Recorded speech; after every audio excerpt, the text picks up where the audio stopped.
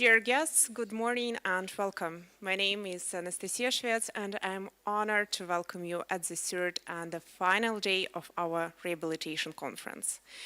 The event has become unique for Ukraine in its scale, bringing together representatives of medical institutions from all over the world, humanitarian organizations, both Ukrainian and international ones, and Ukrainian authorities. Also, organizing such an event has become a unique experience for Ukrainian Red Cross Society. For sure, it will continue its efforts in this direction, recognizing the huge magnitude of the issue we are discussing today. Yesterday, representatives from the Ministry of Veterans, Ministry of Health, Ministry of Social Policies, and other departments spoke about humanitarian needs related to rehabilitation in Ukraine.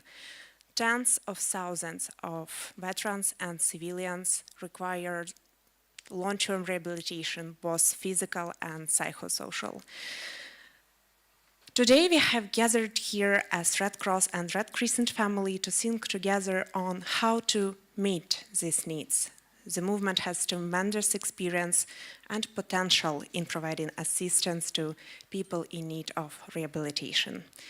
This is why it's so important that we are here all together today to exchange experience and try to find ways and resources to respond to unprecedented healthcare needs in Ukraine. At this point, I'd like to give the floor to Maxim Datsenko, Director General of the Ukrainian Red Cross, for his welcoming speech. Thank you very much. Дякую, шановні друзі. Thank you, dear guests. I'm happy to welcome all of you here in Lviv. We have got nice weather today, as you can see, and you also see that everything is urging us to have a fruitful discussion, and from day to day the discussion is becoming even more fruitful and even better. Unfortunately, because of the war in Ukraine, we have to be staying in -1 story or in the basement. But that does not prevent us from working further to respond to the consequences of the war, to help our beneficiaries, and to get together in order to solve how we are going to move on in different directions. Because we all know how wide a range of work of the Red Cross, in particular Ukrainian Red Cross Society, is here in Ukraine, and I'm proud of having something to do with this movement, of being able to work together with you in order to absorb the experience the whole Red Cross over the world has already gained. And once again, let me welcome you on the third day of our conference. I can tell you that this is a unique event in the world of rehabilitation for Ukraine. I don't remember any single conference of that scale, and I like the way we are holding this forum, and I like very much how the Ukrainian Red Cross Society is involved in that. We have had a discussion many a time that for the Ukrainian Red Cross Society, that is not exactly its direct activity that we used to have before the war. It was not on our agenda that much, but I think that yesterday and the day before yesterday, if you were present on the first day, you could see what the impact of our even minor achievements in the field of rehabilitation is generally on people. Yesterday, we saw some practical achievements. Yesterday, generally, could be called the day of presentation, but today is the day of search. The process of search for all of us, for the Ukrainian Red Cross Society, for the whole movement of the Red Cross here in Ukraine. That is the search of the ways of our engagement in further rehabilitation, the search of ways to relieve the sufferings of the people who have been affected by the war. We have to discuss what our role is going to be within the state rehabilitation system, what role we will play in our society as far as rehabilitation is concerned. And the point is that rehabilitation for us is not just a medical component. As we saw yesterday, there is of course a large element of medical rehabilitation, but rehabilitation for an affected person means integration in the society, means social adaptation. It means ability to find his or her family and community and place in the society after all those difficulties and tragedies. And I think that this is the role of the Red Cross that we would be supposed to discuss today with all of you. And it's really important for us to have a clear understanding of how we are going to be engaged in this process, to have a clear plan, and to have a commitment in the understanding of how we are going to move on. That's why today we will, first of all, present to you the call that we have developed, and I hope that we will all agree to it and will move on in that direction. We will have a lot of panel discussions, and we will talk to the representatives of the state authorities, because it's really important for us to be a part of the state strategy, a part of this large puzzle that we call rehabilitation and recovery. And in parallel, we should be going in parallel, together with our state strategy, with our understanding, with the global understanding of how we are going to settle the problems that will unfortunately stay there for decades. That's why let me not detain you for a long period of time. Unfortunately, the president of the Red Cross Society cannot be present here today, but he asked me to further his best wishes and greetings. He would be happy to open this event. Unfortunately, he cannot come, but anyway, his greetings go to all of you, and I think that we are going to give the floor to Ilya.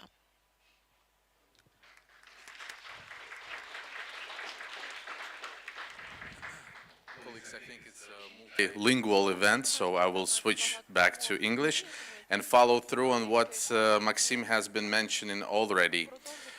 So first of all, it's my big honor and pleasure to be here and to be a part of the movement and to be a part of the organization that has an ability, starting from today and starting from before and in the future, to change the lives of millions of people in Ukraine through bringing the force and bringing the thoughts and bringing the expertise in rehabilitation.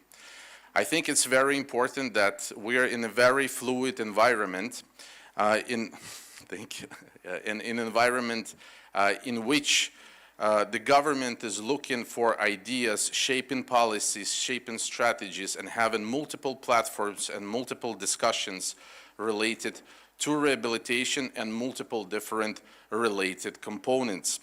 I think that it's before we develop our own strategy and before we develop a proper vision of the movement, what we can do is to get together and also act now, but think what should be the best way for our positioning to facilitate the strategic thinking, to facilitate the visionary thinking, and how to act now, because acting now we will be able to save lives and change lives. And we think that the best way to do it would be to have a document which is the call to action for rehabilitation. And we will call it, since we're in Lviv and we're part of the forum and we have heard a lot of the thoughts and already actions from academia, from universities, from authorities. So for us, I think it's important that we call it Lviv Call to Action for Rehabilitation, or in short, Lviv Call to Action. So this document has already been introduced to the movement partners. I think behind me or on the screens we should have the slides with the commitments that we have drawn from the discussions with the movement, from the comments, and it is important that today we will continue this discussion, hear from the forum, hear from the panel presentees that what is the information we can still adapt the document. So we derive to the three main commitments, which is the innovation, funding, and the third one was experience sharing, exactly. And let me introduce Stéphane Michaud. So Stéphane will go through the commitments as well and discuss and explain in details what each commitment mean. But it's also, we will share the QR code on the screen, so please scan the QR code, just write additional comments if you have towards the document, and also bring it to Stefan, because he is the chair of the drafting committee, and he will be also consolidating additional feedback for us. So Stefan, back to you. Thank you very much. And many of you have seen already an earlier draft which was circulated in weeks past. Now, last night we spent many hours until the sunrise to come up to a two-page, I would say quite smooth document. Now, would the drafting committee please stand up? As many of you in this room, please, Julien, ICRC, the rest of the drafting committee. So, drafting committee with the technical support of Ole from Michael's team in Kyiv, we came up with a refined draft that I would say is a 90% document. We don't want to seal the door because today we might have new ideas, new insights. And these commitments, as Maxime had said, is experience sharing from within your national societies, ICRC or the Federation, but also to be a catalyst of relevant expertise that might exist in your countries of origin. So it's not just about what's in the national societies, but also reaching back and leveraging that on a global scale. The second one about fundraising is basically to ensure that in all our plans, there's an appropriate consideration for rehabilitation. Now it's mental, physical, and social rehabilitation. The definition is in the call to action. The third commitment is to ensure that innovation is included. And it talks about product innovation, yes, prosthetics, 3D printings and all of that, but it goes beyond. Innovations in making sure people are accompanied through the recovery journey, that there's a proper database to track who's in need of what. So these types of process innovations, not just product. So that's what's essentially in the call to action. We don't see that there's anything controversial in it. That being said, we have agreed that URCS has the veto, so if they don't like it, it won't be published. Of course, it's the convener of this conference. Anyone else, we will ask you to tell us if you don't want your logos included. So if you're participating on behalf of an organization and you have hesitations, let us know. Any of you, go to your favorite member of the drafting committee or myself and tell us, we need to run this by our headquarters or we're not ready to have our logos. I don't think it will be an issue, but this possibility exists. So let us know, because we would like, actually URCS would like, to conclude the conference by saying this is the call to action. It won't be a signing ceremony, but we'll put everyone's logos on it. So we will present, there'll be a QR code or an email circulating with the current draft. You have the whole day to look at it, make comments. We will present a final draft this afternoon. We'll highlight if there's been any changes, and then we'll go from there to conclude the conference. Any burning questions? Yeah. Who do I give the mic back to? You can leave it for yourself now, thank you. Thank you, Stefan, and thank you, Ilya. Now it's time to announce our first panel discussion for today. It will focus on the vision of rehabilitation within the International Red Cross and Red Crescent movement, and participants will include representatives from the movement major partners present in Ukraine. So without further ado, let me introduce our panelists for today. Maxim Datsenko, Director General of Ukrainian Red Cross. Felipe Donoso, ICRC Deputy Head of Delegation and Head of Programs. And Stefan Michaud, you can come back to the scene, please. Head of Country Cluster Delegation of International Federation of Red Cross and Red Crescent Societies. And moderating the panel discussion will be Anna Didenko, Head of Rehabilitation and Support Department at the Ukrainian Red Cross. Before I'll give you the floor, I just want to remind that all of you have QR code on your badges with the schedule for today and all the pictures available for your usage. Thank you, and Anna, over to you. Hi. Oh, it's working great. It's very nice to see all of you, and also thank you very much for the people who agreed to speak from the movement about this very needed topic. And for me, it's also very exciting to sit today with all three movement components together in this unique conference, and this is unique experience for the Ukrainian Red Cross to also see the needs to unite together, to support people in Ukraine in the best way.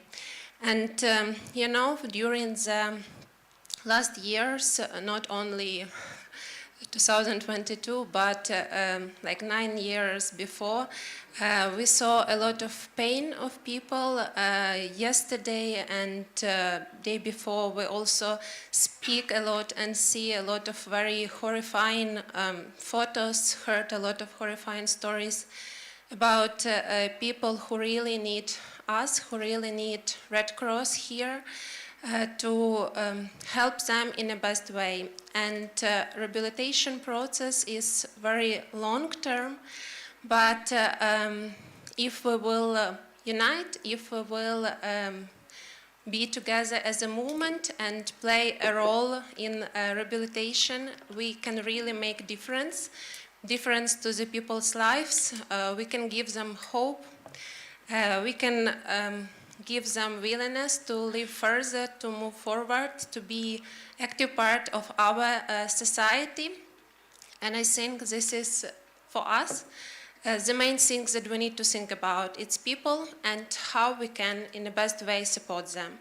And today, it's very great opportunity for us to look into the rehabilitation from different perspectives, not only speaking about mental component or physical rehabilitation, but also speaking about social integration of the people to the communities, and it will be a huge need for this during very long period of time.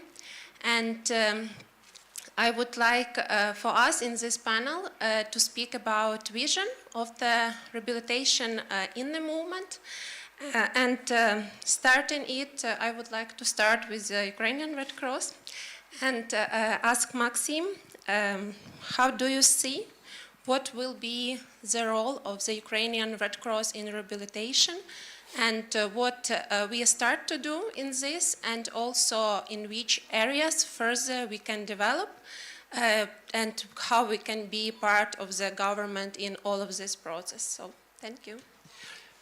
Thank you very much, Anna, for your question. So I think I will start from the first days and first minutes of our involvement in rehabilitation. It was happened here in Lviv. It was happened really as yesterday.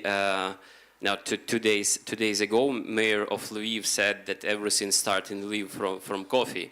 And this our way starts from coffee in his office. And he presents us an idea of unbroken ecosystem, what he wants to achieve. And at that time, we were on this meeting with Ilya. We just look to each other and say, come on, we will have the big problem. We will have the big problem with this, and we have to participate somehow in this, yes? And then we start to work around this issue. And now you see, yesterday you had an opportunity to show like the first results, let's say, of our investments in rehabilitation. So the opening of this big rehabilitation center, National Rehabilitation Center, where we were invested quite a lot to achieve such results. But this is only the practical moment of our involvement.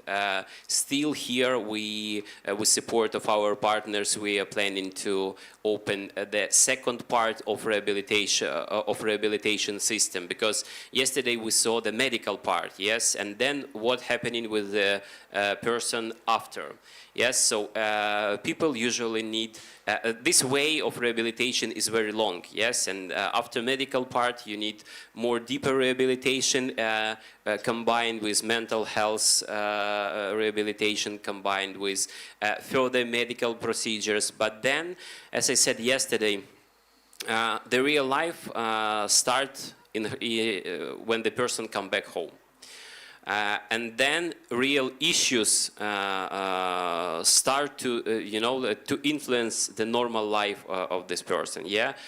Do we have the fully inclusive society? No. Do we have all necessary arrangements for the people after rehabilitation in our gromadas. Still no. Ukraine really on the way forward to achieve all this, yes, but it will take a lot of time. And here the question for Ukrainian Red Cross Society, what we are doing for social integration, what we are doing to providing some social services, partially medical services in gromadas, in the society when the person spent really all life, yeah?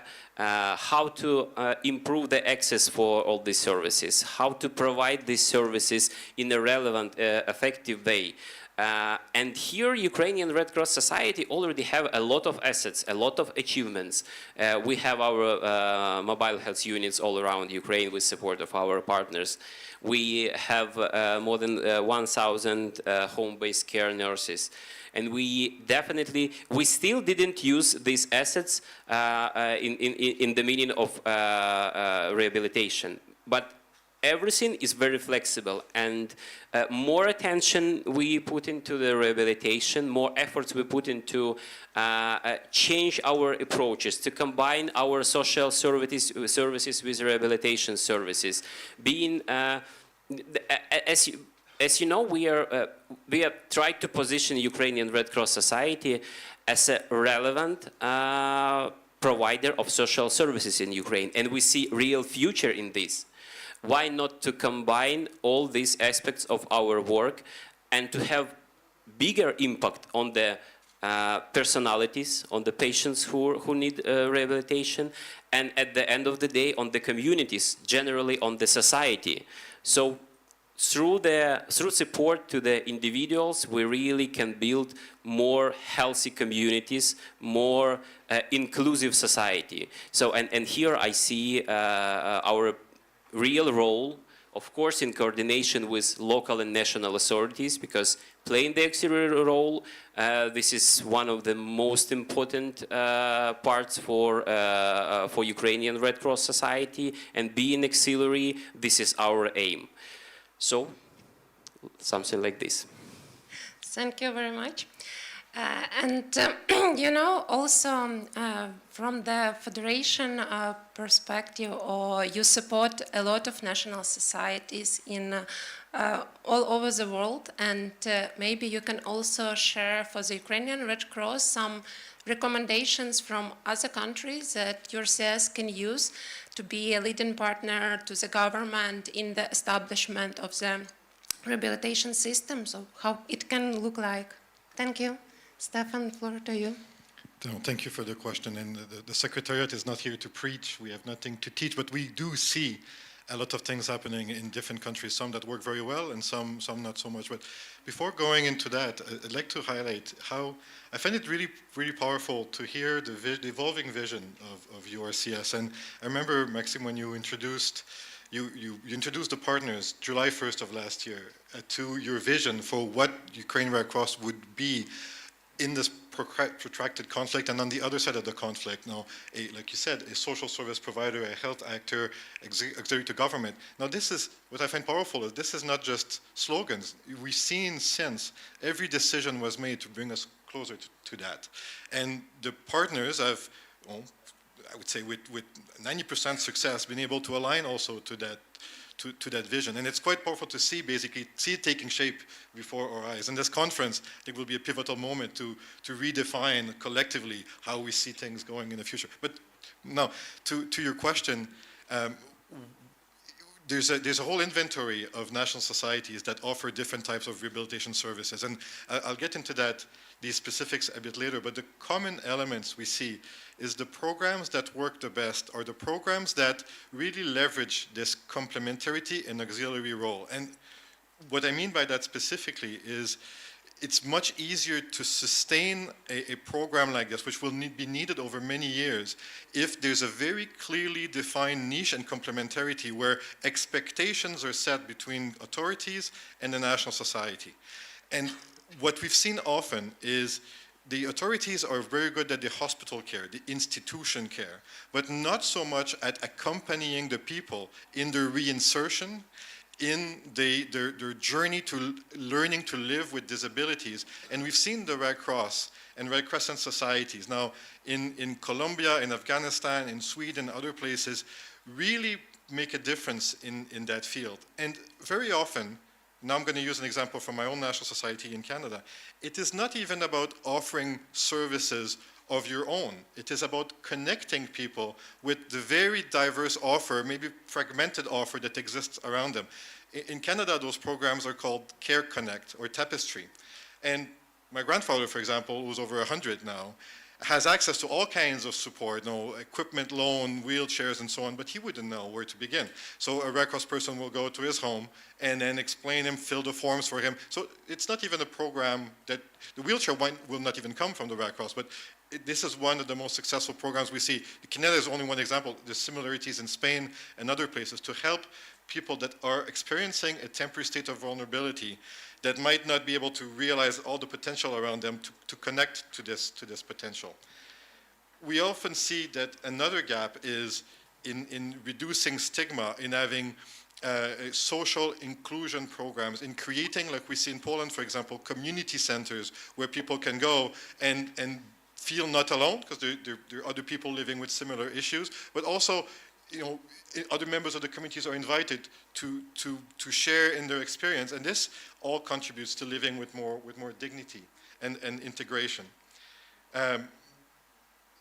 Another lesson that we think is important to learn is, let us not, in any of our programs, consider the people in need of rehabilitation only as patients.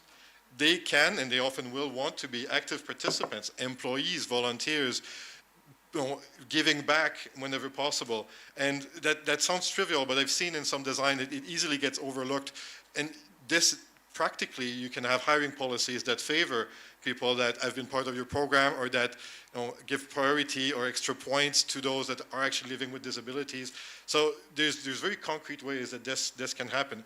And we see that in very successful programs. Afghanistan Red Crescent, which we visit, it's mostly people that have gone through the programs themselves that are now involved in delivering parts of it. So those are all key elements. There's only one last one I want to bring, which is more on a personal level.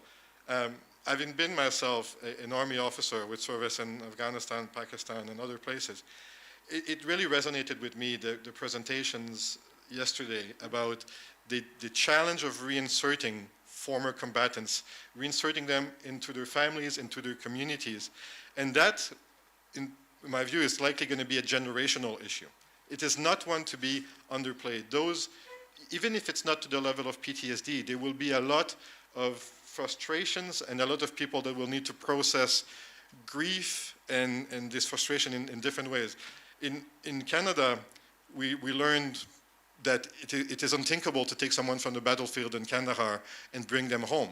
Now we have a luxury that this war is on the other side of the world, so people rotate through decompression centers in Dubai and Cyprus.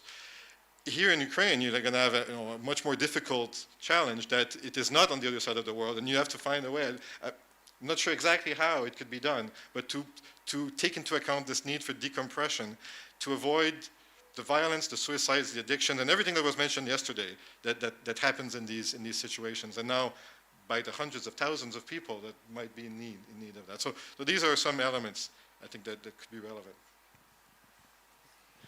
Okay, thank you very much, Stefan. And yeah, I agree that needs will be huge, and they will become even huger, because now we start to see this needs, but it's very small percentage of those that we will face further, especially speaking about social inclusion of these people, as you mentioned, as well as how to make the society more inclusive itself and really change a way of thinking of people and the way we are approaching our people in Ukraine, as well as beneficiaries of the Ukrainian Red Cross. And also speaking about the movement and role of the ICRC, Felipe, I would like to ask you, because it's usually very interesting also to know, because ICRC has a lot of experience in a zone on direct conflict, and usually what is the role of the ICRC in rehabilitation in these conflict zones? Can you share also, please?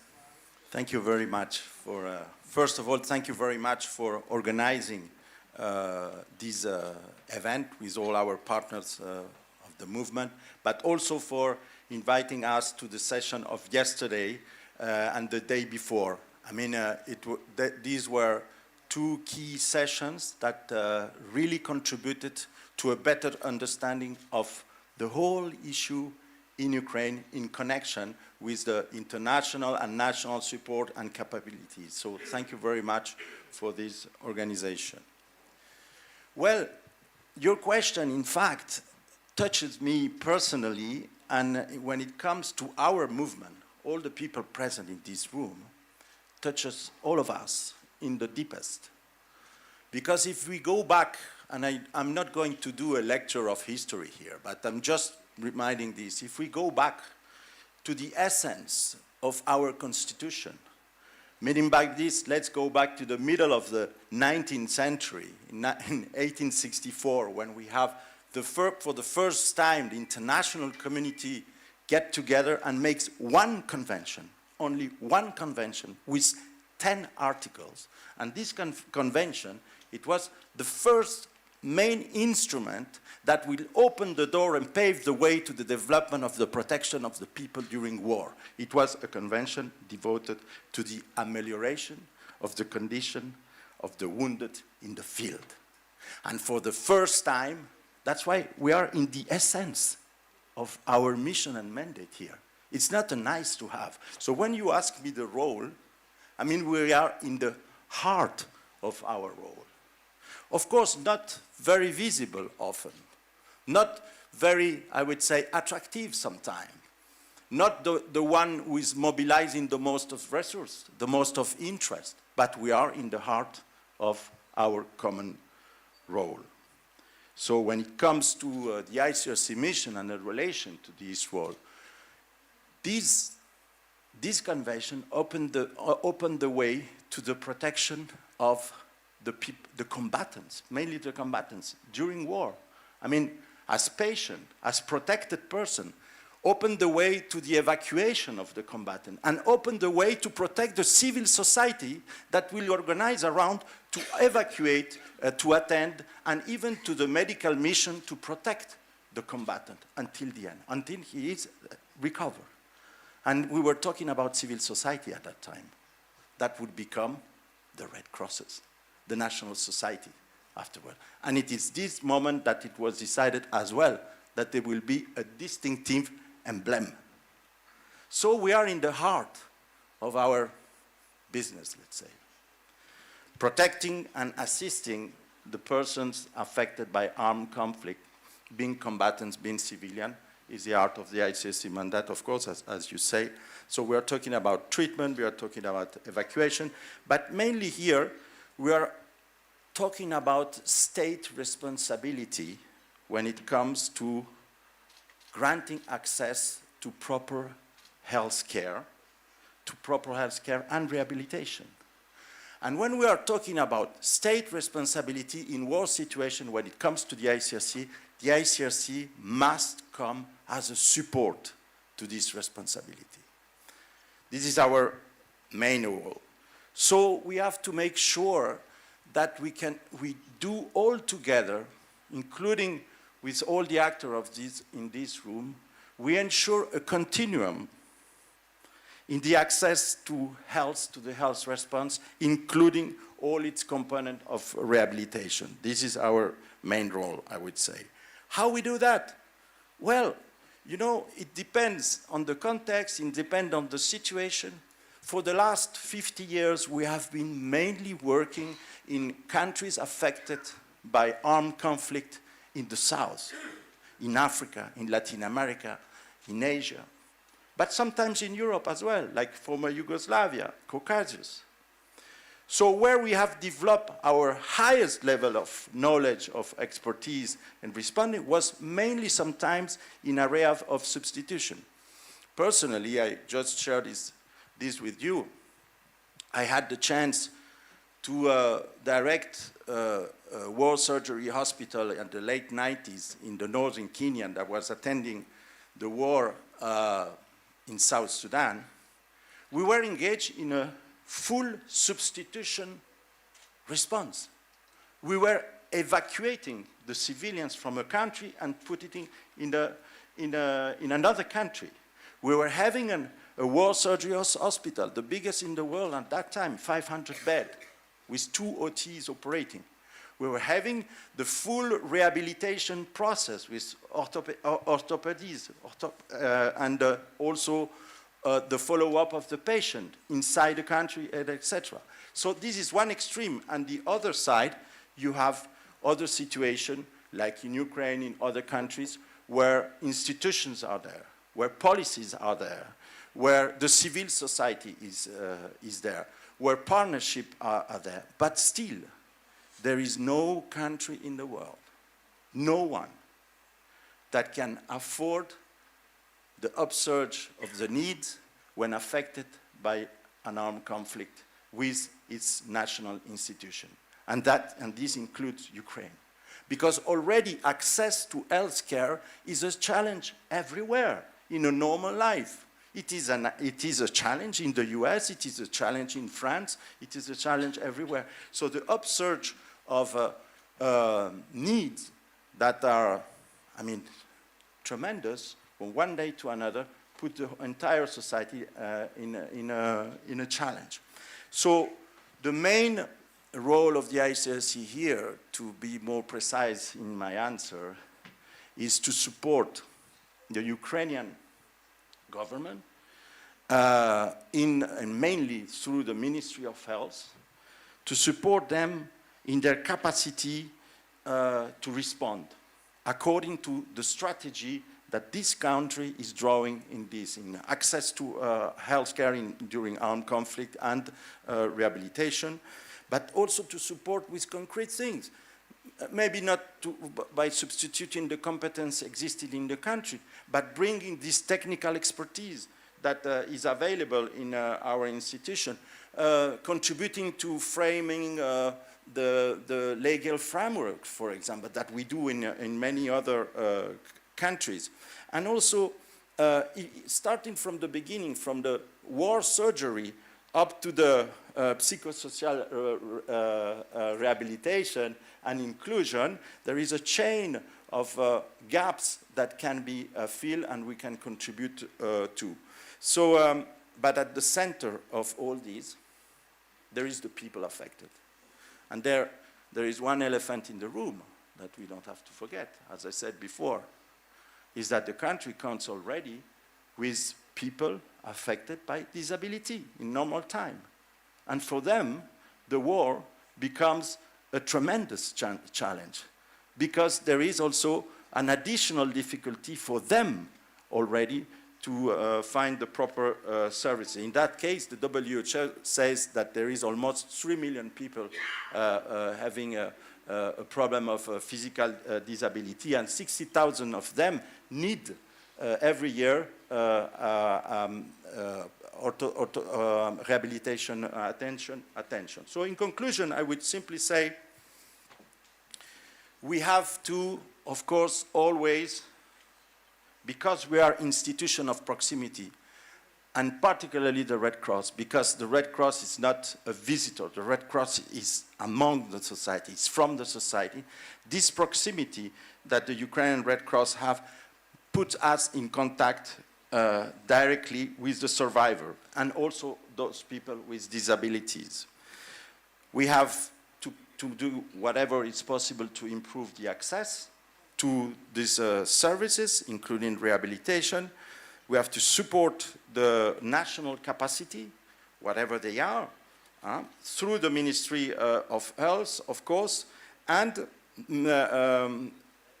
the fact that we are also working in this country with a multidisciplinary response and close to the front lines, give with the Ukrainian Red Cross a privileged situation for the reading of the situation, to making sure that this proximity helps the authority to better respond. And challenges, we have so many. And thanks to this kind of event, I think we can start to overcome a certain number of them. And, but the main one is, of course, the human resource aspect. I mean, we can have the best clinic. It was said during these 2 days by several intervenants. We can have the best clinic, the best attention centers. We can have the best material. But if we don't have the technical capacity and the people on this, it will not fly. And this we saw in other contexts.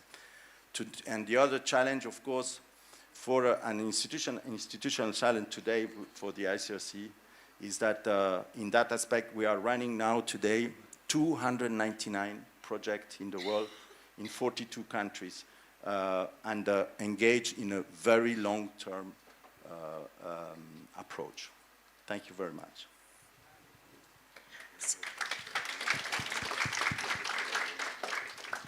Thank you very much, Felipe. And it seems that ICRC, as you mentioned, has a long history of experience in rehabilitation in different contexts. But also you mentioned that specifics also of Ukraine is that despite of the war and everything happening here, we have government who is functioning, we have governmental services that are working, and more furthermore, we have, I would say, strong national society of the Ukrainian Red Cross, which is delivering a huge number of support to the people in need, and we was able to reach more than 10 million of people only last year.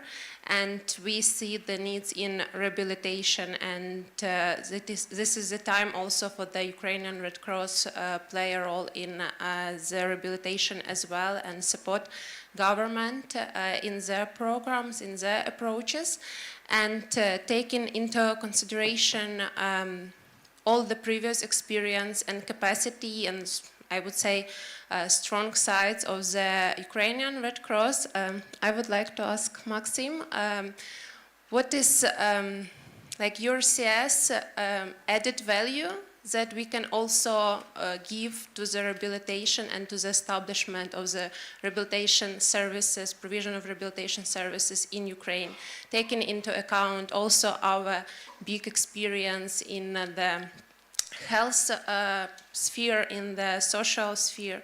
So can you share with us? Yes, I will try. You know, I'm looking, when we, as a movement partners, start to talk about rehabilitation, we, at the first period of time, we always was focusing on the medical part of rehabilitation, and we were like in the frame. You know, we discussed everything around what we will do. Can we play a role in this medical rehabilitation? I mean, physical, yeah. Then we add the part of mental health rehabilitation. Then we add social rehabilitation and inclusion. But generally, for me, it's not even this. Everything what is Ukrainian Red Cross Society is doing somehow connected with the integration of the person which is victim of the war, or being this civilian or demobilized person, no matter. And here I can say that Ukrainian Red Cross Society have the very strong side. We have the access, yeah? Ukrainian Red Cross Society now, this is more than 200 local branches. Ukrainian Red Cross Society, this is 24 regional branches. This is more than 1,500 staff, more than 8,000 volunteers. Wish to be 8 million, but anyway. That means that we have access. We have a lot of different directions of our work. Mainly around health, around social services, around providing educational. I forget to mention during the first question that educational component, yeah, sharing the information. This is the big advantage of Ukrainian Red Cross Society, which can be used during the rehabilitation processes too, because the availability of necessary relevant information for the person is very important. And we always forgetting that rehabilitation, it's not only concentrating, you know, like in the Lviv, Kiev, Dnipro, Kharkiv, in big cities. A lot of people live in rural areas. A lot of people don't have relevant access to the necessary services. And the access of Ukrainian Red Cross Society to communities, the being from the communities, the part of community, I think this is a big advantage of Ukrainian Red Cross in terms of involving in rehabilitation and social inclusion processes. That is why we can really very easy adapt our programs during implementation to support more efforts in rehabilitation. We can reschedule, you know, like our activities. We can add some additional components, and we will be we will have a big added value in rehabilitation. So taking into account that this is like a big complex of issues, the big complex of problems, we really can be very relevant partner for the government. We can be a relevant partner, especially for the local communities, because I think today we will talk a lot about development of rehabilitation services, not only in the big cities, but in the local communities. They don't need to have such a rehabilitation centers like here in Lviv, but they need to have all the list of services to make the integration of the person more easier, to make the life of this person more dignified, and to support this person to integrate and come back to normal life. And all these aspects of work really are within Ukrainian Red Cross Society. So we are in the communities, we have the access, we have an expertise, we have the people, we have the volunteers, we have 192 countries in the world in the Red Cross movement who have a lot of different experience, and if we will engage this experience, even if we will engage 10% of this experience, it will be a success for Ukraine. We have ICRC, we have IFRC as a centers of you know, focusing of this experience. So we have everything needed to be very relevant and one of the main actors in rehabilitation in Ukraine.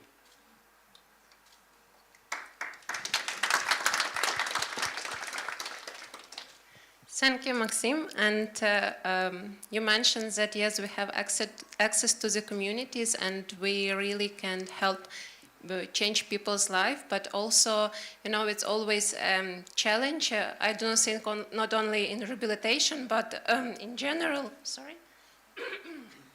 Basically, there is a lot of actors, there is a lot of organizations, there is a government, and always a question of coordination of all of this and how to really unite resources and work all of us together. I mean, not only as a movement, but also with other organizations, with government together. It's always a question. Maybe Stefan from the Federation experience, maybe you can share some good practices or examples or maybe recommendations of how this coordination can look like to make the process of rehabilitation most effective. That will be also can be implemented here in Ukraine. Thank you. Thank you. I'll be brief, but I said earlier I would dive a bit deeper into some examples. So I put in two categories. So there are countries dealing with refugees, and there are countries that have themselves experienced at war. So if I start with the first one, in Sweden, for example, there is, run by Swedish Red Cross, a very advanced services for refugees or forced people forcibly displaced that have been victims of torture along their trajectory or other forms of trauma. And that center is quite unique and is quite advanced. And it's a good also reminder that we don't have to invent from scratch. We don't have to reinvent the wheel. There are such running examples in the movement. Also, Psychosocial Reference Center, for example, in Copenhagen. So all these resources exist, and there's all these functional examples. Now, this particular center in Sweden employs psychologists, psychotherapists, and welfare officers to come up with individual treatment plans for all the people that have migrated to Sweden, but that have this baggage of torture, trauma, or PTSD.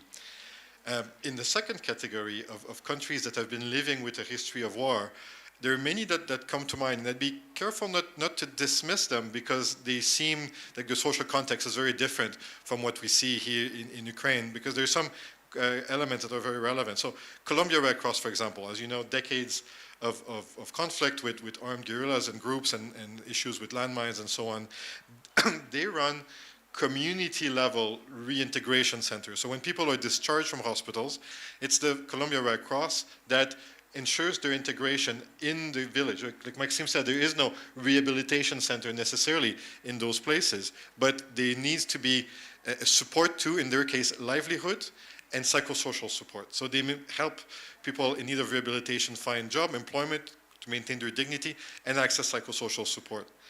In Iran, the Red Crescent also run a quite advanced service with psychologists, with counselors, and it's focused on helping people live with their handicap and ensuring that there is reduced stigma around them. And that program has been running for decades. And Afghanistan, it also comes to mind. And in Afghanistan, the image that often comes to mind, maybe because I was there, is ICRC's work with prosthetics. And these prosthetics are, because of the economic circumstances and because of the limited ability to fix them, they're not the most advanced in the world, to be honest. They're a bit crude, but the service to identify people in need of prosthetics, to make sure that they get access to the equipment, and to make sure that then they return home, that their family can be with them. So this is supported by Afghan Red Crescent. Now, they don't do the prosthetics, it's mostly ICRC, but they take care of the program that is around that. I think I'll stop here for the sake of time, but there's many examples to unpack of people that have faced similar issues in very different contexts, but with still, when you take a human-centric approach, humans are humans, and there's lessons to be learned, I think, in all of them. Okay, thank you very much, Stefan. I think that process of making this coordination system in Ukraine will also take some time, but I hope that all of us, we can be as a one, and we can work all together in helping people in the best way, and also do not compete or duplicate our work, but really strengthen each other. And main purpose of all of this is helping people in need in Ukraine as fast as we can, because the longer we will not start support the rehabilitation, the more efforts will be needed at the end to help people to socialize, or even this rehabilitation process will take much more time. So I think it's very good for us that we are starting to speak about it in such big event, and I hope that after this we will be able to work more closely with all of the organizations, partner national societies, ICRC, to really start doing and start supporting people.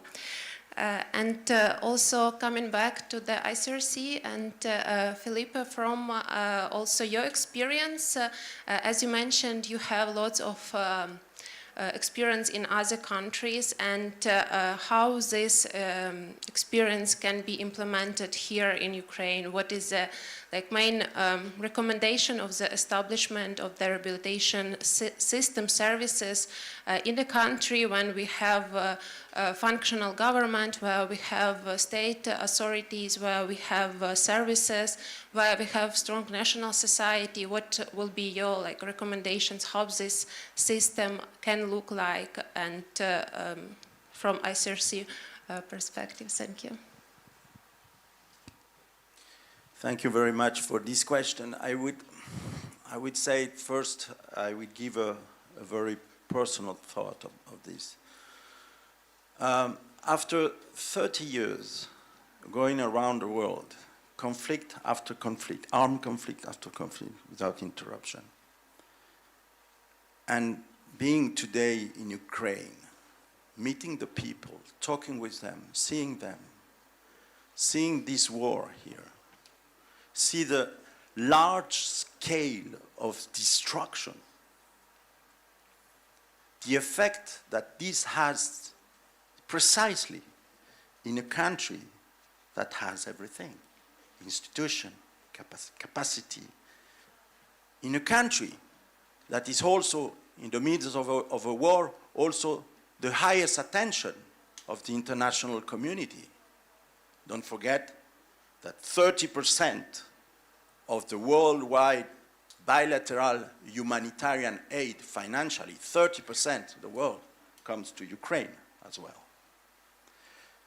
But personally, what I saw in front of me is the human being, and is the same level of destruction, of suffering, of tears, of wandering, and of despair. So to me, I would not compare the context to measure the suffering of the people and the necessity to act and to call for action like we are doing now. Yes, it's true. Ukraine, Northern European country, industrialized, civilian nuclear power, well-organized, civilian society, powerful. We saw this today, the unbroken. This is the result of organized civil society. Of course, but this does not erase the main issue. We are talking about war, about destruction of essential infrastructure, destruction of hospitals. We are in a situation where the medical mission is in difficulty, is threatened. You cannot work normally, even if you have strong institutions. So with this, there are new needs that cannot be addressed. There are hospitals. I visited in this country, hospitals destroyed, hospitals that have been utilized as garrisons for the military. Both sides. I'm not saying only one side, both sides. So the challenges are there that are independent of the level of the country. Casualties are there. The casualties in terms of combatants, casualty, of course, this is a national confidential information.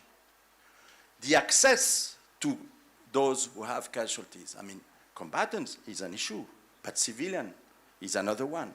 But both, they deserve the same attention, the same quality of services. And this we have to make sure that we are able to do it. So, to respond to your question, what we have been doing in other contexts and what we have been facing is not very different than what we see here. Probably the landscape is different, the opportunities are different, the constraints are different, but the humanitarian concern and the humanitarian response is the same. I mean, it's to guarantee an uninterrupted access to healthcare and physical and mental rehabilitation, considering all these elements. I see Maxime, he said something very important. Again, the proxy of the national society, that's gold. Gold for this kind of thing. Really gold, because when I see a program like the home-based care from the Ukrainian Red Cross, I relax. Because I see that we are on the potential, on connecting the people, and that's key. And what Stefan said is the same. I mean, the complementarity of what we can do each other and how we can harmonize and synchronize our action is key, but having in mind that we have a state strategy and a government designed to achieve goals. So in the capacity of auxiliary role of the Ukrainian Red Cross, I think we are fully there.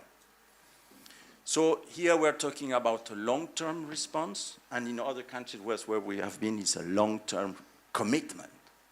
And I'm not saying that just for us, I'm saying for the people who support us, different embassy, donors and everything. It's not an affair of just being in the picture today or next year. It was said by the people yesterday, the intervenant. Now if we engage, we are engaged for the next 30 years, at least if thinking that the war will stop, let's say, next year, the next 60 years. And then you add one. Long-term commitment. So it's the same that we have seen in other places. And I would just like to underline the opportunity we had to hear very inspiring quotes yesterday and the day before of yesterday were very, very relevant people that were invited there. I mean, when I saw, first of all, mentioning your Minister of Health, Mr. Victor Lashuk, when he says, our main challenge here is to develop institutions that already exist, because precisely we have it. We have to develop, reinforce it, and make it efficient. So that's the number one task of this government for this response. When we heard the office of the president through the voice of Tatiana Lomakina, she said, here we have all our objectives, but the key role is from our Ministry of Health, the strategy. When we heard as well one intervenant, Peter Harsh, do you remember, the colonel, the head of the surgeon service in UK, when he talked about, don't forget the mental health issue. The mental health issue, there's no question. It's just a matter of when. Because this is not just a nice to have like people tend to think. And last but not least, for all of us, it was underlined several times. Here, it's not a matter of competition and doing the thing each on our corner. Sometimes we fail, we commit mistakes, but we have to correct. It's a matter of cooperation and putting the force together. And to finally answer to your question, I answer your question looking to the future. What we've learned together. I am sure that the next 10 years or 20 years, Ukraine will be one of the most key actors in this field for the world. And we will see Ukraine acting in this field in Asia, in Africa, in Latin America, with all you would have developed here. And I wish you good luck.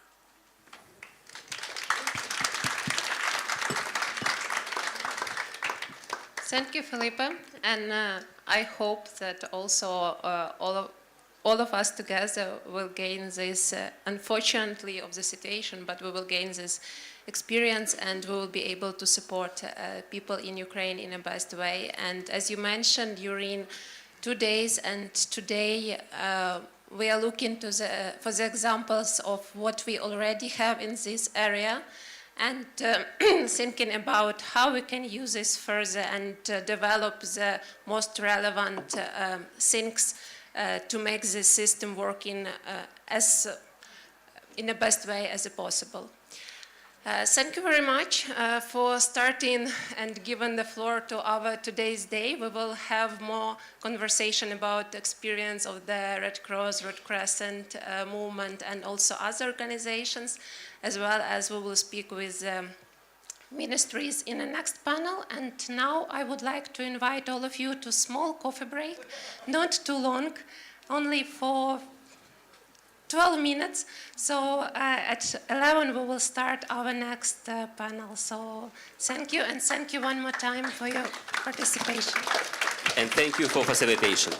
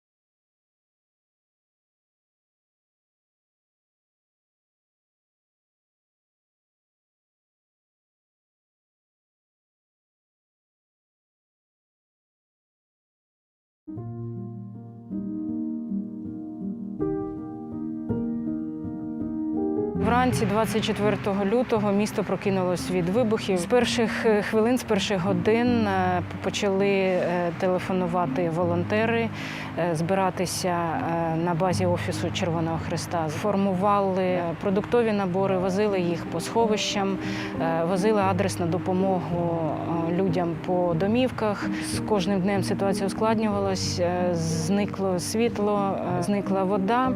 Тому спільно з працівниками водоканалу організовували підвози води по мікрорайонах міста, допомагали у евакуації, у перевезенні поранених з небезпечних міст до лікарні в більш безпечні міста.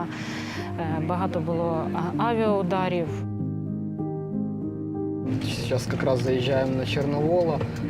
Здесь можем как раз наблюдать вот два дома. Вот. Здесь 6 или 7 бомб были сброшены, которые попали на камеру видеорегистратора. Потом здесь все горело, стоял очень большой столб дыма, то есть мы уже работали по эвакуации, скажем так, раненых, лежачих, кто сам не мог. Работа была постоянно. Работали фактически с 8 утра и до конца комендантского часа. То есть как бы с расчетом только на то, чтобы успеть просто добраться домой. Вільно почали працювати, мабуть, тоді, коли вже місто було деблоковане, почала потрошечку відновлюватись сполучення. Вже почали нові для нас впроваджувати напрямки діяльності. Це інформування населення з мінної небезпеки. У нас есть ряд волонтеров, с которыми мы прошли обучение. Вот, и сейчас наши волонтеры максимально доносят информацию гражданскому населению о том, что делать и что не делать в той или иной ситуации. Окрім мінної небезпеки, в нас ще запустився новий проєкт «Мобільні медичні бригади» за фінансової підтримки Данського Червоного Хреста. У нас за кожною лікарнею закріплена мобільна бригада. 3 мобільні бригади – це обстежують доросле населення, і одна в нас на сьогодні дитяча мобільна бригада. За 2 місяці, що працюють мобільні бригади, 2,5 тисячі людей, це і діток, і це всі загалом отримали послуги лікаря.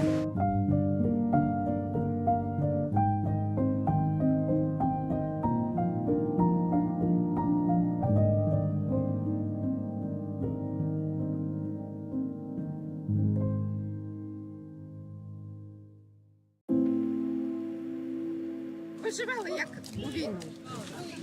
Це дуже-дуже важко дивитися було на все це. Як старики сидять у квартирах, вони не могли в підвал спуститися. Ми їдемо у місто, яке було в окупації майже півроку, місто Ізюм. Веземо гуманітарний вантаж для мешканців деокупованих територій. Взагалі, з моменту початку військових дій в нашому регіоні ми здійснили тисячі маршрутів та допомогли більш ніж 1 мільйону людей.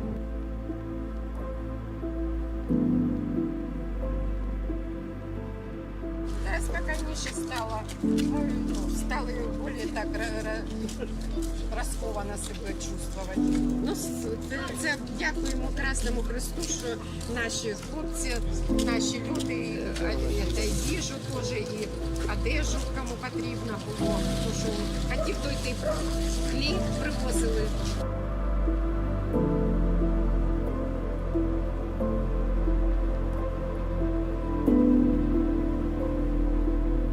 Гуманитарку не получали. Июль, август и вот это сентябрь, что мы привезли. И все. Что мы у подвале, света нету, газа нету, вот тут воду возим через 2 квартала.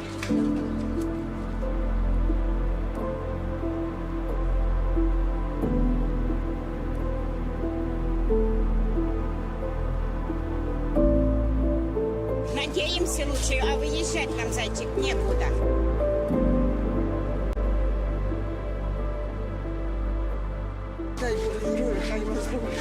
що вони приїхали. Ви знаєте, вільно дихати стало, чесно. Я вас дуже.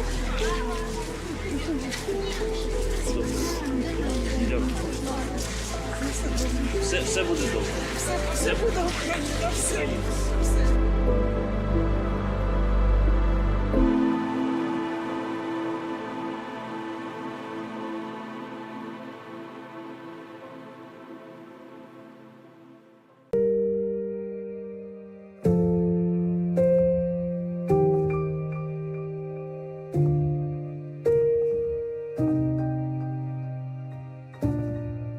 Мы держимся, город любим, дом любим, никуда не уезжаем. Я на родине.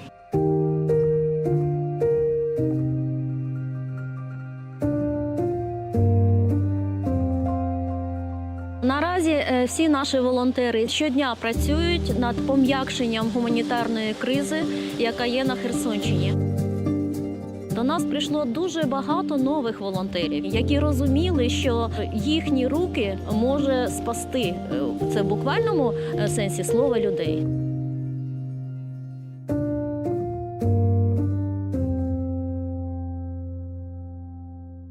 Наша місцева організація повністю відновила свою роботу у місті Херсоні, і ми зараз займаємося тим, щоб розширити їх потужності з боку фінансів, логістики, постачання гуманітарної допомоги, а також координацію з місцевою владою щодо роботи Червоного Хреста. Що потрібно? Пункти, будемо робити пункти. Генератори, будемо вести генератори. До 10 кВт ми за 2 тижні можемо знайти генератори, привезти. Ми законтактували з Товариством Червоного Хреста, і мені дуже приємно було, що вони одразу взялися за вирішення цього ряду проблем. Це стосувалось проблем з енергетикою, допомоги в роботі наших гуманітарних хабів.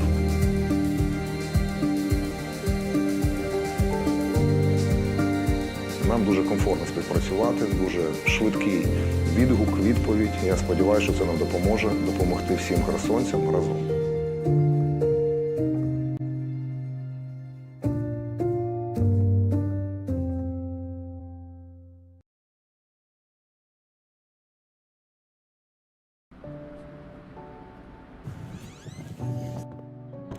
Здесь помещения разные. Это был единственный музей в Украине, музей Красного Креста. Но так как, собственно говоря, сейчас пошла война, площади требовались очень серьезные, поэтому использовали как складское. Здесь, собственно, аптека.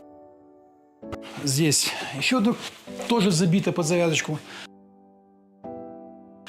А здесь работает отряд быстрого реагирования. Вот здесь происходит, скажем так, мозг своего рода.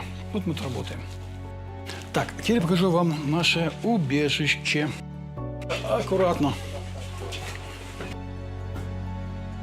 Тут вы пережидаете обстрелы, да? Да. Здесь почистили, вынесли все, выложили, выбросили, сделали здесь именно убежище под гражданских. Вот на матрасы, вот в таком вот виде.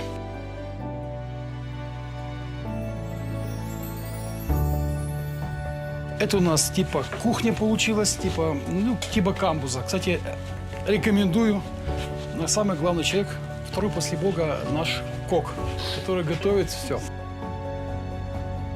А что готовите? Супы, каши.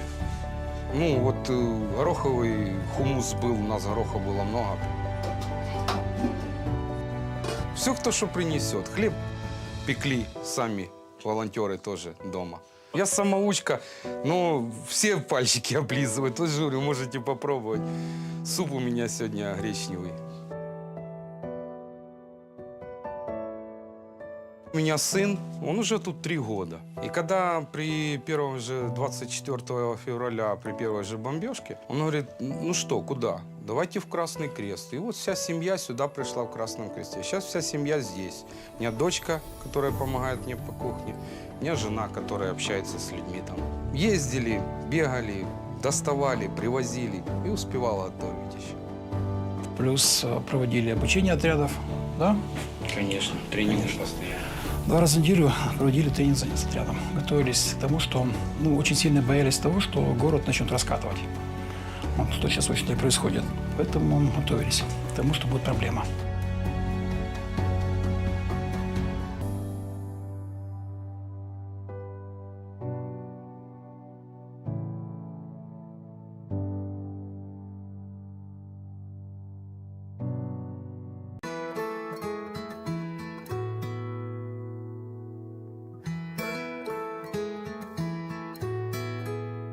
Після 24 лютого Миколаївська обласна організація Товариства Червоного Хреста України стала набагато більшою.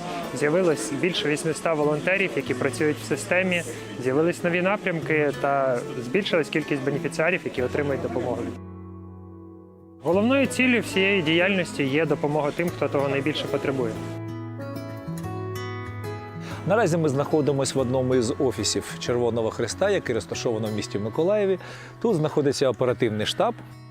Далі знаходиться один з двох розташованих в Миколаєві центрів видачі гуманітарної допомоги.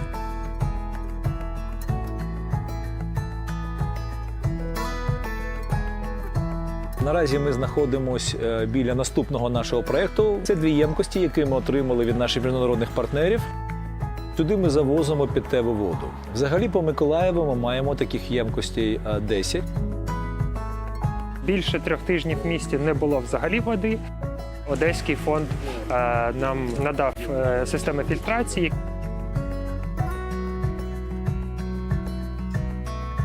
У нас є власна свердловина, в нас встановлені 2 системи очистки води шляхом зворотнього осмосу. Орієнтовно, якщо приймати до уваги добову норму води на людину, питної води, то ми можемо забезпечити дуже багато.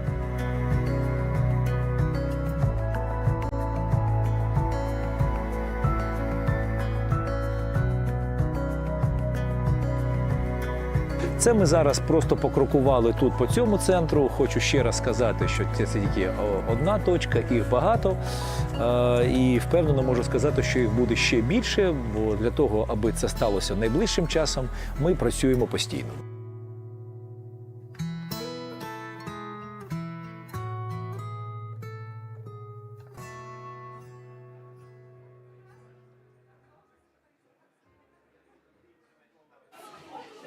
Потрібно стояти на місці і кликати допомогу. І подзвонити, щоб не було вібрацій і раптом не заралася міна. І не панікувати.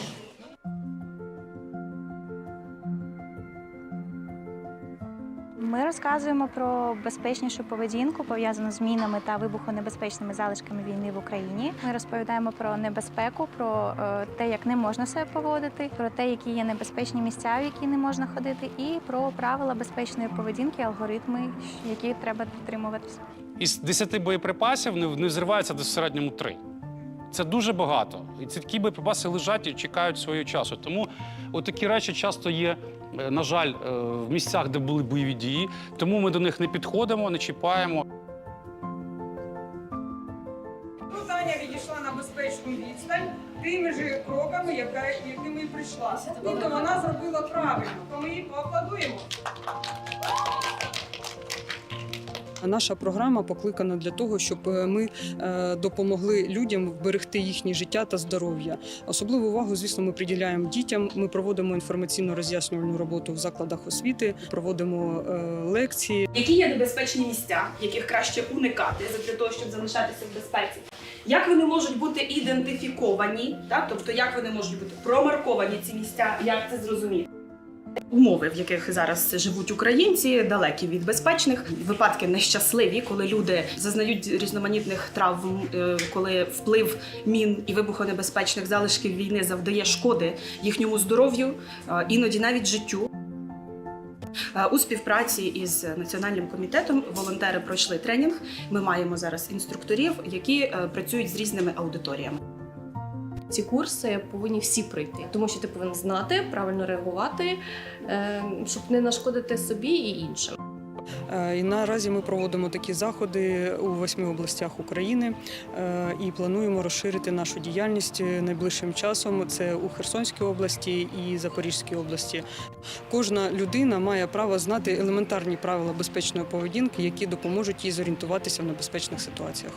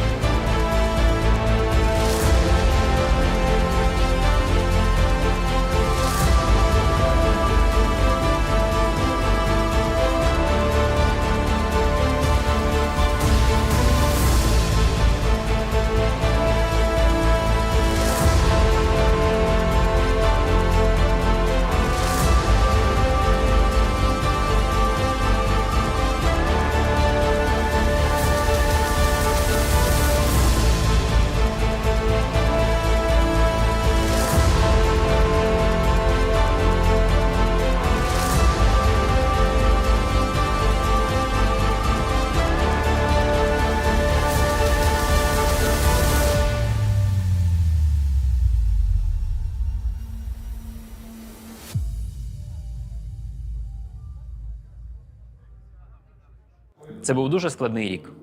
Рік повномасштабної війни. Мільйони людей втратили своїх рідних, втратили житло, втратили роботу. І їм доводиться починати все спочатку. Це надзвичайно складно для кожного українця. Але ми щодня робимо усе можливе, аби допомогти. Це не тільки продуктові та гігієнічні набори, яких роздано понад 8 мільйонів, але й будівництво прихистків, забезпечення лікарень медичним обладнанням та допомога людям у відновленні своїх пошкоджених будинків. Більш того, спільно з міжнародними партнерами та за підтримки держави нам вдалося запровадити грошові виплати для людей, які у себе прихистили переселенців, а також тих, хто залишився на деокупованих територіях Херсонщини, Харківщини, Донеччини, Луганщини та Миколаївщини. Команди Червоного Хреста України з 24 лютого почали активно діяти. Ми забезпечили евакуацію маломобільного населення з регіонів, де ведуться активні обстріли, а це понад 300 тисяч людей, серед яких діти з дитячих будинків, жінки з немовлятами, люди похилого віку, люди прикуті до ліжка. Для нас було дуже важливо взимку забезпечити людей теплом, тому передали 16 тисяч буржуйок до громад Донецької, Миколаївської, Харківської, Херсонської, Київської областей. Також ми відремонтували понад 4 тисячі квадратних метрів віконних конструкцій, надали генератори на потреби 35 вокзалів, більше 20 лікарень. Червоний Хрест України ніколи не займався відновленням електромереж, але з 24 лютого ми допомагали і в цьому напрямку. Нещодавно за нашої підтримки було відновлено понад 2000 метрів високовольтних ліній електропередач у Київській області, а також відновлено 15 кілометрів тролейбусних ліній у Чернігові. Українці щодня перебувають під обстрілами, тому ми продовжуємо навчати людей надавати першу домедичну допомогу, адже це може врятувати комусь життя. Наразі навчено понад 90 тисяч людей. Ще інструктори Українського Червоного Хреста проводять інформаційні сесії щодо мінної небезпеки, адже наразі Україна – одна із найзамінованіших країн світу. Ми вдячні, що наші друзі та партнери допомагають Україні на шляху подолання гуманітарної кризи та відновлення країни. Без підтримки міжнародних партнерів по червонохресному руху, соціально відповідальних українських та іноземних компаній реалізувати всі добрі справи було б неможливо. Нам важлива доля кожного українця. Ми і надалі щодня робитимемо все від нас залежне, аби подолати гуманітарну кризу в Україні. За цей рік винищувальної війни, ми значно зросли організаційно. Зараз нас більше 200 організацій Товариства Червоного Хреста України по всій країні. За минулий рік кількість волонтерів в команді Товариства Червоного Хреста збільшилась до 8 тисяч. Ми відчували, наскільки потужними можуть бути зусилля, якщо об'єднатися навколо спільної мети, а саме подолати гуманітарну кризу і надати людям допомогу. Сьогодні Товариство Червоного Хреста України об'єднує світові зусилля для відновлення мирного життя на українській землі. Саме це стане надійною запорукою стабільного розвитку всього європейського регіону.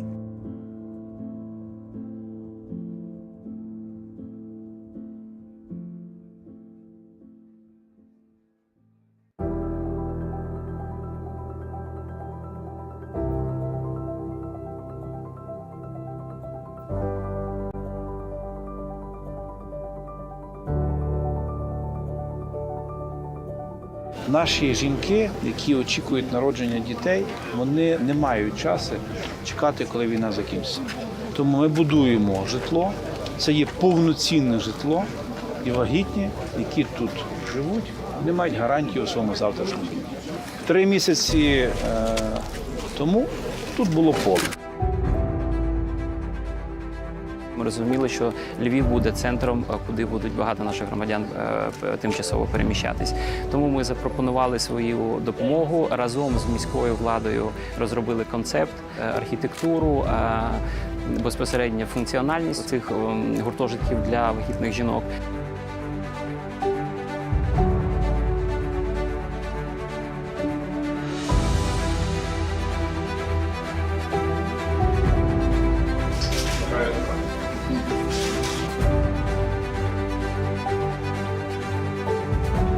Unbroken – це є сьогодні одна з цілей, мого життя. І мені приємно, що це підтримує влада, державна, локальна. І саме головне, що це підтримує Червоний Хрест, тому що це є міжнародна структура, дуже велика, яка розуміє цей біль. Інших немає, вони є. І не було 3 місяці того всього, це з'явилося, тому що є Червоний Хрест. Це дуже велика допомога людям, які приїхали з зруйнованих містечок, в яких вже нема ні коштів, ні житла, нічого немає. Я бачу свою дитину, що вона щаслива. Власників, наша перерва закінчується, сподіваюся. Next panel discussion, I'd like to remind that all of you have QR codes on your badges. If you don't have them or you're having issues with accessing, please reach out to the communication team that in the next room so you can have access to all the information and nice pictures from today's event. And I'm giving the floor to Anna Didenko, who will introduce our next speakers and guests and will moderate the next panel discussion. Дуже дякую. Колеги, зараз ми Thank you very much. Our dear colleagues, now we shall start speaking Ukrainian. Therefore, if you need interpretation, there is a table with headphones at the entrance of this room. For the Ukrainian Society of Red Cross and our other partners, it's very important to understand what are the needs and how we as humanitarian organization can be engaged in meeting these needs. And therefore, we have invited to this panel the representatives of local and national authorities to discuss these needs and challenges, and also how we can work together in order to provide assistance to people in need, in particular in the area of rehabilitation. I would like to invite, first of all, the mayor of Lviv, Mr. Andriy Sadovey. Also, it is my great pleasure to invite Alexei Solovyov, Vice Secretary of the Council for Security and Defense of Ukraine. Also, I invite Elena Kulchitska, who is the counselor and advisor to the Minister of Social Policy of Ukraine, and also Valentina Zazula, who is the Director for Rehabilitation and Medical Supply Department in the Ministry of Veterans Affairs. I have already been introduced, so you know me.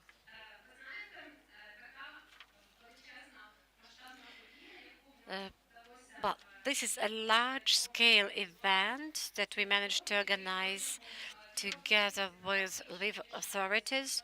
This forum brought together more than 700 people from different corners of Ukraine. I'm talking about representatives of local authorities, national authorities, as well as representatives of civil society organizations, medical organizations, etc. This is a unique experience that should be definitely shared in order to have more platforms like these, platforms that can generate great ideas in this area and ideas that will support people in need in future. And we are grateful to the mayor of Lviv for being the host and organizer of this large-scale event. Understanding the rehabilitation needs, we as the Red Cross Society were engaged in the idea of establishing and founding the Rehabilitation Center Unbroken. We also think how we can support rehabilitation process here in Lviv, as well as in other regions of Ukraine. And yesterday, Mr. Mayor,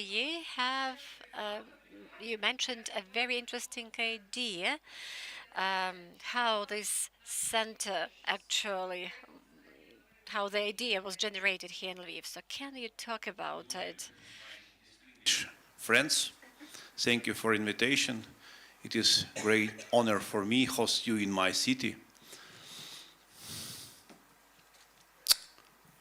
I speak Ukrainian. Next.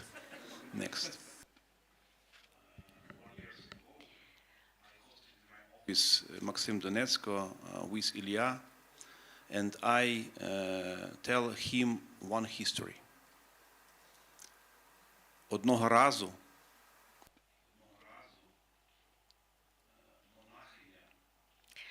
Once a nun came to one of the bishops and said, Your Excellency, I was appointed to serve in the house for poor people. Could you give me some advice? And he said, That's a very complicated and difficult work because poor people can be somehow not very kind, but you should give your love to them. You should work and do everything as if you were doing it for Jesus Christ. And if you are doing everything well, probably they will forgive you for helping them. And it's not always the case that when you help somebody, those who are being helped are grateful for this. And I am really inspired by the courage and assistance of the Red Cross. And the easiness of our cooperation with the Red Cross is really impressive. When millions of people were here in Lviv, and there were 2 million people living in Lviv, and more than 1 million were internally displaced people, Maxim came to Lviv, and we had a talk with him, and I told him that it is critically important to build houses for pregnant ladies because this is a special category of population. We have not even signed anything. We shook our hands the way they did it in the past in Great Britain. And in June, we already opened these houses for the pregnant ladies. Nobody believed it would be possible, we would make it, but we've made it. And at that time, the idea was born, the idea of Unbroken. This is the ecosystem of humanity.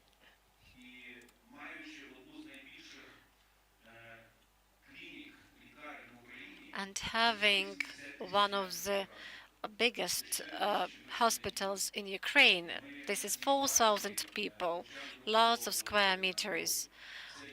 We have decided that it will be the basis for Unbroken. These are top surgeries. This is prosthesis and production, manufacturing of prosthesis.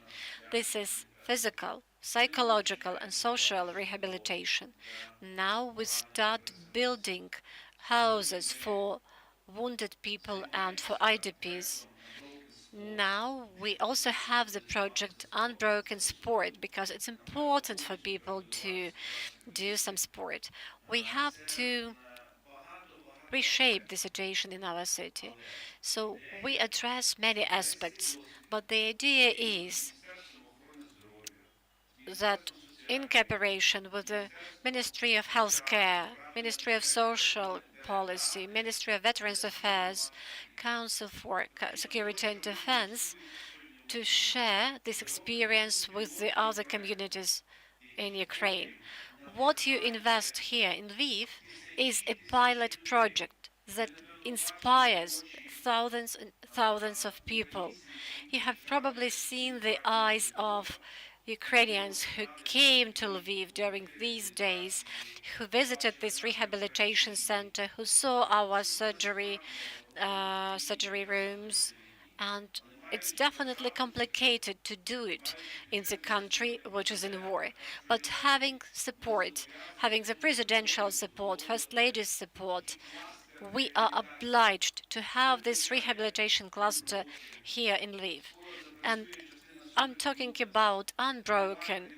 Soon there will be superhumans. There are some other state and private centers because it's possible in Lviv.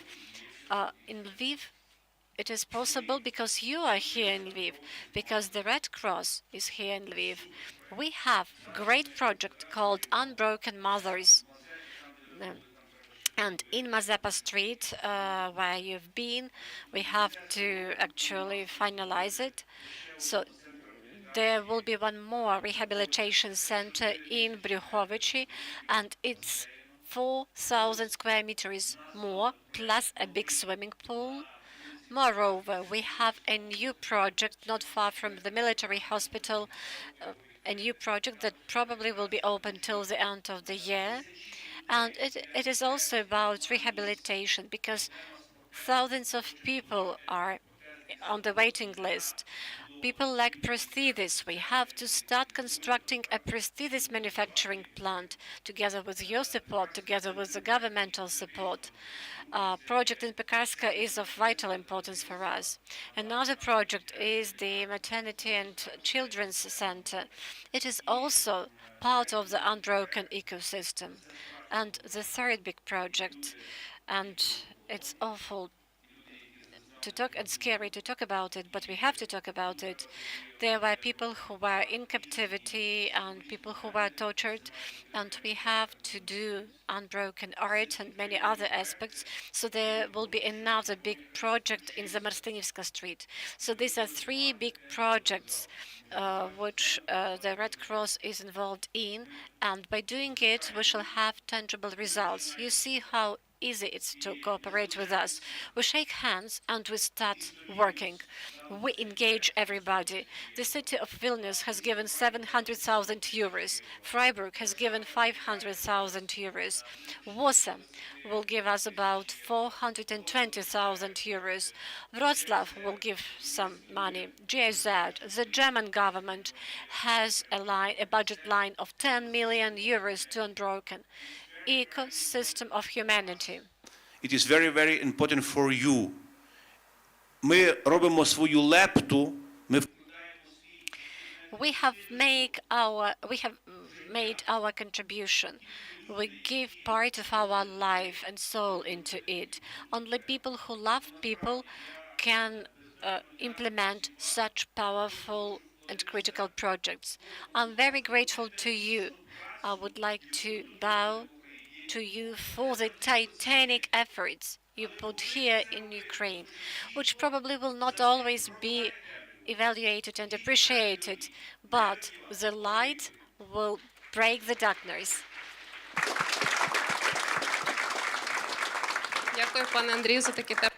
Thank you, Andrei, for your warm words, and I do agree with you, and I'm really admiring what you have managed to achieve over a year. The idea was born about a year ago, but now we can see all the achievements, all the progress, and we can see that other cities and towns and communities can also be inspired by that experience and try and implement this, probably on a smaller scale, depending on what resources and capacities they do have there. Thank you. And I would also like to discuss with you the issue of needs in general, the needs for rehabilitation in Ukraine, because that is really a comprehensive issue, and it seems to me that every person can have a different perception of the needs and speak about different needs. So, Alexei, let me ask you, from your point of view, as for now, what are the most relevant, the most critical needs for rehabilitation, and how are they going to be changing? Because in order to make some forecast for the Ukrainian Red Cross Society, we need to understand what we should be preparing ourselves for. Maybe you can already tell us what needs will be evolving as compared to the current situation, and what are the most critical needs as for now. Thank you for your question. Before I respond to this question, I must say that really yesterday I attended the event, the forum, and you know, Andriy, I'm very much impressed with all I saw. I went to different units to the hospital. I went to the pediatric hospital, which is actively being built.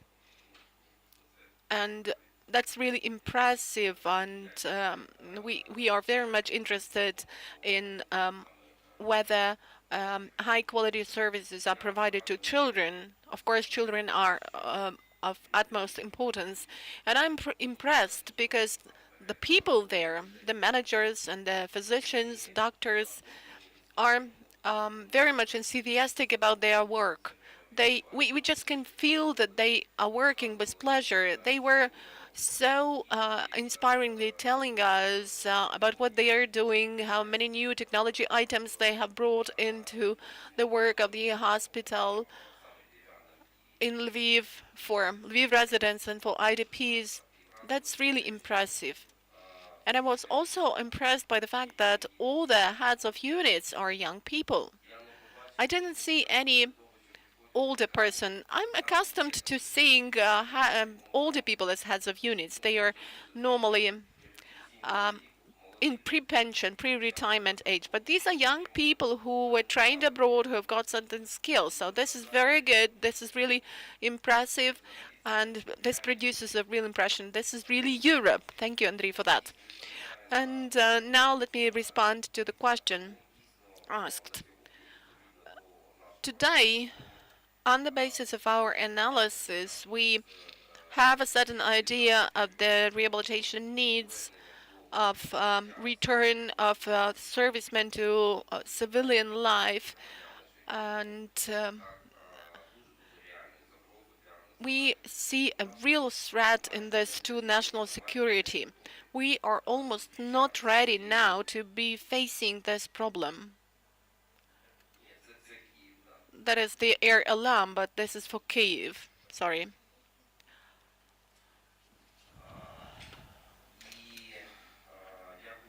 So, thanks to the effort of the government,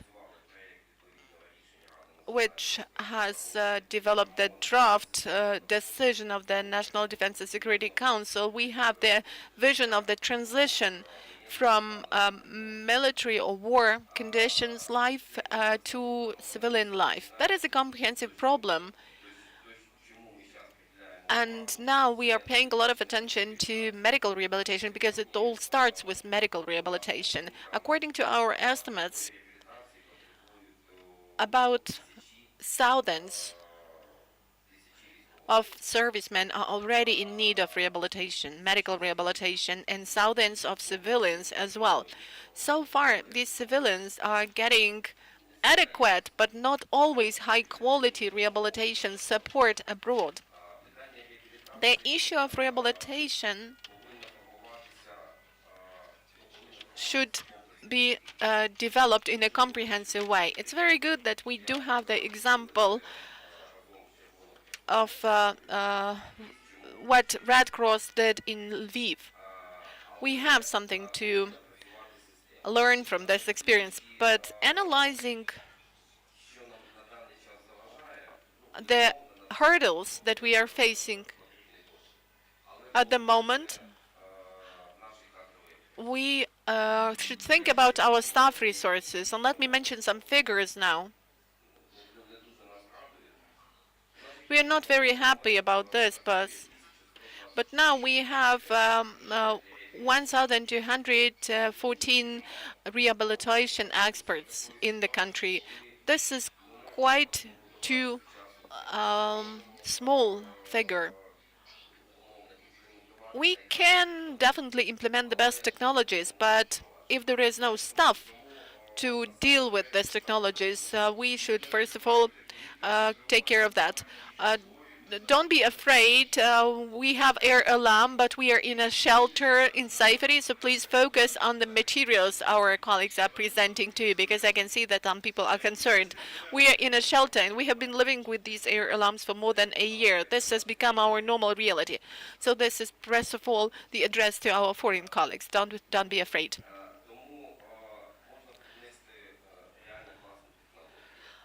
So what I mean is that we could have the best technologies, but somebody is supposed to use these technologies. So the main issue of our strategy is accelerated training of such rehabilitation experts. This is the first thing.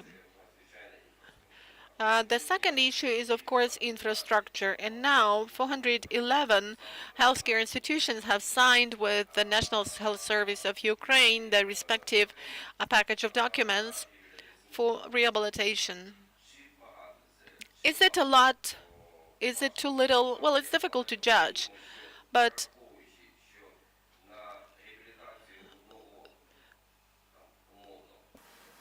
пораненого, пролікованого. for the rehabilitation of one individual case, we need quite a lot of time. I think it's too little. And we understand that their infrastructure that we currently have will definitely be not enough. This center should be, there should be hundreds or even thousands of those centers. That is the second issue to be discussed. The third issue is, of course, that any rehabilitation should start after operational surgery. And we have faced a lot of issues when our military men were coming back from the countries of the European Union because they were not ready to, the system there was not ready to deal with our servicemen. That's because it was already too late for the system to intervene. And then the servicemen come back, and it's very difficult for our physicians to deal with all these problems and to take those cases. Це одна проблема. Інша проблема. This is one problem, and here is another problem, global problem, large-scale one. This is psychological rehabilitation, and I think that millions of our civilians and servicemen will require such assistance.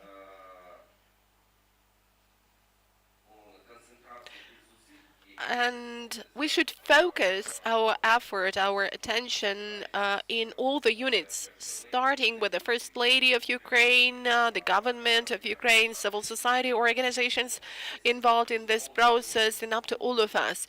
We will definitely build this system, but we are also facing the problem of lack of qualified staff, qualified doctors. Doctor is a very difficult profession. It's not that many people are entering the system. And we cannot involve here foreign experts on a regular basis because psychologists, psychotherapists, and psychiatrists, their work is about talking to people, so that should be done by our domestic experts. So we have to build this system, and this is the task for us that we currently have. And the main thing is to have the system that would also be working with their military units that are now defending our country, particularly in the front line, in the zero line. Because if we have a PTSD patient in a military unit, and if somebody works with them, that will help our military units be in good combat condition. Well, and of course the issue of social rehabilitation is also very difficult. It requires joint consolidated effort of the whole society, and it requires understanding of the fact that after victory there will come a very difficult period of recovery of our country, our people, and unfortunately that will be a long-lasting process that will last for decades. And it's not about construction of schools, hospitals, buildings, housing. It's about perception of the war. How do we treat the war? How do we treat each other in the community? And we do understand that our society will be special in the global context. And these will be the issues we will have to settle, and we will need to look for ways to solve such major problems, such problems as self-perception or perception of the consequences of the war by the society. Thank you. Thanks a lot, Alexei.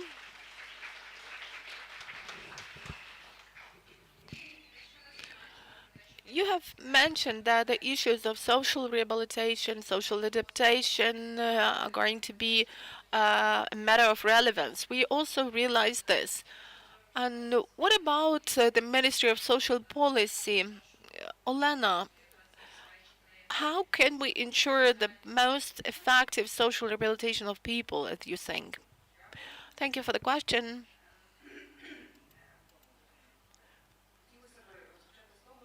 I would like to start with the following. In 2019, when we were adopting the law of Ukraine on rehabilitation in the field of healthcare, we actually launched the way to rehabilitation, which is not related to the disability status only, and that is one step towards what Alexei has covered. We are really trying to make rehabilitation services closer to patients right after the acute period of the disease and of treatment. And due to the full-scale invasion, these challenges and this process faced additional, actually, challenges caused by the war. And while responding to those challenges, we need assistance from civil society organizations, in particular the Red Cross Society. What I mean that as far as prosthetics is concerned, in the pre-war period, we just had some planned regular amputations or some amputations after traffic accidents. But now the process has been aggravated because of blast injuries. Quite often, these are the results of multiple traumas, multiple injuries, and these are high-level amputations, multiple amputations, which are challenges even for the best prosthetics experts from the world. They come here, that train our prosthetic experts, but there are some cases that are really difficult for them to treat and to provide high quality services. And unfortunately, such a great need for prosthetics leads to the development of new startups, innovations, and the expertise of the organizations that know how to respond to such situations and such innovations and have the experience of assessing such innovations on the basis of evidence-based medicine will be very helpful. We would ask those organizations to respond to those new startups and innovations. As far as social rehabilitation is concerned, it has been mentioned a couple of times that we need to really make the services closer to patients. I mean, rehabilitation services. Large rehabilitation centers are something we need very much. And Andriy has shown us the achievements in this respect. But Andriy is the head of the community, which is a large-scale, powerful community, has a lot of resources and can really direct the resources to build such a high-quality medical center. And in deoccupied territories, institutions have been destroyed. They don't have any physical infrastructure. They don't have social workers who could be providing such services and who would be supposed to provide the services to the people living there and being in need of social rehabilitation. Due to the war, our issues of social rehabilitation, traditional issues have not disappeared. I mean, the elderly people, people with intellectual or mental disorders. And, we have such challenges that in the east of Ukraine, there used to be large institutions, 450 people living in a boarding institution, and there was a problem with evacuation because, in the western part of Ukraine, we didn't have such institutions that could actually host so many people at a time. So I'm really grateful to the Red Cross Society. They keep responding to our requests as far as adaptation of the standards of supported housing is concerned. They also support us with the development of the networks of small group buildings where we could accommodate people who require some daily support, daily care. And in this way, we can avoid a creation of expensive maintenance institutions for many people. I think that the expertise of NGOs will really help us, will really help territorial communities. It will train the communities to procure the services not only from municipal service providers but from other public entities or private entities. So it seems to me that while responding to the challenges of the war, we need to mention that we still have some categories of people who have been affected by the war, and their needs are particularly relevant now. They are obvious. We need to build the rehabilitation system not just to meet the needs of the people who've been affected by the war, but we should take into account also the interests and the needs of the people who traditionally were vulnerable and were receivers of social services, like people with disabilities, children with disabilities or mental disorders, and the elderly people. And I think that we need to really make our services closer to the people who are in need of them. Thank you. Thank you, Olana. And I think that this is exactly the idea we will be working on as the Red Cross Society. We will try to provide the services for all categories of residents, those who were affected by the war, and a lot of people whom we used to have, people with disabilities who required support and still require this support because their needs have not disappeared anywhere. So we will work on the development of this system. Thank you, Olena. Then Valentina, I would also ask you to tell us, what about veterans and their families? Because together with the Ministry of Veterans Affairs, we cooperate in the provision of monetary supplies to veterans, to defenders who have become disabled people, and we are also interested in supporting them further on. So I wonder if you could tell us, from the point of view of support of veterans and their families, and from the point of view of rehabilitation needs, what are these needs as for now? And probably there are some barriers on the way to getting rehabilitation services as for now. I mean, exclusively veterans and their families. Thank you, Anna. Thank you for your question.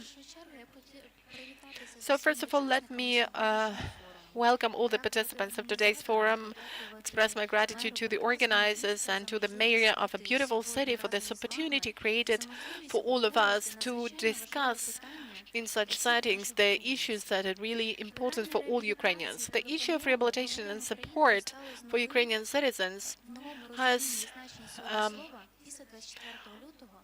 been outlined in a different way after the 24th of February 2022. Each of us was actually woke up in a new reality. I remember that on my way to my workplace on the 24th of February, I saw the messages written by my colleagues that war has broken out, but we went to our workplaces to keep working for our people.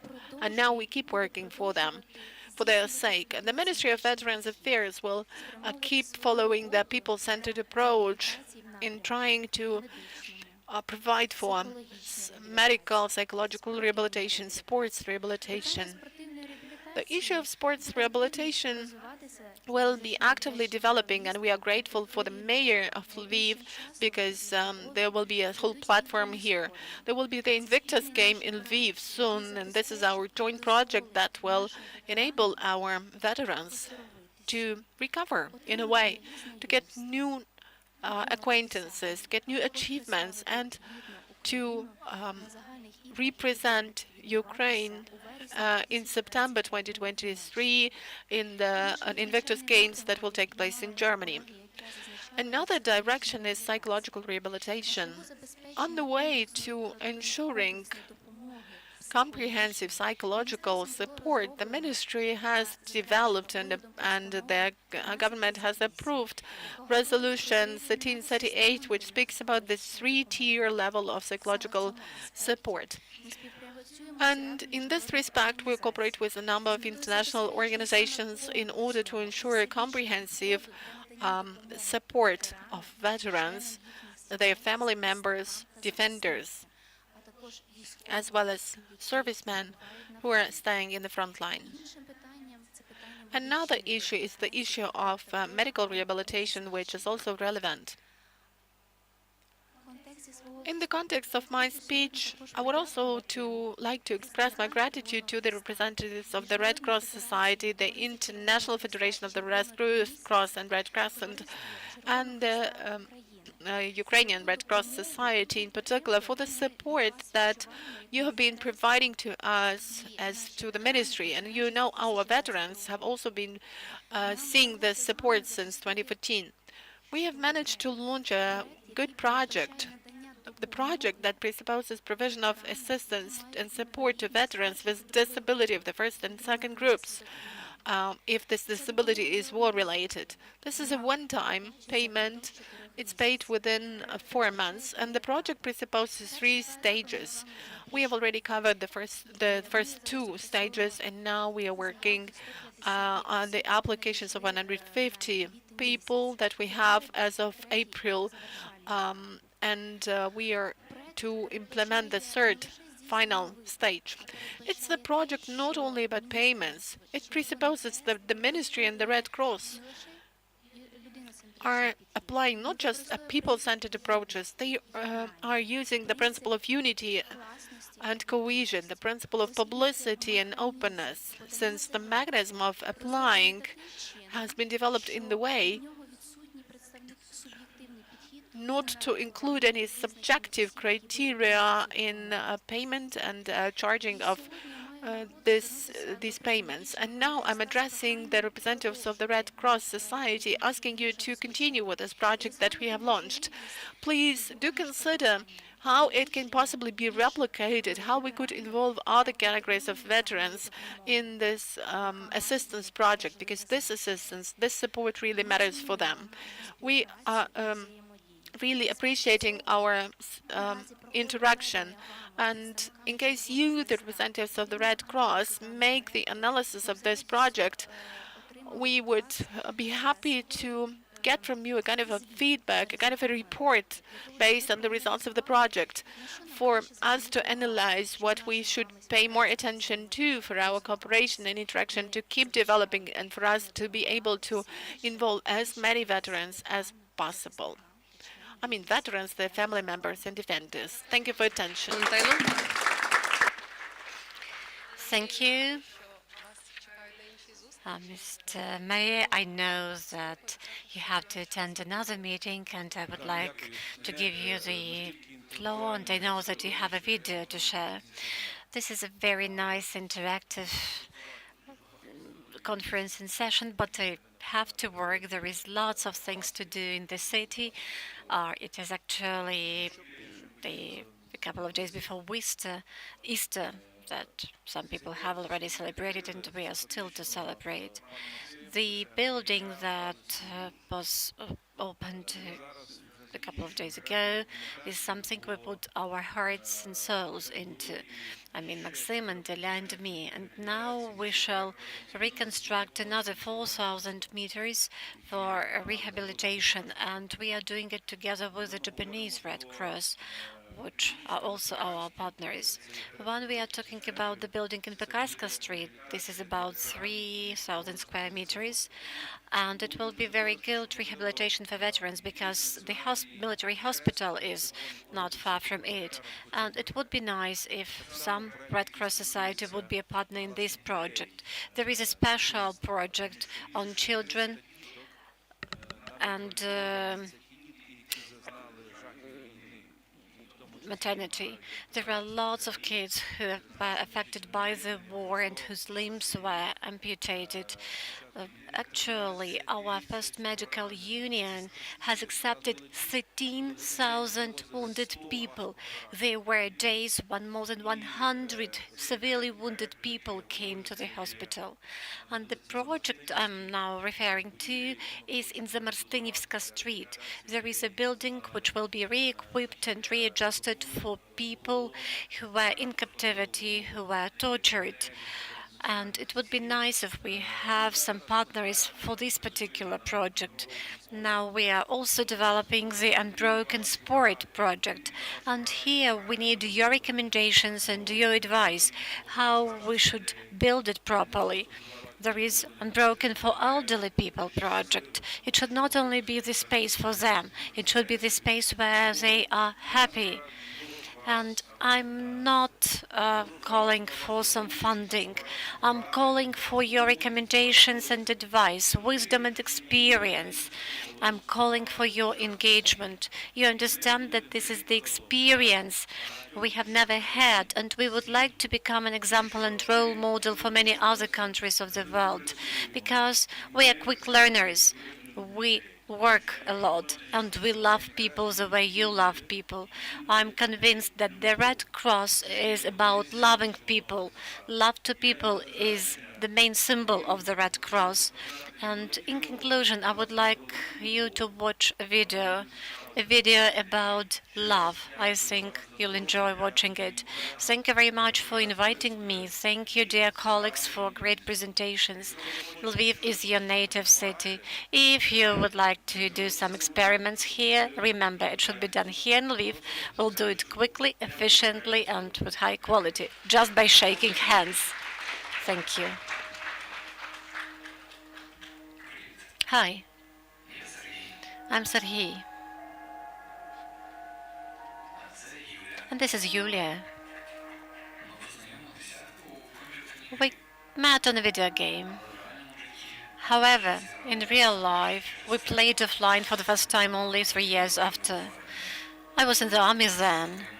We are celebrating Christmas, and it's truly a miracle. Heavy bleeding, lung torn. I survived, and Yulia has found me. We got married at the hospital.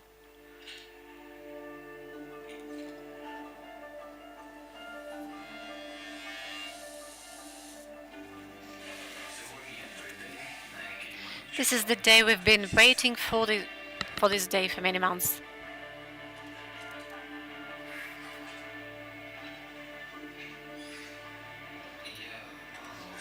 I didn't get much sleep, but that's okay.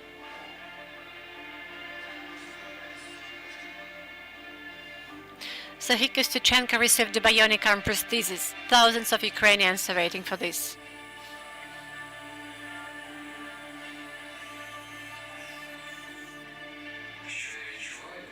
What do I feel?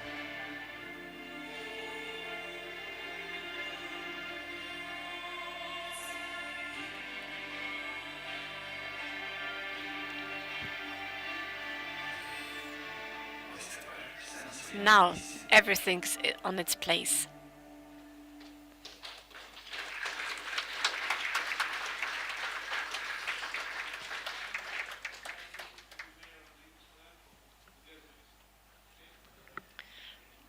Yeah. Yes. Дякую, пане Андрію. Хочеться ще дуже важливо.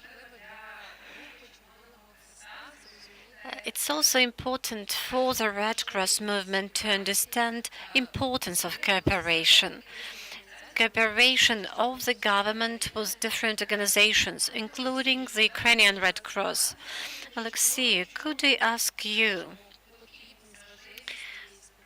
what is the importance of this cooperation?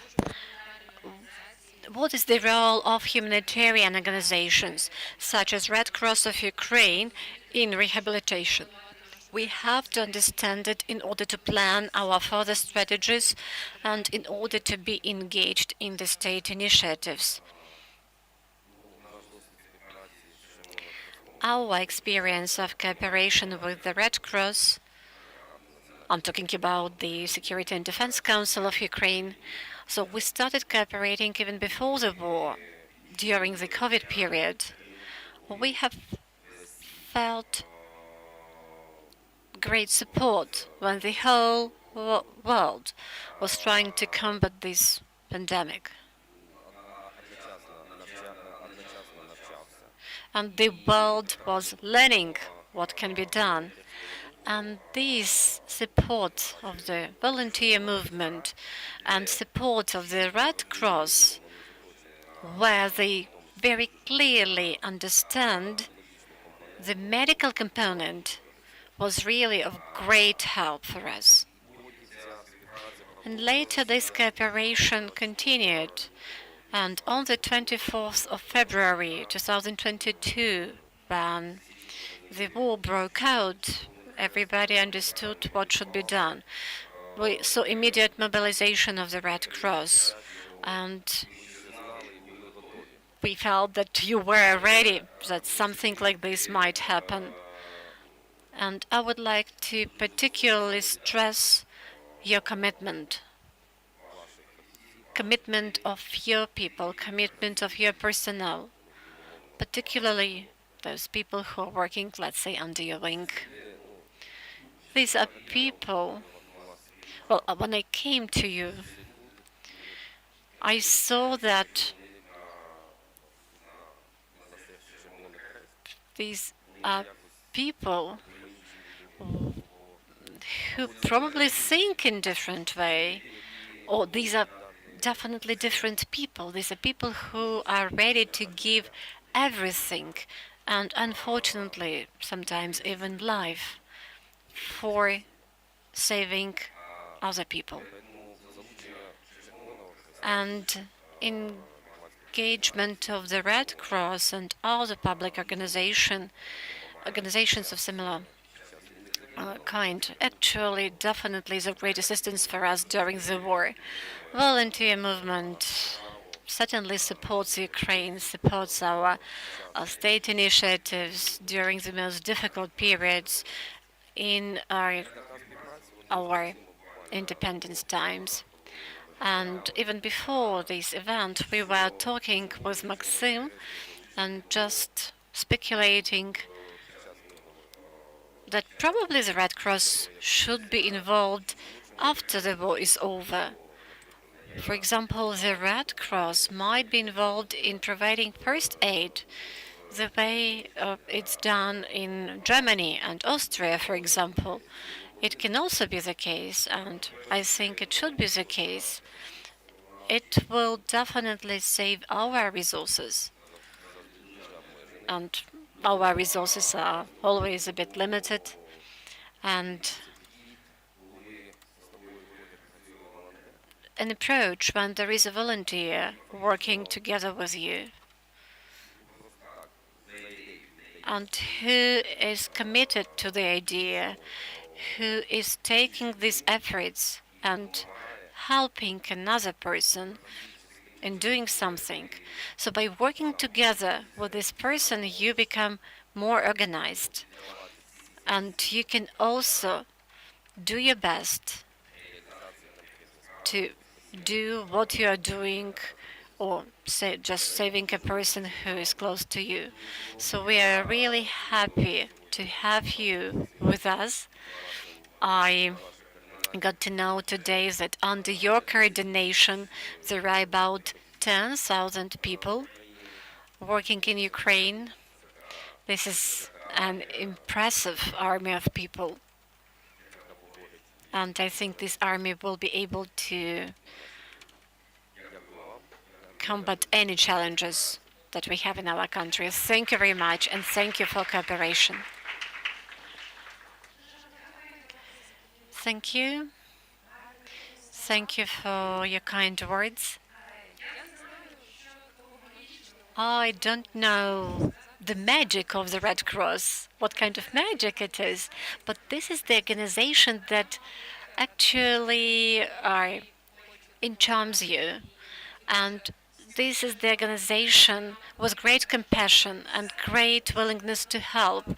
And definitely we should take care of ourselves, because the stories our volunteers work with are very difficult emotionally, and we also try to think how we can support our volunteers in what they are doing, because you probably see it yourself.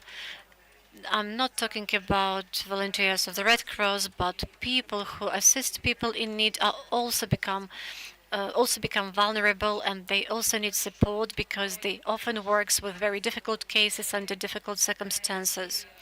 And we are ready to be engaged in different initiatives and to implement joint initiatives, for example, on providing medical aid or pre-hospital aid or social inclusion, integration people into society.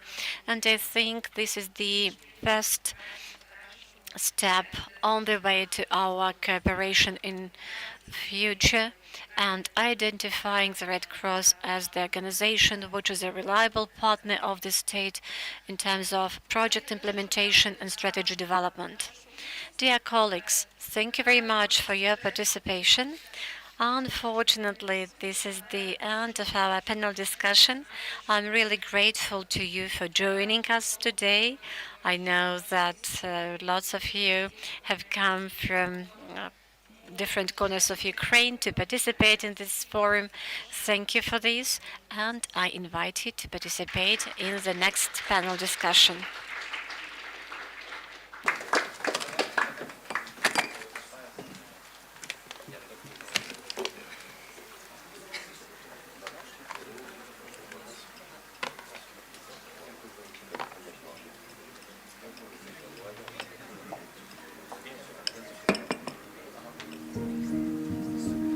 Вранці 24 лютого місто прокинулось від вибухів. З перших хвилин, з перших годин почали телефонувати волонтери, збиратися на базі Офісу Червоного Хреста. Формували продуктові набори, возили їх по сховищам, возили адресну допомогу людям по домівках. З кожним днем ситуація ускладнювалась, зникло світло, зникла вода. Тому спільно з працівниками водоканалу організовували підвози води по мікрорайонах міста, допомагали у евакуації, у перевезенні поранених з небезпечних міст до лікарні в більш безпечні міста. Багато було авіаударів. Сейчас как раз заезжаем на Черновола. Здесь можем как раз наблюдать вот два дома. Вот. Здесь 6 или 7 бомб были сброшены, которые попали на камеру видеорегистратора. Потом здесь все горело, стоял очень большой столб дыма, то есть мы уже работали по эвакуации, скажем так, раненых, лежачих, кто сам не мог. Работа была постоянно. Работали фактически с 8 утра и до конца комендантского часа. То есть как бы с расчетом только на то, чтобы успеть просто добраться домой. Вільно почали працювати, мабуть, тоді, коли вже місто було деблоковане, почала потрошечку відновлюватись сполучення. Вже почали нові для нас впроваджувати напрямки діяльності. Це інформування населення з мінної небезпеки. У нас есть ряд волонтеров, с которыми мы прошли обучение. Вот, и сейчас наши волонтеры максимально доносят информацию гражданскому населению о том, что делать и что не делать в той или иной ситуации. Окрім мінної небезпеки, в нас ще запустився новий проєкт «Мобільні медичні бригади» за фінансової підтримки Данського Червоного Хреста. У нас за кожною лікарнею закріплена мобільна бригада. 3 мобільні бригади – це обстежують доросле населення, і одна в нас на сьогодні. Have heard from state representatives, and now, thanks to them, it's clear what kind of needs and gaps related to rehabilitation process in Ukraine exist. It's also clear why this process should be supported. The next and the main question is how exactly this support should look like. Within the International Red Cross and Red Crescent movement, a vast experience has been accumulated in helping people who have become disabled as a result of conflict and emergencies. The participants of our next panel discussion will share their experience trying to identify the best rehabilitation practices for those affected by conflicts and emergencies. And the next session will be facilitated by Dominique Kehan, Operations Coordinator for German Red Cross. Dominic, over to you. Perfect. Oh, it's working. That rarely happens for me. So, hi everyone, my name's Dom, and I'm going to be facilitating 2 panels today. And these panels really reflect one of the main pillars of the Lviv call to action, which is that around expertise sharing. So we're really lucky that now and then after lunch, we've gathered a host of people from across the Red Cross movement. So that's ICRC, IFRC, and different national societies to really share their experiences and their lessons from the kind of rehabilitation programming they've done both overseas and at home. So the first panel that we're going to have now is going to look at rehabilitation programming, needs and challenges at the most acute stage during an emergency or during a conflict. Then we're all going to have a very welcome lunch and come back together to look at community-based long-term rehabilitation and social inclusion. So before we actually start the discussion, let me quickly introduce our speakers. So in the room, we have Jan. Jan works for the ICRC, and he heads up the physical rehabilitation program here in Ukraine. And then we have Jennifer. Jennifer works with the IFRC. She's a Canadian Red Cross delegate, physiotherapist, and member of the IFRC Rehabilitation Technical Training Working Group. I knew I was going to struggle to say that one. Online, although you can't necessarily see their faces, we have 2 additional panelists. We have Eleanor. She is the Service Director for the Hong Kong Red Cross, a branch of the Red Cross Society of China. And she personally was involved in the Hong Kong Red Cross response to the 2008 earthquake in mainland China. And we also have Chaim. Chaim is a disaster management coordinator for Magen David Adom in Israel. So, I'm going to pass over to Jan with the first question. What does ICRC consider when it goes about designing rehabilitation programming in a conflict or emergency? Thank you, Dom. For the ICRC, all physical rehab programs are designed based on the needs. So when we talk about needs, we look at persons with disabilities and, of course, those survivors, victims of the conflict. When last year arrived, back in 2022, we were asked a simple question and we could not answer to it. The question was, why do we need an ICRC program here in Ukraine? What's the problem we want to solve? Is it a problem of quality that we see in hospitals? Problem of access for persons with disabilities and conflict-related victims? Is it a problem of technology, technique, human resources? We were a bit puzzled, so we went on a tour with a colleague and started talking to MSF, WHO. We had also a team based in Venezia, which helped us to understand what was the experience from persons with disability receiving service at hospital and victims of the conflict. But before starting those visits, we took into consideration 3 major elements.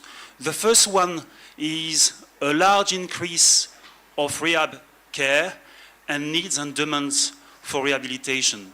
The second was the MOH reform, positioning rehabilitation and mental health as key priority direction for the health sector 2023 and 2025 strategy. And the third element that surprised me was the decision from the government back in April 2022 to decide to close all prosthetic and orthotic enterprises run and managed by the Ministry of Social Policy. So we took that, we did some desk work, and again we went to hospital, discuss with MSF, exchange views on how they see the problems and the priority of the problem they identified. Talked yesterday to UK Med who confirmed the challenges that they are facing in the hospital in Unbroken. We looked at different aspects. There were a series of questions that we and issues we discussed with WHO notably, and there were question about the quality, the absence sometimes of prescription, the absence of diagnosis all together. We try to understand also what happened from the moment of the trauma to the long journey back here in Lviv, why these patients suffer so many secondary complications.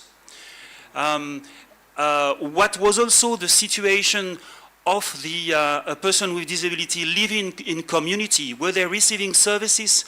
Did they have access to essential assistive technology? Here we talk about crutches, wheelchair for elderly patients.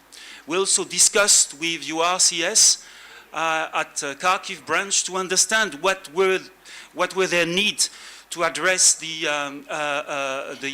service that they deliver at home to elderly and persons with disabilities. So these were the main consideration that we took over the past 3 months to understand what problem we were facing and to analyze them. Thank you. No, it makes complete sense, and it really reflects what we heard yesterday on the panel when they were talking about how just the scale of need obviously grew exponentially early last year, and how however many technical expertise there were in the country, it obviously wasn't sufficient given what very suddenly was happening to the population. Jennifer, can I come over to you and ask from an IFRC perspective how you approach this? Thanks, Dom. And first of all, I'd just like to say thank you to IFRC, the city of Lviv, and to the Ukrainian Red Cross Society for the opportunity to be here today. I really appreciate it. I'm going to be sharing today more about my experiences that I've had in Nepal after the earthquakes in 2016. So the main consideration that I would like to bring forward today to the Ukrainian Red Cross Society is the opportunity for capacity building within the programming that will be ongoing here. And it's very exciting to have seen the unbroken site yesterday and to smell the fresh new smell and experience what it's going to be like for the patients when they start their programs. So the model that I was working in Nepal in 2016, which I'll share a bit more with slides later, was a physiotherapist trainer, physiotherapist capacity building model. So we had lots of one-on-one training, coaching, mentorship, and then I brainstormed with the physiotherapist how we can scale up the capacity of our program. So we had an inpatient program for 1 to 3 months for patients who were affected by the earthquakes. And we also worked on targeted individualized care. So this has been one of the key words that many panelists have brought up, is individualized patient-centered care, to really target in and focus and make the treatments way more efficient. So we know there's a lot of patients that are going to need to be treated, and the more efficient and the higher the quality of care, the better. So the results of this capacity building that I did over a period of 4 months were that basically the physiotherapists would start by assessing how long they thought the patients would need to stay, and the maximum time was 3 months. So by about 2 weeks into the training, the physios were actually already having finished their assessment, like the patients were already better in half the time. So by the midterm assessment, they'd already met all their goals. So on that note, it's very important to actually take measurements and to record the data of how long things are taking, so that when we're asking for more physiotherapist positions, we can say, well, this is how long with one physiotherapist that a patient will need to get better, and you can scale up your initiative based on that.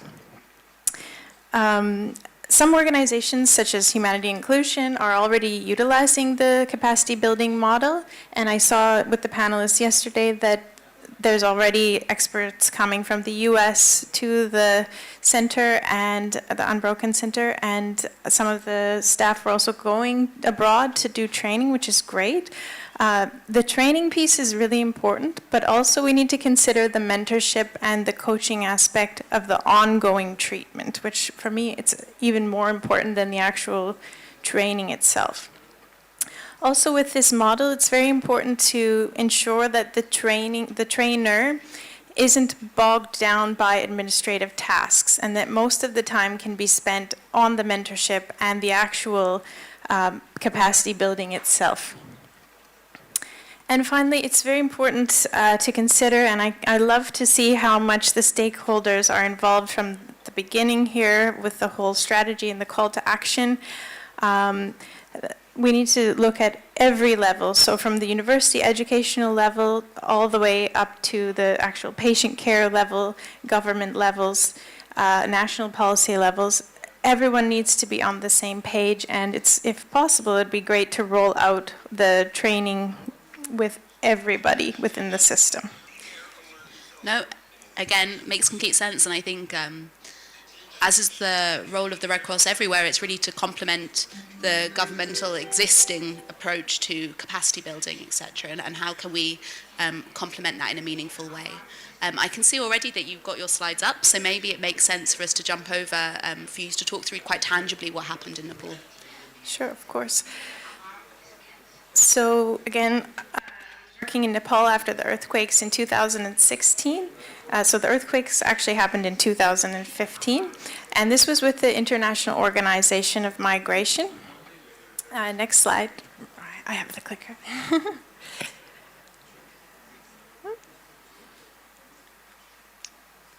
Come on, tech. Let's see if I magically can do it. I can't. You keep going and someone... Is Jamie around to advance the slides? I can see her moving already. Okay. Keep going, keep going. Oh, there we go. Okay. So yeah, there were two huge earthquakes, 7.8 and 7.3 magnitude. One was in the Sindhupalchak district, and that's where I ended up working. So we'll just move to the next slide. Can we go back one? Yeah, okay. Is this working? Yeah. So yeah, that was a picture of Sindhupalchak. The devastation in that town was massive, as you can see. And next slide. There were 22,000 people injured in Nepal, and about 10% of those were actually in Sindhupalchak. So that was the area that IOM focused the project on and built a rehabilitation unit. And it was active from November 2015 till July 2016. And it involved an interdisciplinary healthcare team, and it was great to see all the panelists talking about interdisciplinary healthcare, so we're already well into that in Ukraine. Next slide. This is the actual rehabilitation unit. So as it was post-disaster, earthquake, aftershock setting, basically everything was in a tent for safety reasons. So you see the two tents on the left side there, those were the inpatient areas. So the patients came and they were able to bring one family or friend so that they would have support during the process. And they stayed again for 1 to 3 months with us because they were located in very rural villages. So the paramedic and the social worker had to go really far to get the patients. So they needed to come for very intensive short-term physiotherapy. On the far right, you see the rehabilitation tent and then the gate park coming out with the parallel bars that we used for group exercise. We'll move on to the next slide. These were some of the patients. So you can see the town in the background. It was very beautiful, overlooking the Himalayas. And at lunchtime, so this was middle of the day, the patients would take a rest in the sun, wash their hair, let it dry, because the rest of the day was a bit cool for that. Next slide. This is the rehabilitation tent. So as you can see, it's a very basic setup. The space could be used in a versatile manner with very basic equipment. And we had 3 treatment beds that were used for individualized treatment, and we also conducted group exercise classes in there. Next slide.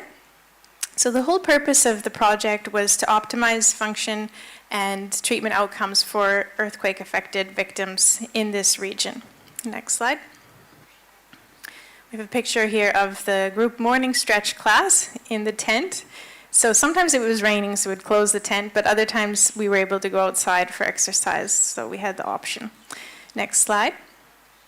So the team was, again, multidisciplinary. We had a manager, we had a medical coordinator who did the initial screening of the patients, a health focal point, myself as one of the physiotherapist trainers, and 3 physiotherapist nurses, psychosocial, social worker, paramedic, local cooks, and helpers.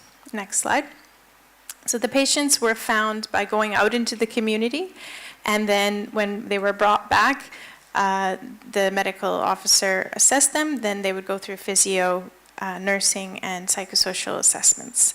After which time they went through their rehabilitation for between 1 and 3 months, and then finally they were discharged back to the community. Next slide. Here's a picture of the paramedic and social worker taking them back home. You can see the terrain is a little bit challenging. Next slide. So the patients would come, they would do more active physiotherapy. So imagine a patient's coming in and they're just there for rehabilitation. So all day, every day is pretty much exercise. So you can imagine what that's like. We added in the group exercise classes, as I mentioned, and then they had their own treatment programs that they had to do, as well as some manual therapy or other modalities that were appropriate. And the training that I did was mainly focused on making sure the assessment process was very streamlined, so that when the physiotherapists made their problem and goal list, then everything was targeted towards those problems and goals in a very structured manner, so that we then got better outcomes because everything was very specific to each patient. Next slide. That's our physiotherapist doing some manual therapy on a patient's ankle post-fracture. Next slide. We had afternoon group exercise for the lower body, so that's what you see there. And next slide.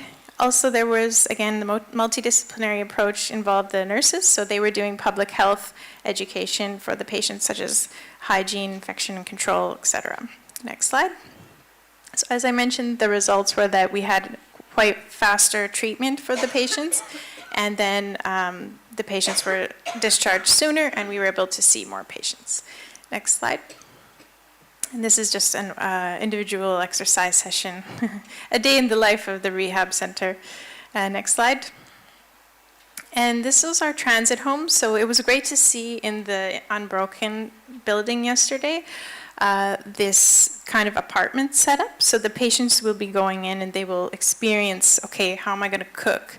How am I going to get in and out of bed, etc. So I can envision perhaps this could be an interesting model to explore here. And as the previous panelists spoke about, going home is when the real life starts. So part of it is about confidence. So we would allow our patients to go into the transit home for a few days before actually going home, so they could build up their confidence, do all their ADLs, and transition better back to the community. Next slide. This is one of the patients in the transit home cooking. Next slide. So in conclusion, the model of capacity building, as I've mentioned, is a good option for different settings, could be employed here, and it helps to improve the effectiveness and the efficiency of treatment. Next slide. So again, our patients. Next slide. And just one more thing I wanted to share is that I had a chance to go back recently to Nepal and visit the same place. So this was when it was in effect in 2016. You see all those white buildings were the tents. And then this was recently in December. I went back and it was all just normal life. So we'll go to the next slide. Everyone was walking around normally. You see the buildings are fully constructed, and it was just a really bright, shiny, beautiful moment for me to see people living to their best abilities. Next slide.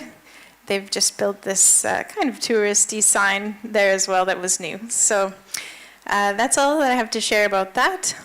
Thank you very much. Next slide. Just want to acknowledge, and again, next slide, AmeriCares and IOM that had funded this project back in 2016.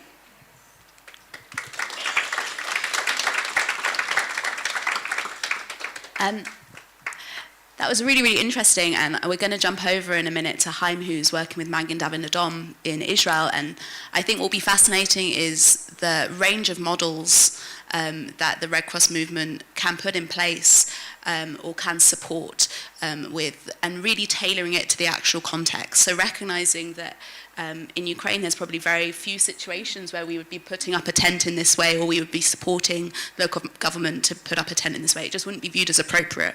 But what we can do is offer a range of different models and experience and expertise to this context and this situation. Now we really test technology and we see if we've got Haim online. Haim, are you there?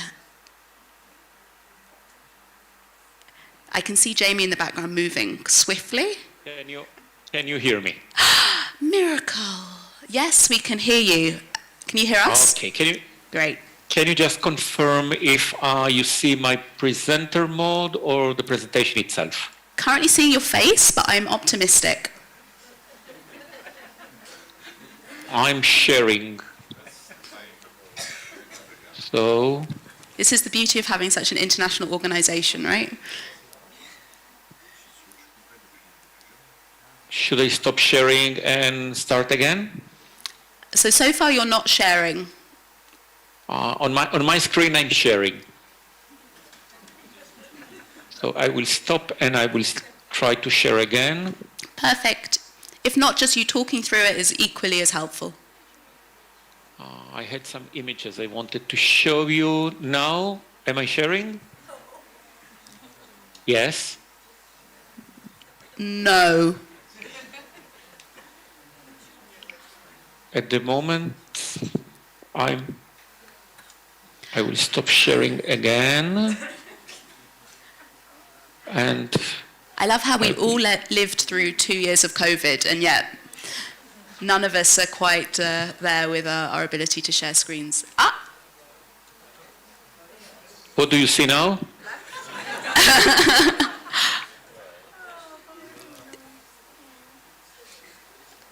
Okay, no problem. No problem. Haim, why don't you just talk us through Magen David Adom, the kind of situation you're facing and the model that you've rolled out? It is not Magen David Adom model. First of all, before I start, please allow me to share our condolences to the Ukrainian people. We share our sympathy with those who are injured and the horrible situation you are living through. And I will be presenting the Israeli model for rehabilitation of war wounded, and later I will refer to the actual challenges that Israel has faced and I think would be relevant for the colleagues in Ukraine. If you can please put the next slide. We're seeing no slides. No, I know that you are seeing, this is the slide, yeah.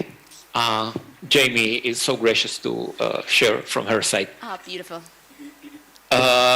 So the Israeli model is based on 4 pillars of activity. I think that's international. I just want to reiterate it.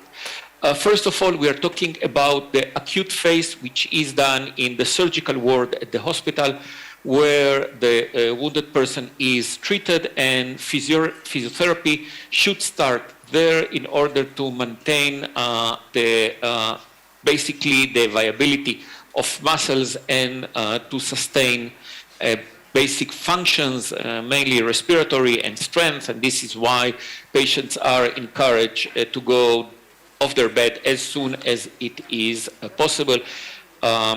Little is achieved when it comes to rehabilitation, but the objective there is to sustain basic functions.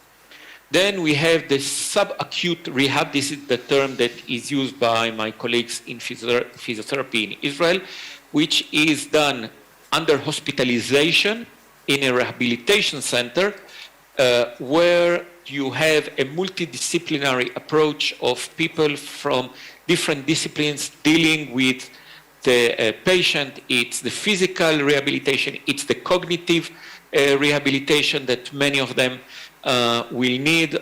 Cognitive in Israel is done by the physical therapists, the same as teaching the person daily life activities, as was presented before, teaching people to regain their daily life activities. Mental health and psychosocial support is essential. We need to assume that all the people that are going through rehabilitation also have PTSD. And we have to deal with that. We need to support their support networks, their friends and relatives who are also affected, and they will be the ones who will support the ongoing rehabilitation of the person. So we need to support them. We need to acknowledge the hurdles of being a relative or a friend of someone who is badly injured, and support them in going through their emotions in the situation. There is an issue with dealing with bureaucracy, with your rights as a wounded person, wounded in a conflict situation. So you need the social workers to help you through the paperwork, through bureaucracy. You need to start thinking about integration into society. Some people lose their capacity to come back to their previous jobs. They need to be trained in new jobs. I will talk about coming back home, and of course the work opportunities, which is creating an environment that supports the integration of a wounded person back into workplaces. One of the key issues is to adapt the living conditions of the wounded person to his disability. People who are on a wheelchair and live in a fourth floor and don't have an elevator are doomed to stay at home. So you either support building an elevator or renting another apartment, but you understand that that person going back to a fourth floor apartment weighing 80 kilograms and has to be carried 4 floors up and down every time she or he want to go home, out of their home to do some activity is impossible. And we want them to go out of their homes. So we need to support that. Small things like the width of the door. Can I turn from the corridor to the bathroom? Can I enter the bathroom with a wheelchair? Things like that are extremely important and make a huge difference between life which are impossible to something which is variable.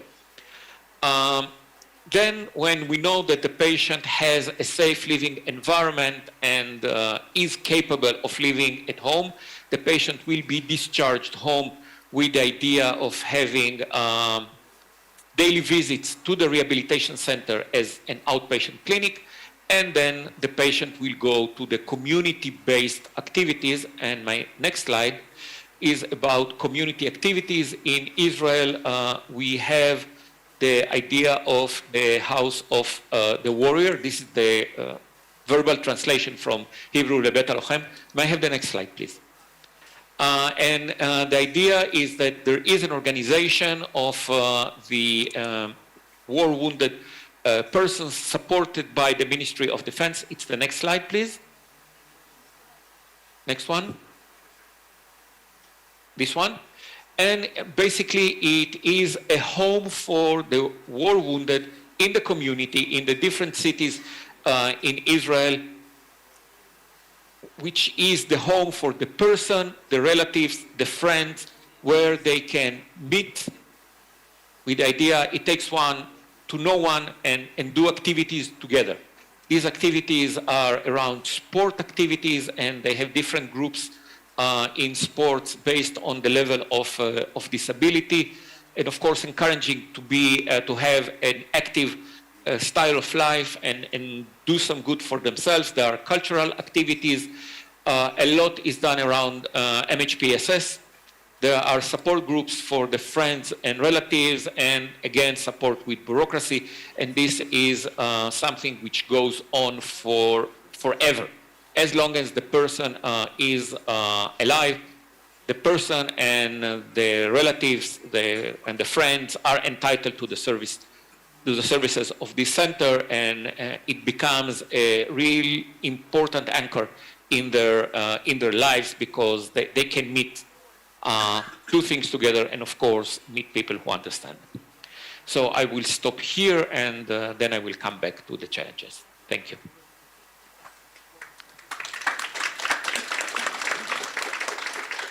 Awesome, thank you so much. Would you be able to talk briefly about how Magen David Adom does work with the government? If this is not your model as the Red Cross movement, how you actually work with local authorities, etc., in the running of this service? Magen David Adom doesn't provide these services directly. We are supporting the authorities as per their request when it is needed. Actually, in Israel, for the war wounded, there is no gap because in our Ministry of Defense, there is a dedicated unit which is responsible for the services for the war wounded, civilians or service members. So they are well covered, and there is no room for the auxiliary role of us as a national society working with them. Of course, we do a lot of work because, for example, when they are going hiking, they would ask for a paramedic to go with them just in case anything happens. And Magen David Adom, being an ambulance provider, is always there. If these people need a transfer in an ambulance for treatment or back, we will provide that service. But as I said, this is centralized within the government in a dedicated unit dealing with that. Thank you very much, and yet again another way of working. Maybe let us jump over now to Eleanor and hear about the kind of way that the Hong Kong Red Cross supported following the earthquake, and then we can come back to the whole panel to discuss challenges. Eleanor, we can see you.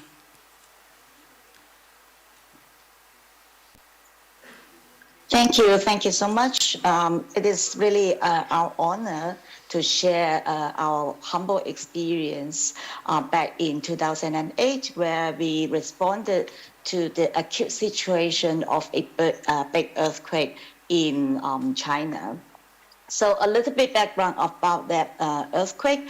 It was 8.0 on Richter scale, and about 70,000 casualty, 18 people missing, and then over 370 injuries. And of course, among those injuries, a lot of people would need support in rehabilitation. And actually, quite a number of those injured people were children, because at that time, the earthquake struck the country at 2 p.m. So a lot of the students in the schools were injured and become disabled, and they would need some rehabilitation support.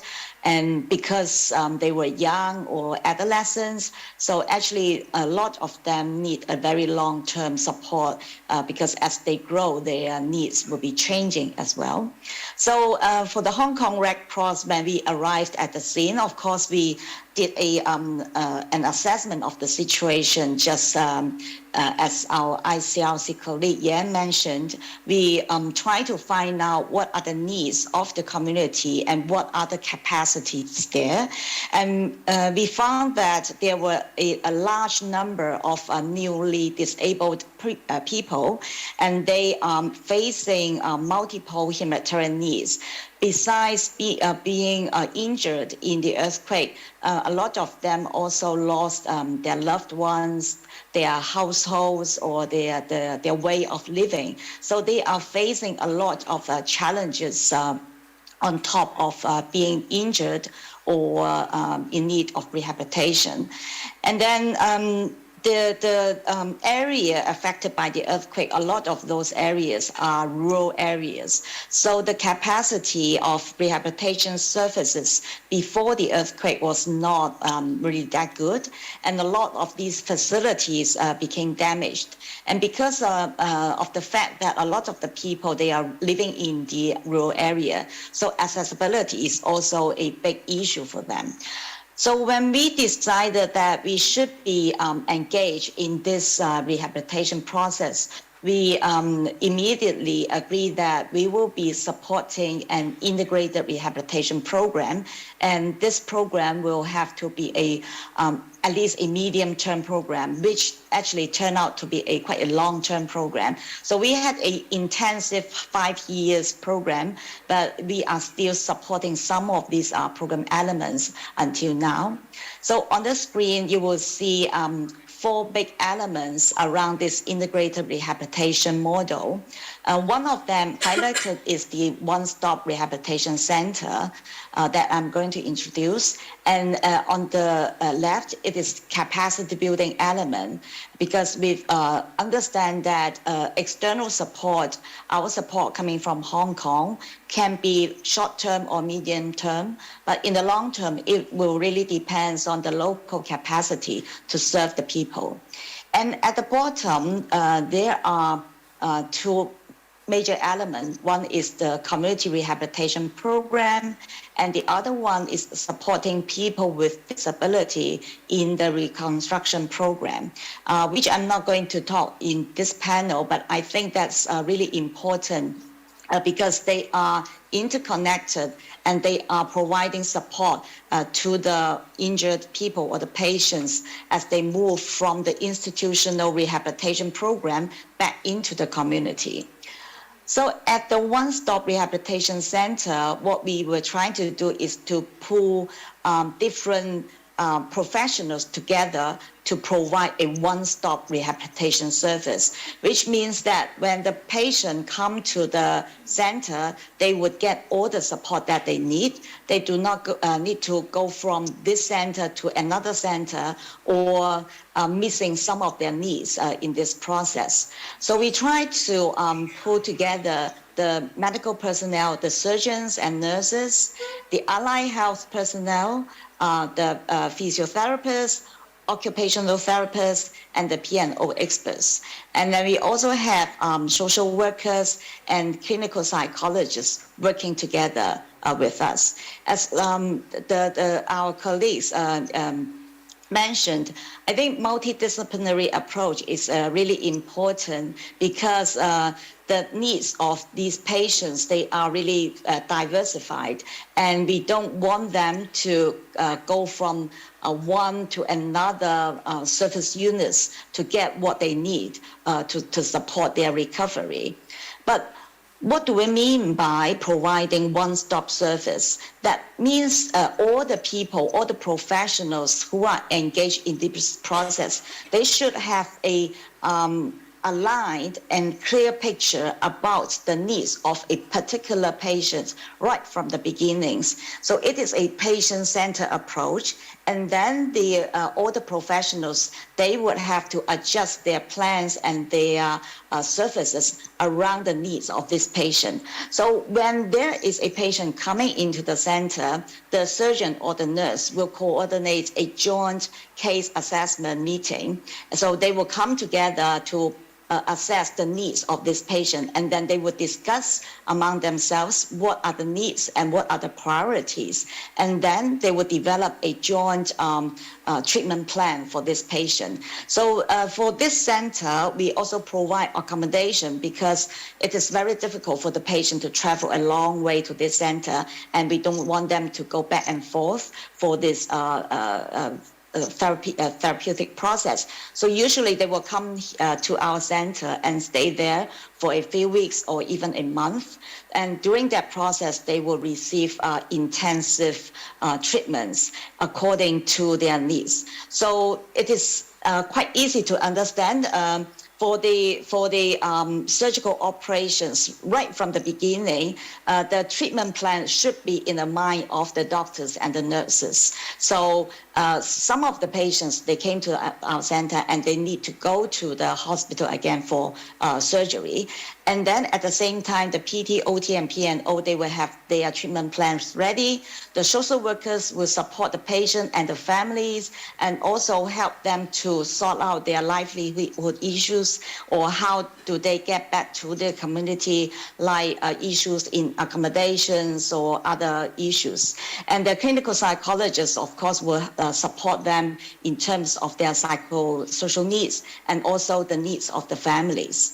So for this center, at the same time, it is also a training center for the local practitioners. So we also take up interns, placement students and some of the visiting doctors or allied health practitioners into our center to provide them a chance to look at this one-stop rehabilitation center service. Eleanor, thank you so much.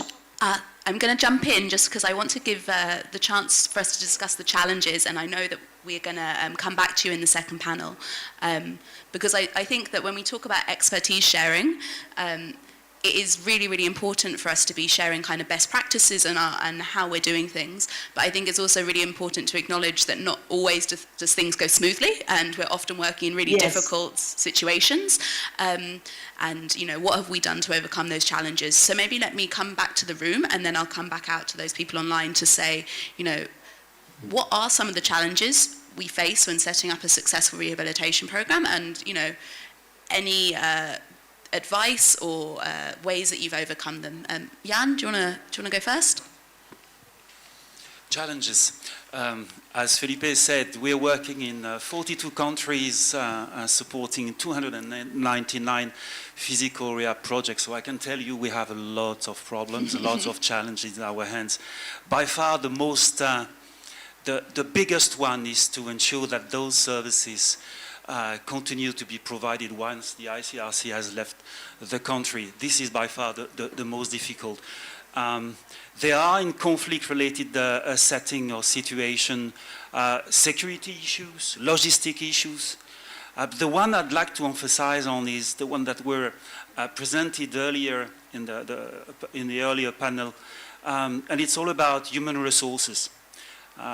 I come back to, again, what Felipe said. In Ukraine, not everyone needs physical rehabilitation services.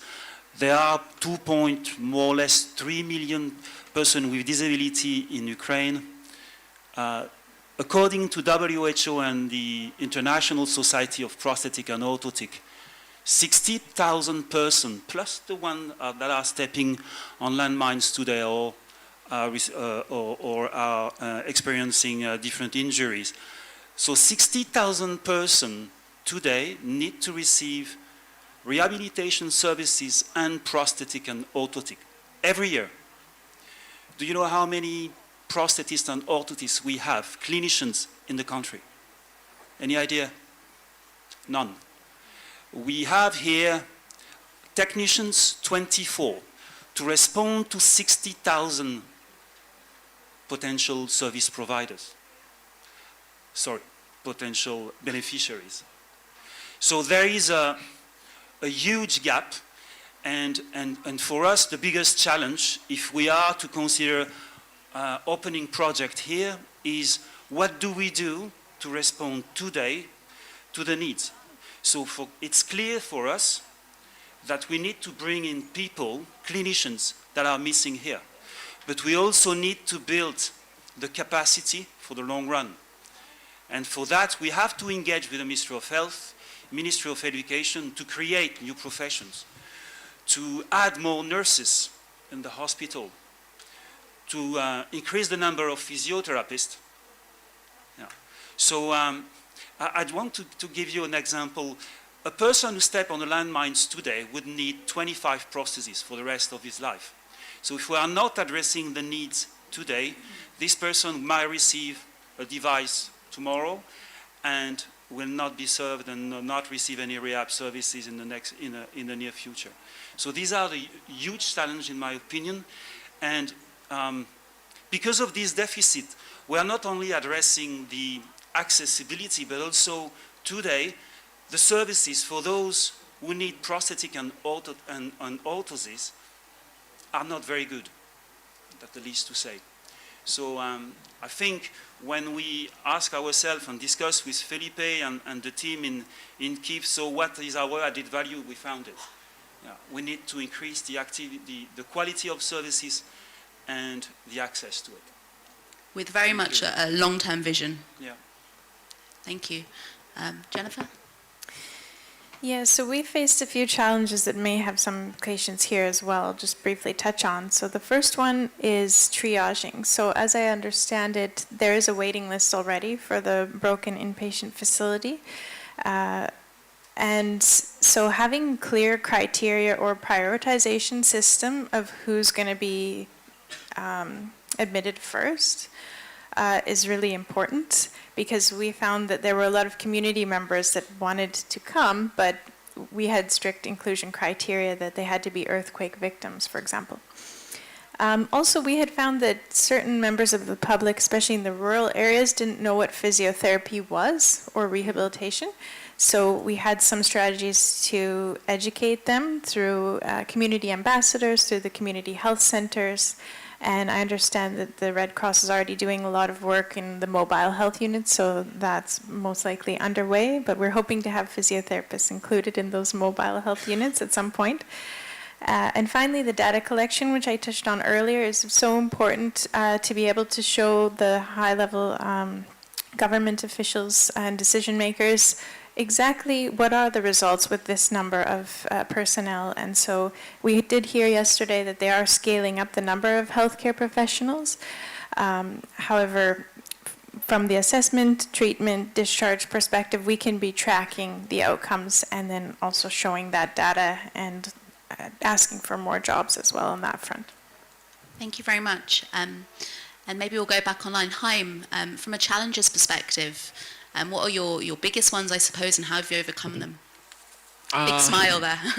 The main issue, I think, was mentioned, and it is the huge number of people who are in need. That's number one. And on top of that, and I will be very blunt, by providing services to the war wounded, we are creating two groups of people with disability. Because the person who lost a limb in a car accident is not entitled to service. If you were amputated because of a disease, you are not entitled to service. And so we have here a group which is receiving a lot, and a group which is receiving much less. And let's say, normally in a situation like a war, of course, the focus is on those who are wounded by the war. So those who are receiving less are receiving even lesser because the lack of services. So that's issue number one that has to be addressed. Inclusion criteria, it's not just for the care, it's also for financial services and other services. And this is a huge issue, and it comes with a reputation risk, because those who are unhappy with the services we are providing because they believe they are entitled to more, become extremely loud.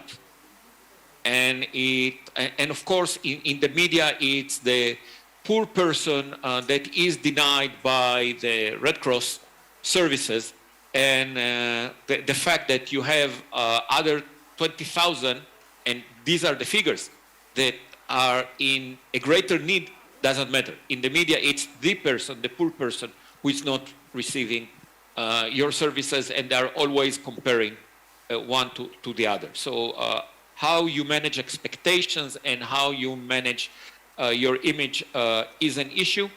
My last 2 points are that we are always talking in the Red Cross about exit strategy, understanding that you are doing a program, but the Red Cross will not be able to sustain it forever. How are we going to do an exit strategy? How are we going to prevent people from becoming dependent on the services that we are providing as the Red Cross, and they will become a forever beneficiary, not allowing us to exit? And the last point is workplaces. The owners of the companies, they need a financial incentive to integrate people with disabilities into their working place. And normally you would offer them something, money, to do the needed adjustments in the workplace to allow for that integration of the person. But here, of course, you're monitoring on the use of the money and the fact that the person with a disability is not hired and fired 2 months later. has to be there, and that's a huge challenge. Over, thank you. No, thank you for that. And I think hopefully you'll be able to log in as well to listen. But in the next panel, we've got someone joining from the Spanish Red Cross who's going to be talking about social inclusion from an employment perspective. So it'll be really interesting to see how they're approaching that. Eleanor, let's go over to you to finish us off in terms of challenges. Yes, thank you, Dom. So as Ham mentioned, the tension between groups in the community is a big challenge. And what we tried to do was to release some of the service quotas for the people who were not affected by earthquake after the very acute phase. But still, I have to say that the tension is there. But when the community sees that you are paying some effort to try to release that tension or to address the need, I think that helps a little bit.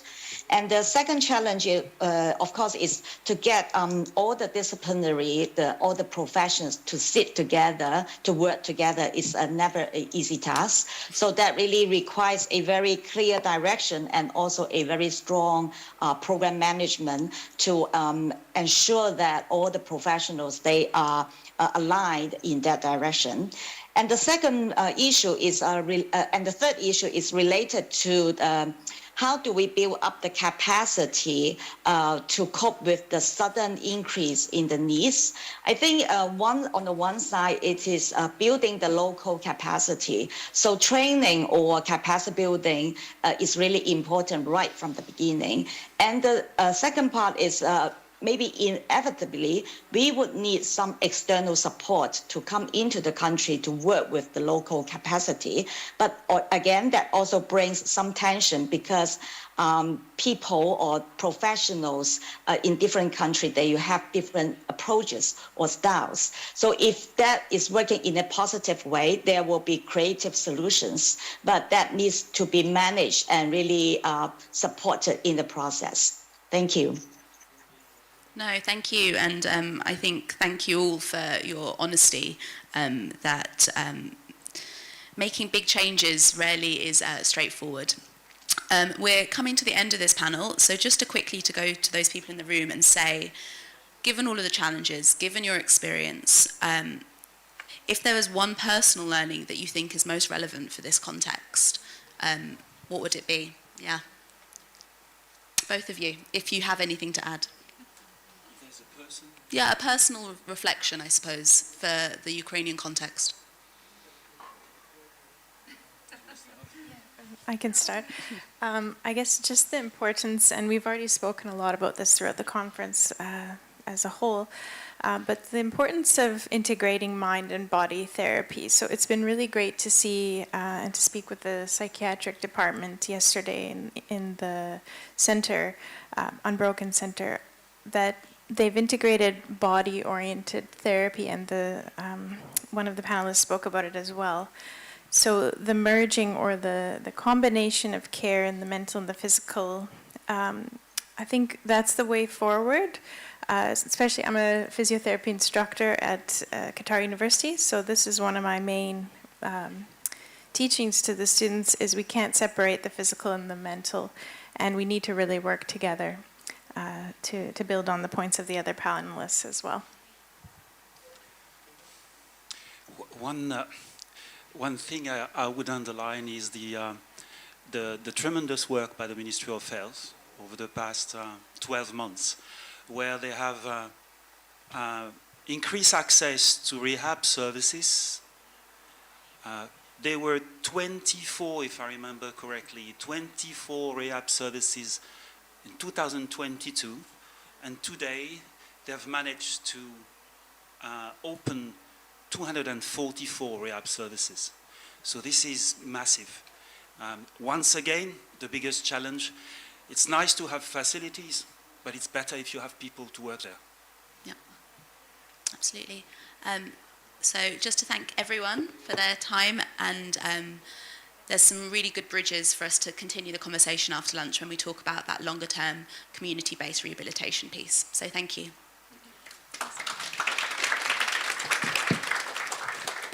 Thank you, Dominic, and thank you so much to our speakers. I'm pretty sure everyone in this room gained a lot of information that will take some time to absorb. So our proposal is to have short break until 2 p.m. You can use this opportunity to have a lunch on the second floor in the main restaurant, and please note that there will be a separate section with vegetarian food options. See you in an hour.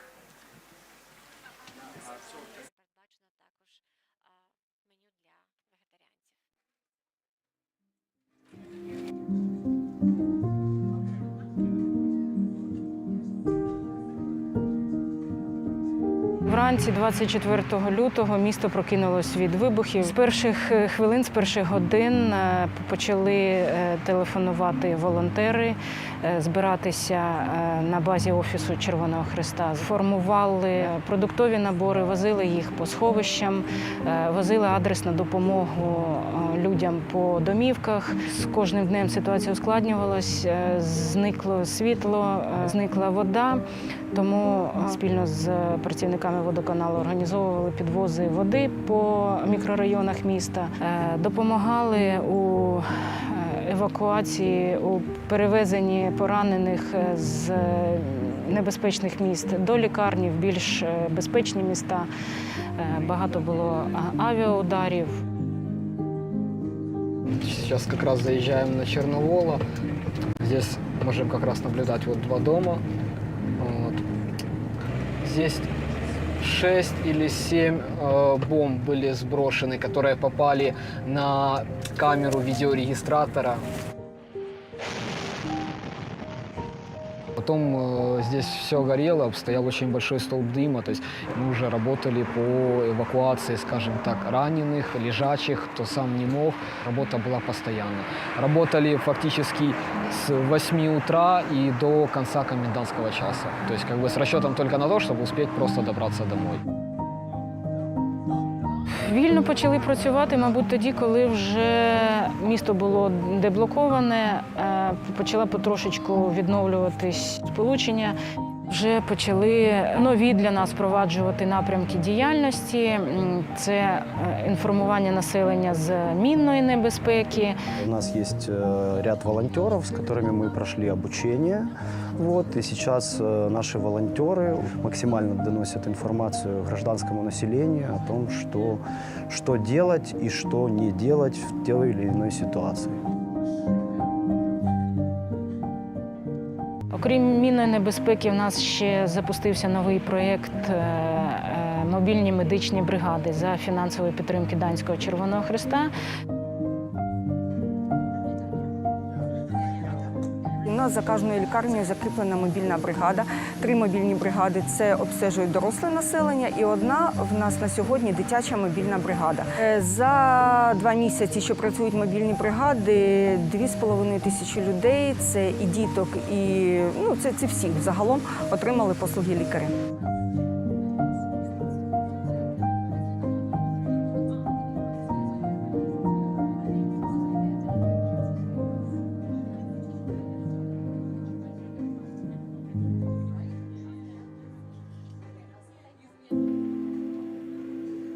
Виживали як у війну. Це дуже важко дивитися було на все це. Як старики сидять у квартирах, вони не могли в підвал спуститися.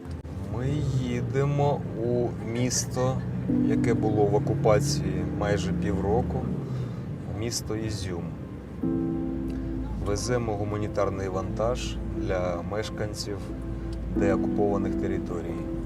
Взагалі, з моменту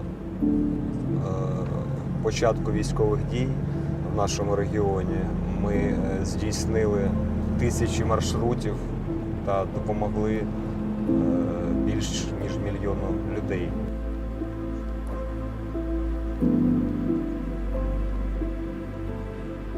Спокійніше стало. Стали більш так розховано себе чувствувати. Це дякуємо Красному Хресту, що наші хлопці, наші люди, і їжу теж, і одежу, кому потрібно було. Тому що хотів дойти хліб, привозили.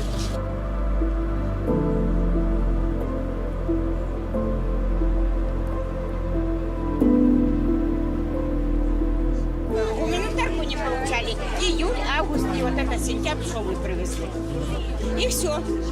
Что, мы у подвале, света нету, газа нету, воду возим через 2 квартала.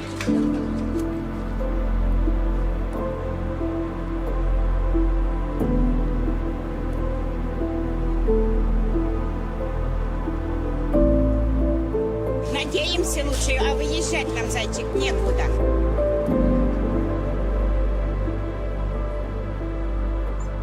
Дай Бог здоров'я, хай вас Бог. Така рада, що вони приїхали. Ви знаєте, вільно дихати, чесно. Я вас дуже.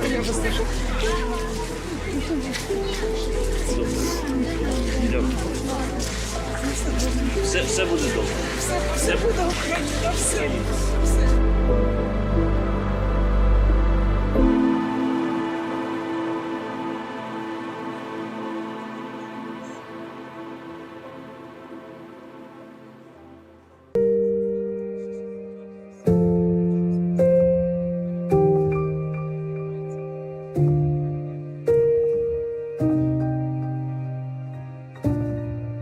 Мы держимся, город любим, дом любим, никуда не уезжаем. Я на родине.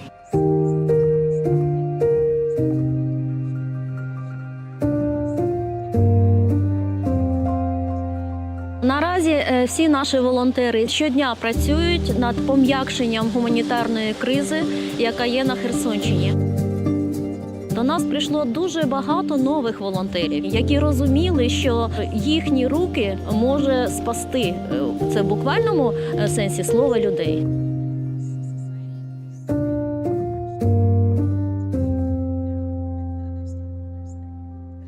Наша місцева організація повністю відновила свою роботу у місті Херсоні, і ми зараз займаємося тим, щоб розширити їх потужність з боку фінансів, логістики, постачання гуманітарної допомоги, а також координацію з місцевою владою щодо роботи Червоного Хреста. Що потрібно? Пункти, будемо робити пункти. Генератори, будемо вести генератори. До 10 кВт ми за 2 тижні можемо знайти генератори, привезти. Ми законтактували з Товариством Червоного Хреста, і мені дуже приємно було, що вони одразу взялися за вирішення цього ряду проблем. Це стосувалось проблем з енергетикою, допомоги в роботі наших гуманітарних хабів.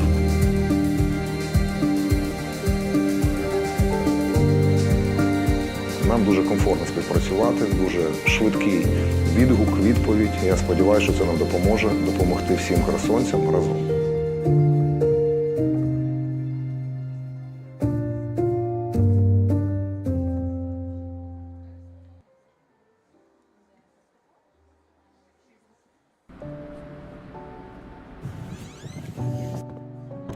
Здесь помещения разные. Это был единственный музей в Украине, музей Красного Креста. Но так как, собственно говоря, сейчас пошла война, площади требовались очень серьезные, поэтому использовали как складское. Здесь, собственно, аптека.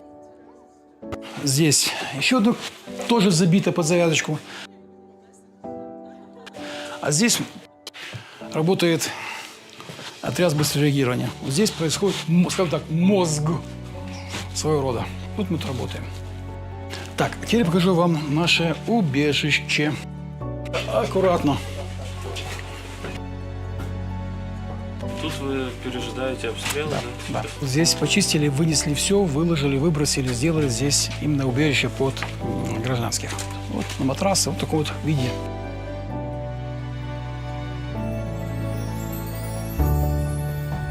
Это у нас типа кухня получилась, типа камбуза. Кстати, рекомендую. Но самый главный человек, второй после Бога, наш кок, который готовит все. А что готовите? Супы, каши. Ну, вот гороховый хумус был, у нас гороха было много. Все, кто что принесет. Хлеб пекли сами, волонтеры тоже дома. Я самоучка, но все пальчики облизывают. Вот же говорю, можете попробовать. Суп у меня сегодня гречневый. У меня сын, он уже тут 3 года. И когда при 24 февраля, при первой же бомбежке, он говорит, ну что, куда? давайте в Красный Крест. И вот вся семья сюда пришла в Красном Кресте. Сейчас вся семья здесь. У меня дочка, которая помогает мне по кухне. У меня жена, которая общается с людьми там. Ездили, бегали, доставали, привозили и успевала готовить еще. Плюс проводили обучение отрядов, да? Конечно, тренинги постоянно. 2 раза в неделю проводили тренинг с отрядом. Готовились к тому, что очень сильно боялись того, что город начнет раскатывать. Вот, что сейчас, в общем-то, и происходит. Поэтому готовились к тому, что будет проблема.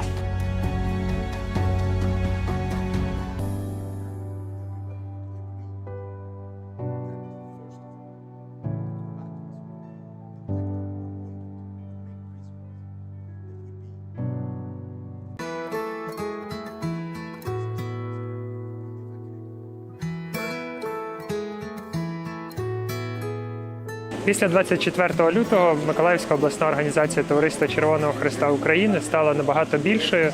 З'явилось більше 800 волонтерів, які працюють в системі, з'явились нові напрямки та збільшилась кількість бенефіціарів, які отримують допомогу.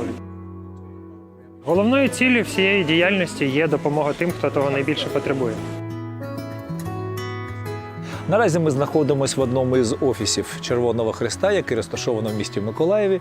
Тут знаходиться оперативний штаб.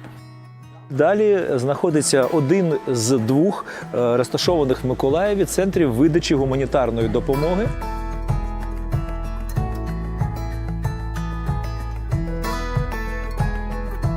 Наразі ми знаходимося біля наступного нашого проєкту. Це 2 ємкості, які ми отримали від наших міжнародних партнерів.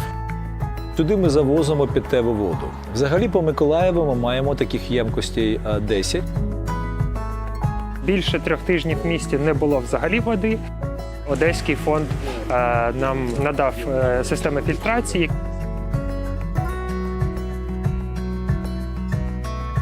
У нас є власна свердловина, в нас встановлені 2 системи очистки води шляхом зворотнього осмосу. Орієнтовно, якщо приймати до уваги добову норму води на людину, питної води, то ми можемо забезпечити дуже багато.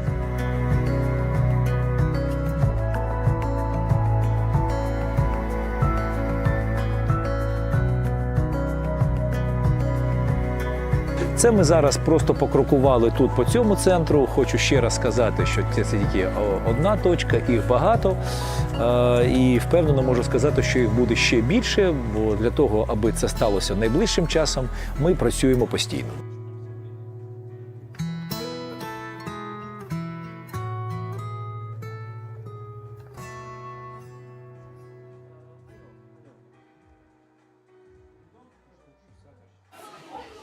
Потрібно стояти на місці і кликати допомогу.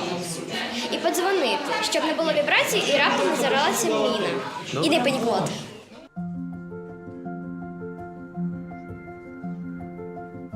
Ми розказуємо про безпечнішу поведінку, пов'язану з мінами та вибухонебезпечними залишками війни в Україні. Ми розповідаємо про небезпеку, про те, як не можна себе поводити, про те, які є небезпечні місця, в які не можна ходити, і про правила безпечної поведінки, алгоритми, які треба дотримуватися. Із 10 боєприпасів не взривається до середньому 3. Це дуже багато. І ці такі боєприпаси лежать і чекають свого часу. Тому такі речі часто є, на жаль, в місцях, де були бойові дії. Тому ми до них не підходимо, не чіпаємо. Тут Аня відійшла на безпечну відстань тими ж кроками, якими і прийшла. Тобто вона зробила правильно. То ми їй поаплодуємо. Наша програма покликана для того, щоб ми допомогли людям вберегти їхнє життя та здоров'я. Особливу увагу, звісно, ми приділяємо дітям. Ми проводимо інформаційно-роз'яснювальну роботу в закладах освіти, проводимо лекції. Які є небезпечні місця, яких краще уникати для того, щоб залишатися в безпеці? Як вони можуть бути ідентифіковані, тобто як вони можуть бути промарковані ці місця, як це зрозуміти? Умови, в яких зараз живуть українці, далекі від безпечних. Випадки нещасливі, коли люди зазнають різноманітних травм, коли вплив мін і вибухонебезпечних залишків війни завдає шкоди їхньому здоров'ю, іноді навіть життю. У співпраці із Національним комітетом волонтери пройшли тренінг. Ми маємо зараз інструкторів, які працюють з різними аудиторіями. ці курси повинні всі пройти, тому що ти повинен знати, правильно реагувати, щоб не нашкодити собі і іншим. І наразі ми проводимо такі заходи у 8 областях України і плануємо розширити нашу діяльність найближчим часом. Це у Херсонській області і Запорізькій області. Кожна людина має право знати елементарні правила безпечної поведінки, які допоможуть їй зорієнтуватися в небезпечних ситуаціях.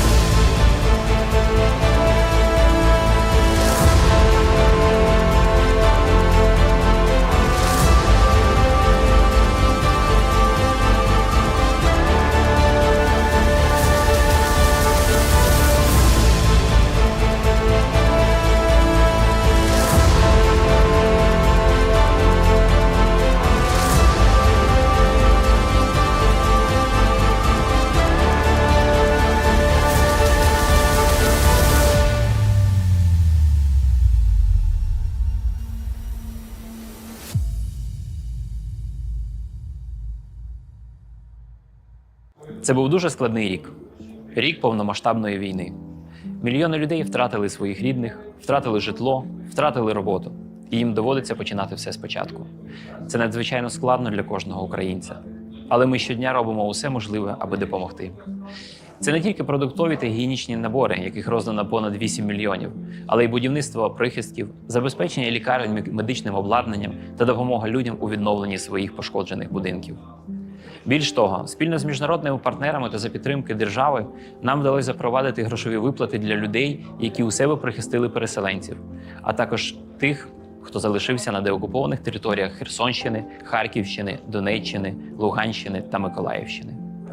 Команди Червоного Хреста України з 24 лютого почали активно діяти. Ми забезпечили евакуацію маломобільного населення з регіонів, де ведуться активні обстріли, а це понад 300 тисяч людей, серед яких діти з дитячих будинків, жінки з немовлятами, люди похилого віку, люди прикуті до ліжка. Для нас було дуже важливо взимку забезпечити людей теплом, тому передали 16 тисяч буржуйок до громад Донецької, Миколаївської, Харківської, Херсонської, Київської областей. Також ми відремонтували понад 4 тисячі квадратних метрів віконних конструкцій, надали генератори на потреби 35 вокзалів, більше 20 лікарень.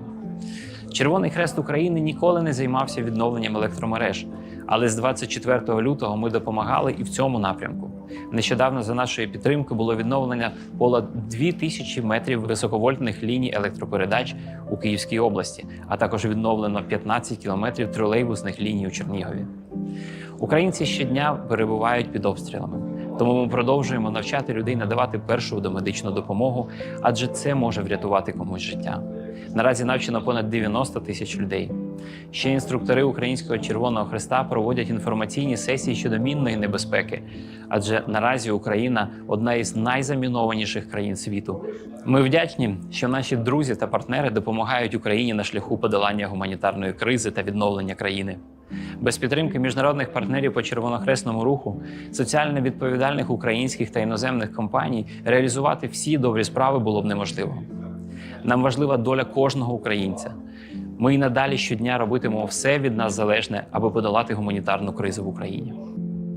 За цей рік винищувальної війни, ми значно зросли організаційно. Зараз нас більше 200 організацій Товариства Червоного Хреста України по всій країні.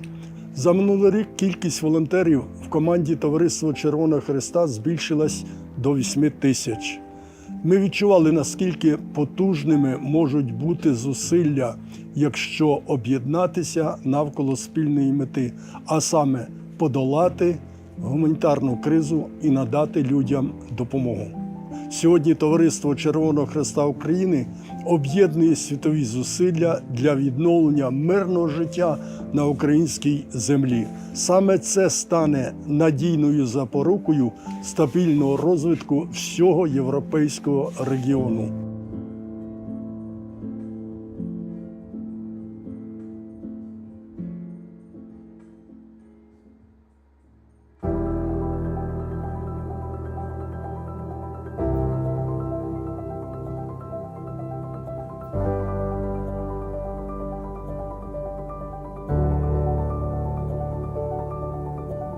Наші жінки, які очікують народження дітей, вони не мають часу чекати, коли війна закінчиться. Тому ми будуємо житло, це є повноцінне житло, і вагітні, які тут живуть, вони мають гарантію у своєму завтрашньому дні. 3 місяці тому тут було поле. Ми розуміли, що Львів буде центром, куди будуть багато наших громадян тимчасово переміщатись.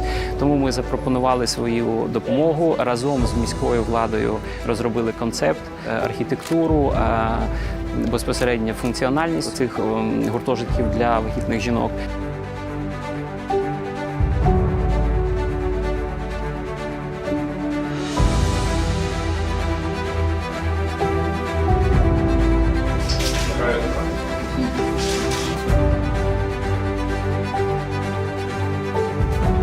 Unbroken – це є сьогодні одна з цілей мого життя. І мені приємно, що це підтримує влада, державна, локальна. І саме головне, що це підтримує Червоний Хрест, тому що це є міжнародна структура, дуже велика, яка розуміє цей біль.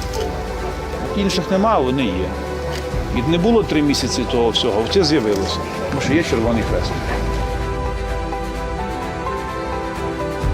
Це дуже велика допомога людям, які приїхали з зруйнованих містечок, в яких вже нема ні коштів, ні житла, нічого немає. Я бачу свою дитину, що вона щаслива. Це для мене, як для мами, дуже вагомий аргумент. Я, чесно кажучи, вражений, що є така структура, яка відгукнулася на нашу пропозицію, і ми разом фактично за 3 місяці вибудували оцей перший крок екосистеми, а сьогоднішня наша угода, вона передбачає вибудову великої системи реабілітації Unbroken, де міністерство робить свою частину, область свою, місто свою. Тобто ми маємо об'єднати весь світ, Червоний Хрест, всіх, щоб всі працювали і українці мали шанс і мали надію на нормальне життя. Хочу сказати, що я вражений тим, що вдалося зробити за 3 місяці. Так? І це дійсно буде підтримка всім, хто сьогодні потребує цього житла, для того, щоб народжена дитина була здоровою. Величезне дякую Червоному Хресту і місту, і міністерству. Люди, які народжуються, мають відчути, що за них дбають. А оце приклад того, що справді дбають і роблять це гарно. Перемоги нам! Слава Україні!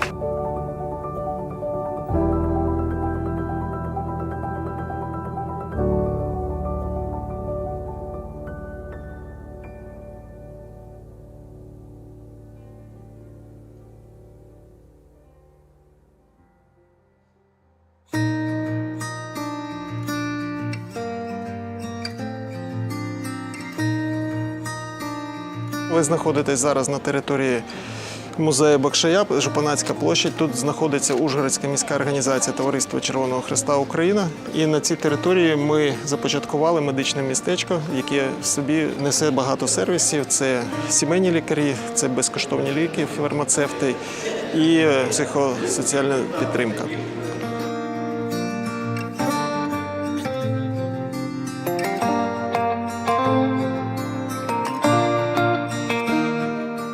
Для нас було важливе те, щоб акумулювати різні сервіси, які може дозволити собі Товариство Червоного Хреста для громадян України, акумулювалися в одному місці, щоб для зручності отримання допомоги по лінії Червоного Хреста. У нас є наразі 4 кабінети, де працюють лікарі. В 3 кабінетах працюють сімейні лікарі, 1 кабінет у нас зарезервовано під фахового лікаря. Маємо надану можливість нашими міжнародними партнерами у оснащенні і медичному обладнанні. Ми маємо всі ліки, ми маємо кисневий концентратор, ми маємо всі засоби медичні для надання і як невідкладної допомоги, як внутрішньо переміщеним особам, так і населенню, яке до нас звертається теж за медичною допомогою.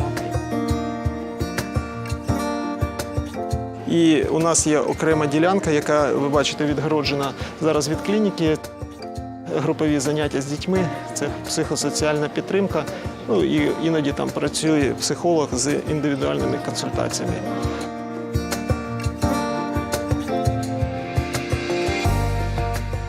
Це дуже важливо саме зараз допомогти їм абстрагуватися від всіх новин, від цього періоду. Тобто хоча б чуть-чуть на короткий проміжок часу повернути їх саме зараз, в цей момент, що зараз вони саме тут, поки що в безпеці.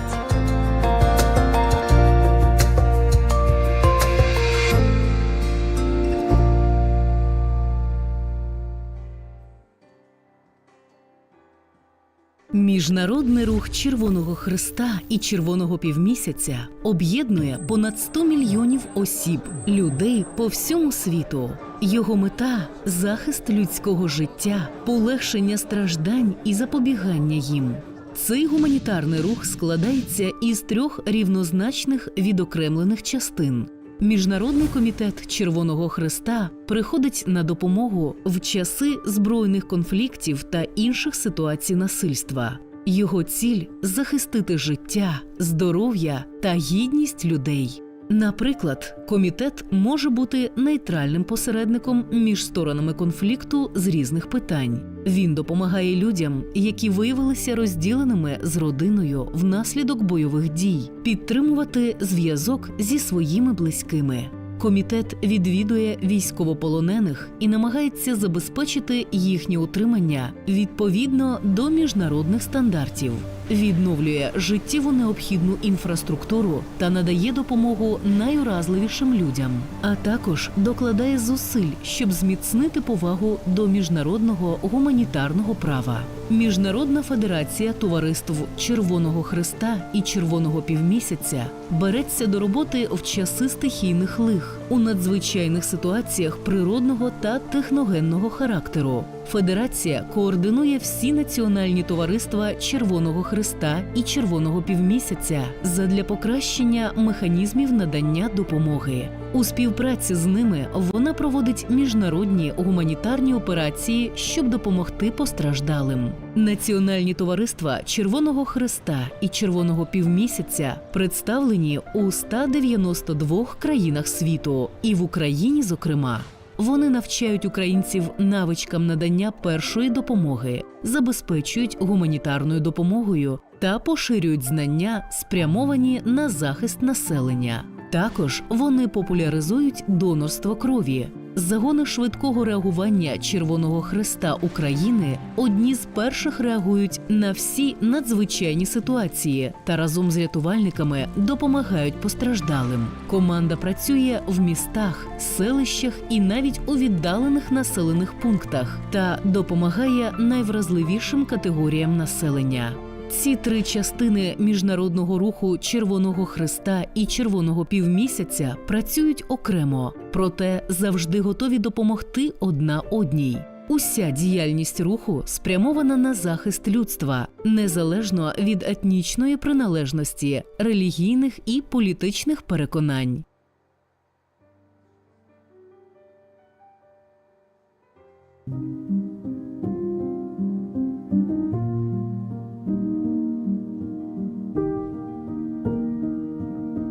В Вранці 24 лютого місто прокинулось від вибухів. З перших хвилин, з перших годин почали телефонувати волонтери, збиратися на базі Офісу Червоного Хреста. Формували продуктові набори, возили їх по сховищам, возили адресну допомогу людям по домівках. З кожним днем ситуація ускладнювалась, зникло світло, зникла вода. Тому спільно з працівниками водоканалу організовували підвози води по мікрорайонах міста, допомагали у евакуації, у перевезенні поранених з небезпечних міст до лікарні в більш безпечні міста. Багато було авіаударів. Сейчас как раз заезжаем на Черновола. Здесь можем как раз наблюдать вот 2 дома. Вот.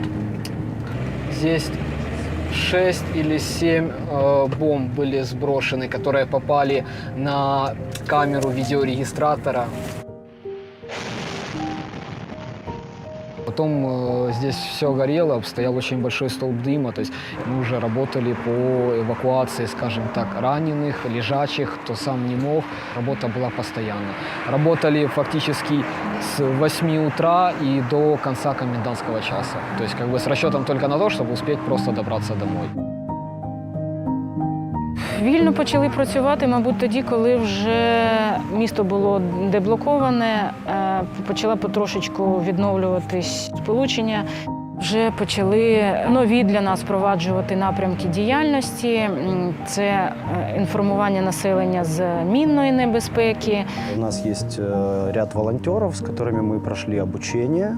Вот, и сейчас наши волонтеры максимально доносят информацию гражданскому населению о том, что делать и что не делать в той или иной ситуации.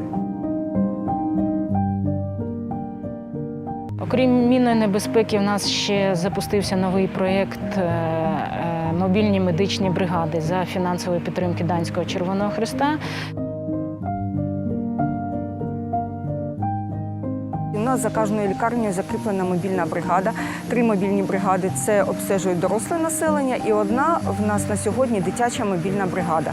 За 2 місяці, що працюють мобільні бригади, 2,5 тисячі людей, це і діток, і це всі загалом отримали послуги лікаря.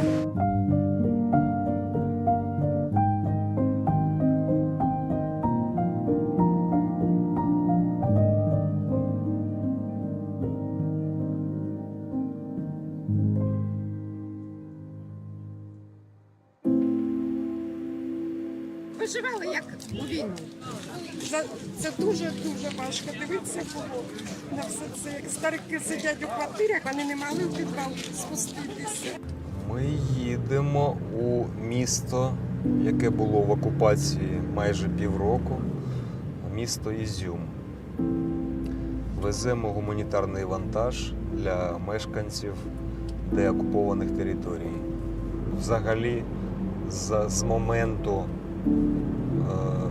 початку військових дій в нашому регіоні ми здійснили 1000 маршрутів та допомогли більш ніж 1 мільйону людей.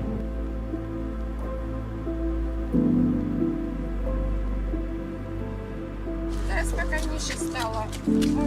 Стали більш так розкованно себе чувствувати.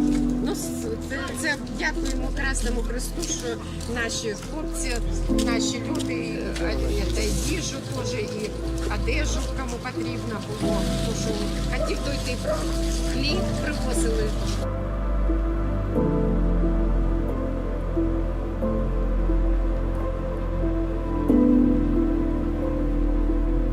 Гуманитарку не получали. Июль, август и вот это сентябрь, что вы привезли. И все. Что, мы у подвале, света нету, газа нету, вот тут воду возим через 2 квартала.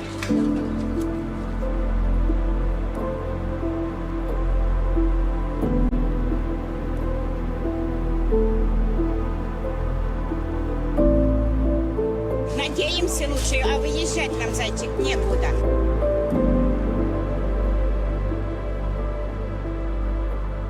Дай Бог здоров'я, хай вас Бог. Така рада, що вони приїхали. чесно. Я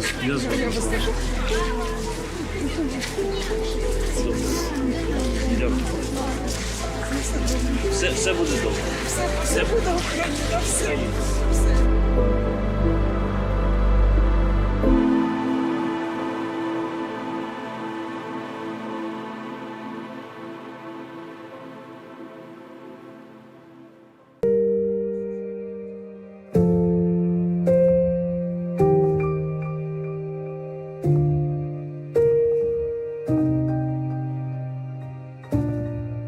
Мы держимся, город любим, дом любим, никуда не уезжаем. Я на родине.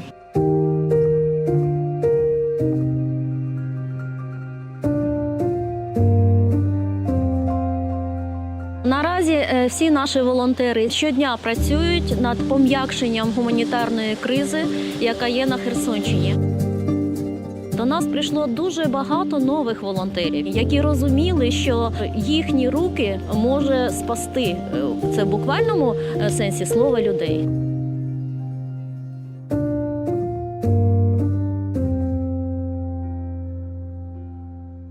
Наша місцева організація повністю відновила свою роботу у місті Херсоні, і ми зараз займаємося тим, щоб розширити їх потужності з боку фінансів, логістики, постачання гуманітарної допомоги, а також координацію з місцевою владою щодо роботи Червоного Хреста. Що потрібно? Пункти, будемо робити пункти. Генератори, будемо вести генератори. До 10 кВт ми за 2 тижні можемо знайти генератори, привезти. Ми законтактували з Товариством Червоного Хреста, і мені дуже приємно було, що вони одразу взялися за вирішення цього ряду проблем. Це стосувалось проблем з енергетикою, допомоги в роботі наших гуманітарних хабів.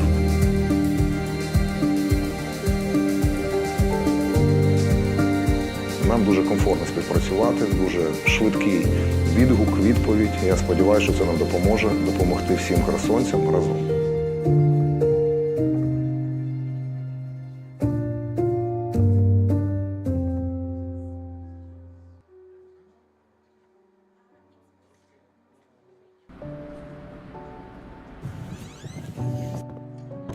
Здесь помещения разные.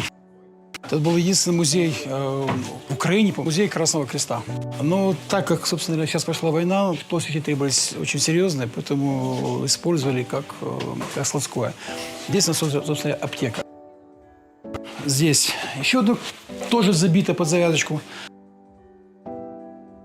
А здесь работает отряд быстрого реагирования. Вот здесь происходит, скажем так, мозг своего рода. Вот мы тут работаем.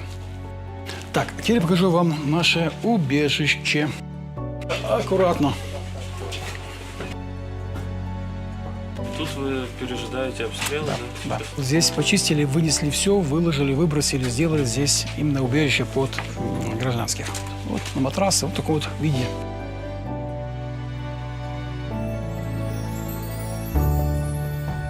Это у нас типа кухня получилась, типа камбуза. Кстати, рекомендую. Но самый главный человек, второй после Бога, наш кок, который готовит все. А что готовите? Супы, каши. Ну, вот гороховый хумус был, у нас гороха было много. Все, кто что принесет. Хлеб пекли сами, волонтеры тоже дома. Я самоучка, но все пальчики облизывают. Вот же говорю, можете попробовать. Суп у меня сегодня гречневый. У меня сын, он уже тут 3 года. И когда при 24 февраля, при первой же бомбежке, он говорит, ну что, куда? Давайте в Красный Крест. И вот вся семья сюда пришла в Красном Кресте. Сейчас вся семья здесь. У меня дочка, которая помогает мне по кухне. У меня жена, которая общается с людьми там. Ездили, бегали, доставали, привозили и успевала готовить еще. Плюс проводили обучение отрядов, да? Конечно, тренинг постоянно. 2 раза в неделю проводили тренинг с отрядом. Готовились к тому, что очень сильно боялись того, что город начнет раскатывать. Вот, что сейчас очень и происходит. Поэтому готовились к тому, что будет проблема.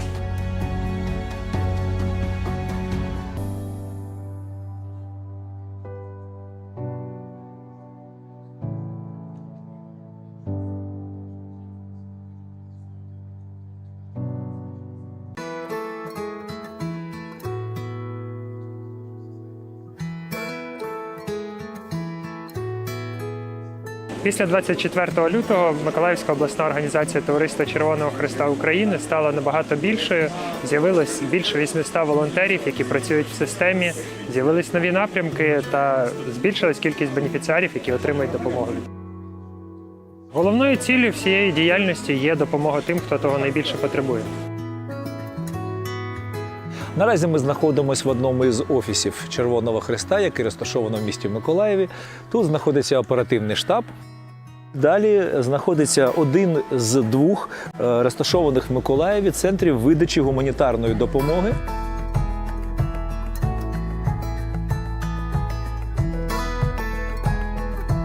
Наразі ми знаходимося біля наступного нашого проєкту. Це 2 ємкості, які ми отримали від наших міжнародних партнерів. Туди ми завозимо питтєву воду. Взагалі по Миколаєву ми маємо таких ємкостей 10. Більше 3 тижнів в місті не було взагалі води. Одеський фонд нам надав системи фільтрації.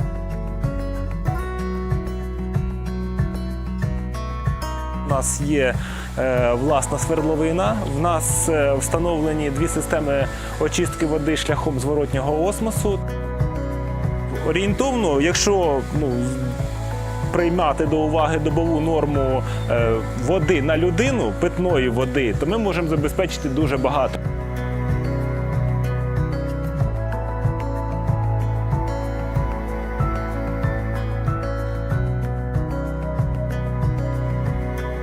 Це ми зараз просто покрокували тут по цьому центру. Хочу ще раз сказати, що це тільки одна точка, їх багато.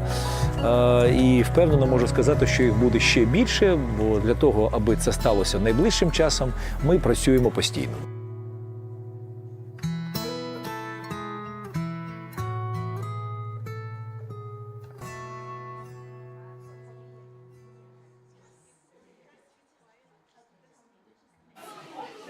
Потрібно стояти на місці і кликати допомогу. І подзвонити, щоб не було вібрацій і раптом не заралася міна. І не панікувати.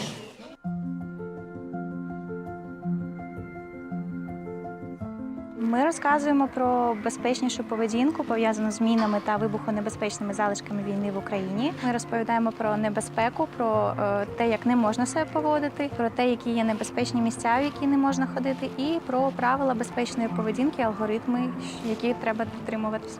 Із 10 боєприпасів не взривається до середньому 3. Це дуже багато. І ці такі боєприпаси лежать і чекають свого часу. Тому такі речі часто є, на жаль, в місцях, де були бойові дії. Тому ми до них не підходимо, не чіпаємо. Тут Аня відійшла на безпечну відстань тими ж кроками, якими і прийшла. Тобто вона зробила правильно. То ми їй поаплодуємо. Наша програма покликана для того, щоб ми допомогли людям вберегти їхнє життя та здоров'я. Особливу увагу, звісно, ми приділяємо дітям. Ми проводимо інформаційно-роз'яснювальну роботу в закладах освіти, проводимо лекції. Які є небезпечні місця, яких краще уникати для того, щоб залишатися в безпеці? Як вони можуть бути ідентифіковані, тобто як вони можуть бути промарковані ці місця, як це зрозуміти? Умови, в яких зараз живуть українці, далекі від безпечних. Випадки нещасливі, коли люди зазнають різноманітних травм, коли вплив мін і вибухонебезпечних залишків війни завдає шкоди їхньому здоров'ю, іноді навіть життю. У співпраці із Національним комітетом волонтери пройшли тренінг. Ми маємо зараз інструкторів, які працюють з різними аудиторіями. Ці курси повинні всі пройти, тому що ти повинен знати, правильно реагувати, щоб не нашкодити собі і іншим.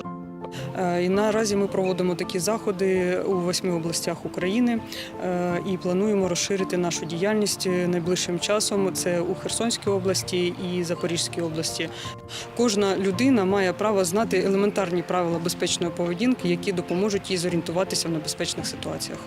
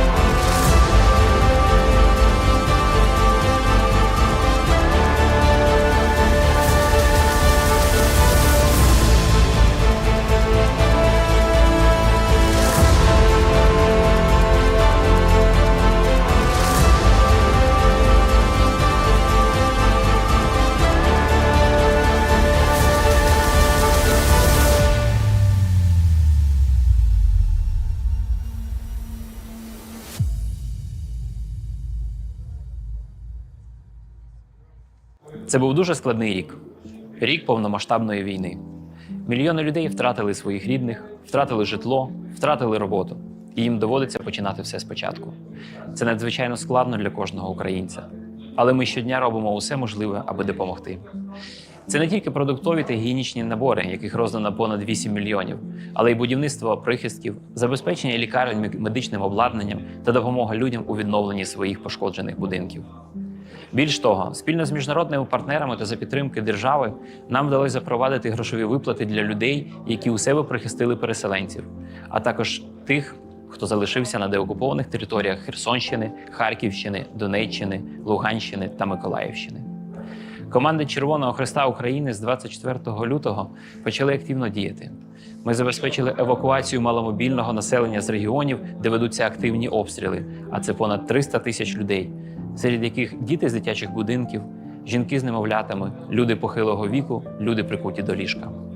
Для нас було дуже важливо взимку забезпечити людей теплом, тому передали 16 тисяч буржуйок до громад Донецької, Миколаївської, Харківської, Херсонської, Київської областей. Також ми відремонтували понад 4 тисячі квадратних метрів віконних конструкцій, надали генератори на потреби 35 вокзалів, більше 20 лікарень. Червоний Хрест України ніколи не займався відновленням електромереж, але з 24 лютого ми допомагали і в цьому напрямку. Нещодавно за нашої підтримки було відновлено понад 2000 метрів високовольтних ліній електропередач у Київській області, а також відновлено 15 кілометрів тролейбусних ліній у Чернігові.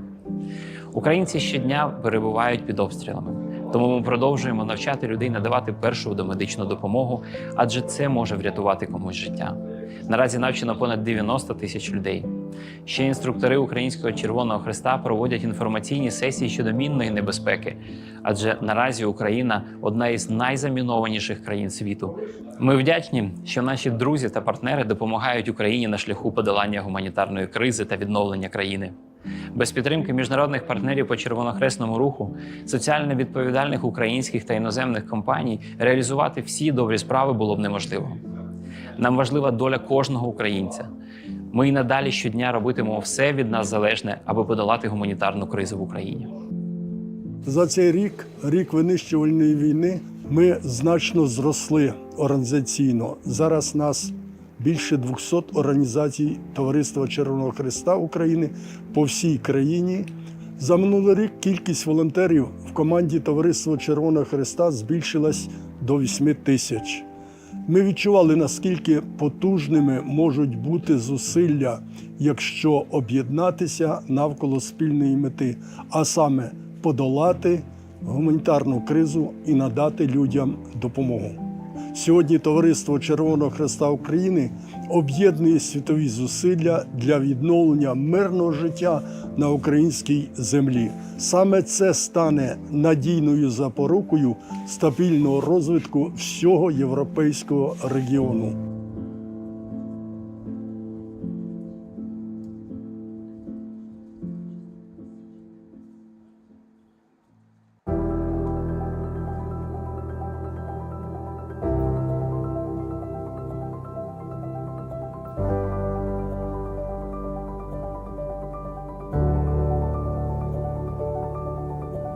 Наші жінки, які очікують народження дітей, вони не мають часу чекати, коли війна закінчиться. Тому ми будуємо житло, це є повноцінне житло, і вагітні, які тут живуть, не мають гарантії у своєму завтрашньому дні. 3 місяці тому тут було поле. Ми розуміли, що Львів буде центром, куди будуть багато наших громадян тимчасово переміщатись. Тому ми запропонували свою допомогу. Разом з міською владою розробили концепт, архітектуру, безпосередньо функціональність цих гуртожитків для вагітних жінок.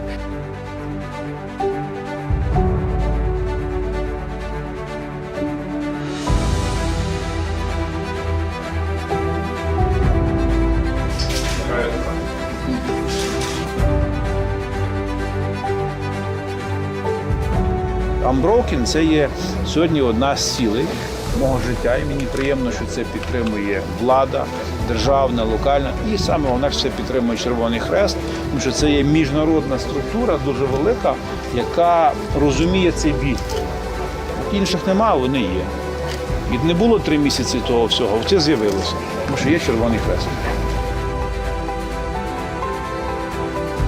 Це дуже велика допомога людям, які приїхали з зруйнованих містечок, в яких вже нема ні коштів, ні житла, нічого немає. Я бачу свою дитину, що вона щаслива. Це для мене, як для мами, дуже вагомий аргумент. Я, чесно кажучи, вражений, що є така структура, яка відгукнулася на нашу пропозицію, і ми разом фактично за 3 місяці вибудували оцей перший крок екосистеми, а сьогоднішня наша угода, вона передбачає вибудову великої системи реабілітації Unbroken, де міністерство робить свою частину, область свою, місто свою. Тобто ми маємо об'єднати весь світ, Червоний Хрест, всіх, щоб всі працювали і українці мали шанс і мали надію на нормальне життя. Хочу сказати, що я вражений тим, що вдалося зробити за 3 місяці. Так? І це дійсно буде підтримка всім, хто сьогодні потребує цього житла, для того, щоб народжена дитина була здоровою. Величезне дякую Червоному Хресту і місту, і міністерству. Люди, які народжуються, мають відчути, що за них дбають. А оце приклад того, що справді дбають і роблять це гарно. Перемоги нам. Слава Україні!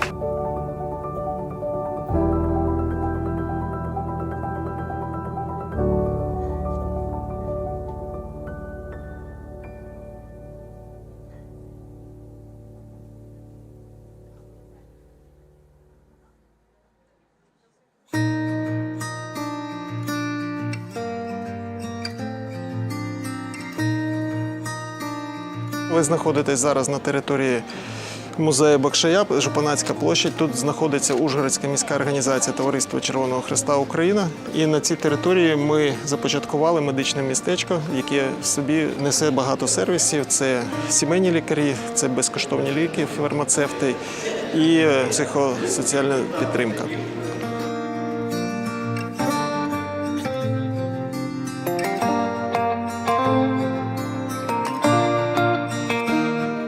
Для нас було важливе те, щоб акумулювати різні сервіси, які може дозволити собі Товариство Червоного Хреста для громадян України, акумулювалися в одному місці, щоб для зручності отримання допомоги по лінії Червоного Хреста.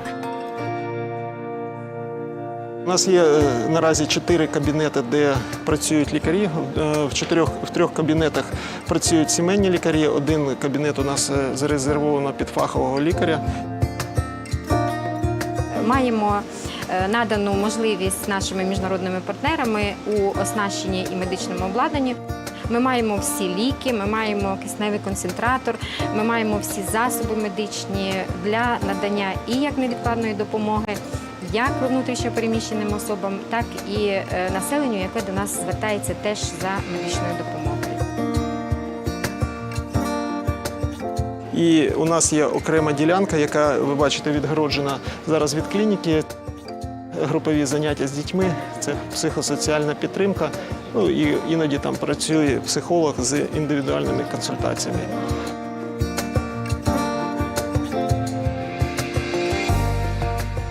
Це дуже важливо саме зараз допомогти їм абстрагуватися від всіх новин, від цього періоду, тобто хоча б чуть-чуть на короткий проміжок часу повернути їх саме зараз, в цей момент, що зараз вони саме тут, поки що в безпеці.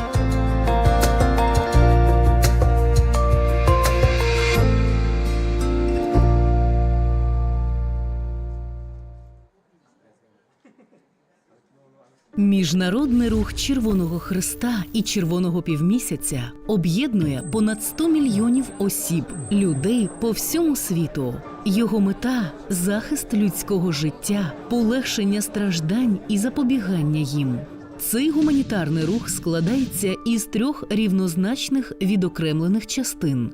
Міжнародний комітет Червоного Хреста приходить на допомогу в часи збройних конфліктів та інших ситуацій насильства. Його ціль – захистити життя, здоров'я та гідність людей. Наприклад, комітет може бути нейтральним посередником між сторонами конфлікту з різних питань. Він допомагає людям, які виявилися розділеними з родиною внаслідок бойових дій, підтримувати зв'язок зі своїми близькими.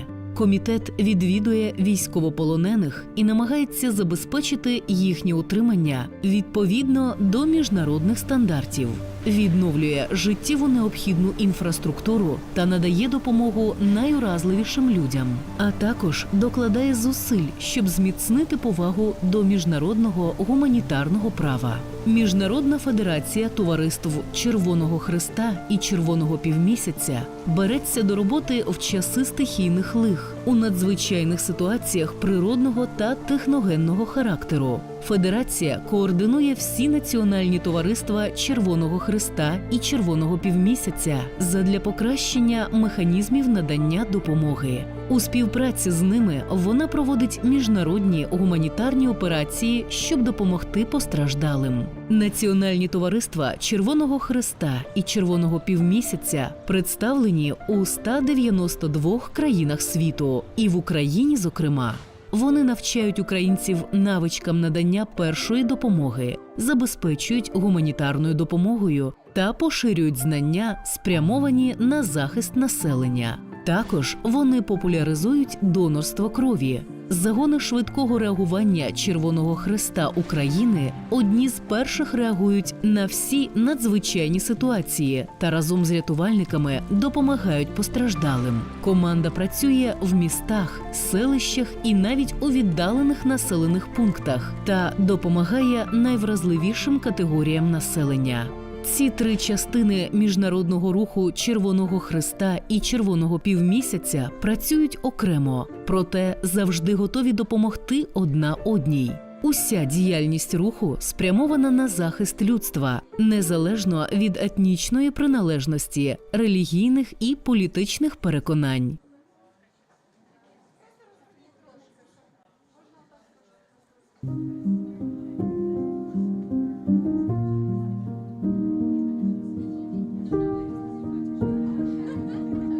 Вранці 24 лютого місто прокинулось від вибухів. З перших хвилин, з перших годин почали телефонувати волонтери, збиратися на базі Офісу Червоного Хреста. Формували продуктові набори, возили їх по сховищам, возили адресну допомогу людям по домівках. З кожним днем ситуація ускладнювалась, зникло світло, зникла вода. Тому спільно з працівниками водоканалу організовували підвози води по мікрорайонах міста, допомагали у евакуації, у перевезенні поранених з небезпечних міст до лікарні в більш безпечні міста. Багато було авіаударів. Сейчас как раз заезжаем на Черновола. Здесь можем как раз наблюдать вот два дома. Вот. Здесь 6 или 7 бомб были сброшены, которые попали на камеру видеорегистратора. Потом здесь все горело, стоял очень большой столб дыма, то есть мы уже работали по эвакуации, скажем так, раненых, лежачих, кто сам не мог, работа была постоянно. Работали фактически с 8 утра и до конца комендантского часа, то есть как бы с расчетом только на то, чтобы успеть просто добраться домой. Вільно почали працювати, мабуть, тоді, коли вже місто було деблоковане, почала потрошечку відновлюватись сполучення. Вже почали нові для нас впроваджувати напрямки діяльності. Це інформування населення з мінної небезпеки. У нас есть ряд волонтеров, с которыми мы прошли обучение. Вот, и сейчас наши волонтеры максимально доносят информацию гражданскому населению о том, что делать и что не делать в той или иной ситуации. Окрім мінної небезпеки, в нас ще запустився новий проєкт «Мобільні медичні бригади» за фінансової підтримки Данського Червоного Хреста. нас за кожною лікарнею закріплена мобільна бригада. 3 мобільні бригади – це обстежують доросле населення, і одна в нас на сьогодні дитяча мобільна бригада.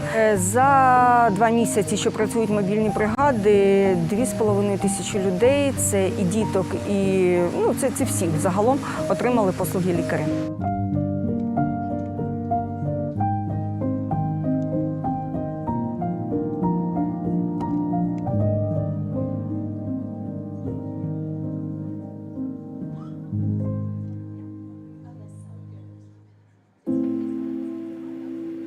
Виживали як у війну. Це дуже важко дивитися було на все це. Як старики сидять у квартирах, вони не могли в підвал спуститися.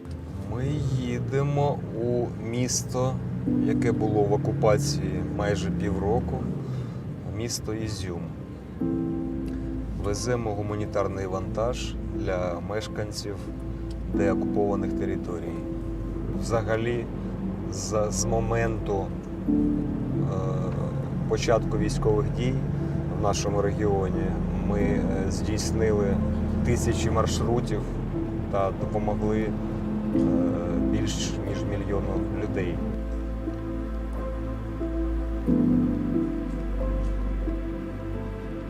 Зараз спокійніше стало. Ми стали більш так розкованно себе чувствувати. Це дякуємо Красному Христу, що наші хлопці, наші люди, і їжу теж, і одежу, кому потрібно було. Тому що хотів дойти хліб привозили.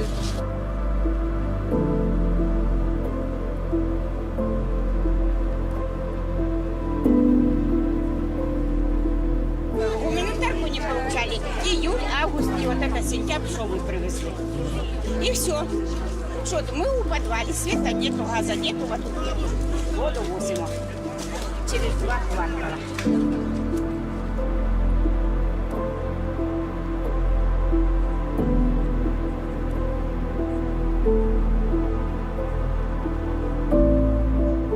Надеемся лучше, а выезжать нам, зайчик, некуда.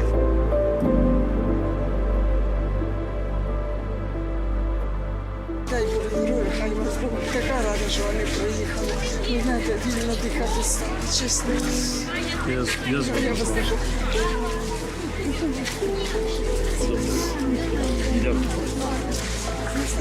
Все буде добре. Все буде добре. Все.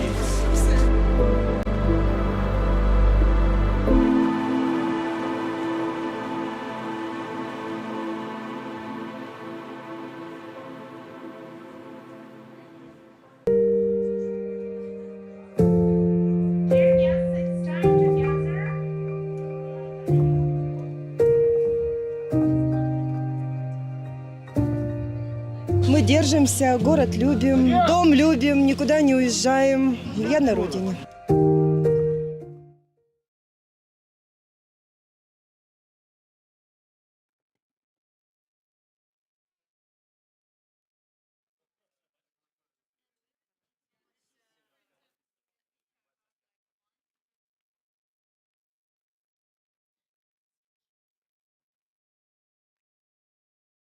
Може спасти, це в буквальному сенсі слова, людей.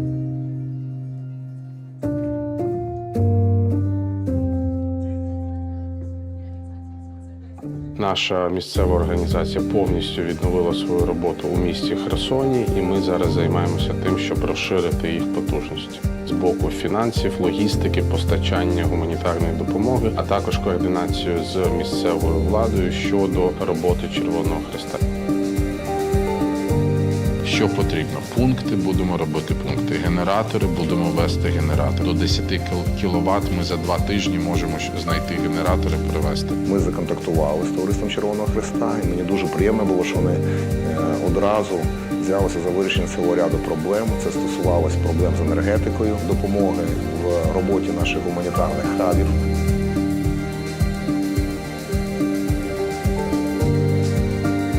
Нам дуже комфортно співпрацювати, дуже швидкий відгук, відповідь. Я сподіваюся, що це нам допоможе допомогти всім херсонцям разом.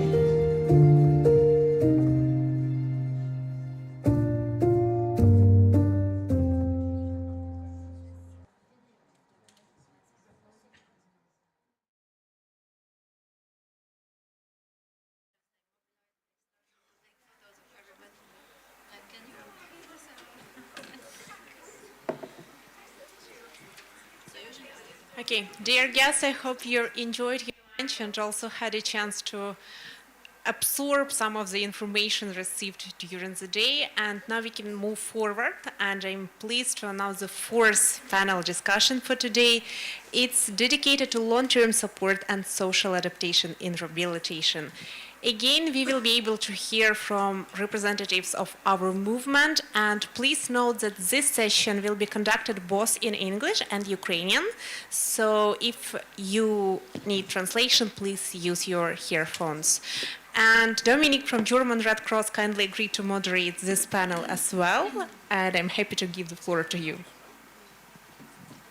Thank you so much, and I hope everyone had a lovely lunch. The lemonade was especially good.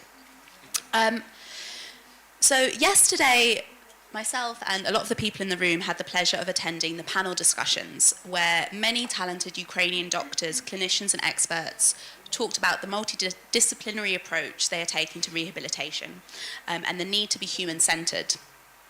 So this session really follows on from that as we look at the Red Cross movement's approach to community-based rehabilitation with the support of a really varied panel. So we have 4 people in the room and we also have 4 people online. So maybe as I'm saying your name, give a little wave. So first up we have Q. Q is a physiotherapist with the Japanese Red Cross, working in a hospital. He also supports on PSS. Further over we have Bethan. Bethan is a psychotherapist and works with the Danish Red Cross as mental health and psychosocial coordinator for the Red Cross movement in Ukraine. Then we have Katerina. She is a psychologist and head of PSS unit for the Ukraine Red Cross Society. And then we have Agatha. Agatha is a psychotherapist responsible for the MHPSS program at the ICRC in Ukraine. Joining us remotely, a little bit later in the discussion, will be revisited by Eleanor, who is Service Director from the Hong Kong Red Cross. We'll also have Sarah. Sarah is a Senior Advisor for MHPSS for the Swedish Red Cross. Ava. Ava works with the Spanish Red Cross and is a National Coordinator on their employment program. And then finally we have Jess. Jess works for the ICRC and is focal point for their social inclusion program.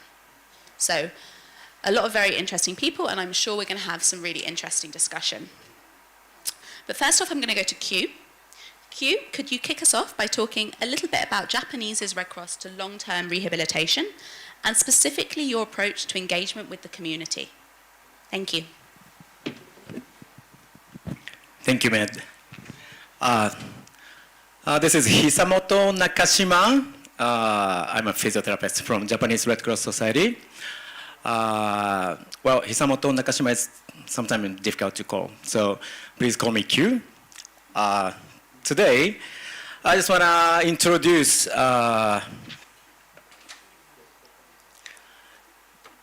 some rehabilitation system. I mean, the rehabilitation provision in Japan. I hope it can be some example for USCS to have like another service in the future. Yeah, first of all, I want to thank Ukrainian Red Cross Society for giving us opportunities to be here. Okay, so actually I want to have some presentation. May I do the presentation standing? Please. I'm a little bit nervous, so I'm kind of comfortable standing. Okay. So first of all, I want to introduce like seamless rehabilitation system in Japan. When people get injured or diseases, they see doctors, diagnosed, and have treatment. Usually rehabilitation is requested by doctors immediately after the diagnosis if patients need it. In acute phase, early rehabilitation is provided at emergency hospitals, for example. In recovery phase, continuous and focused rehabilitation at the rehabilitation center.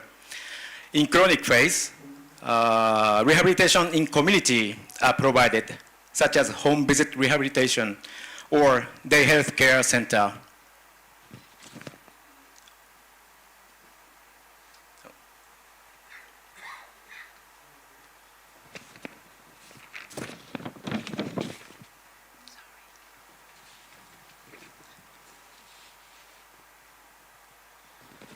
So the content of rehabilitation may differ from phase to phase and the patient to patient.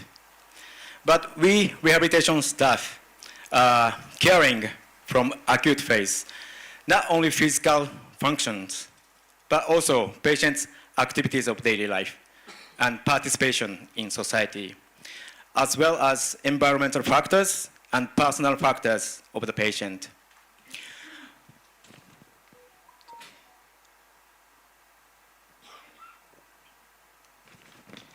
Which are connected quality of life for individuals.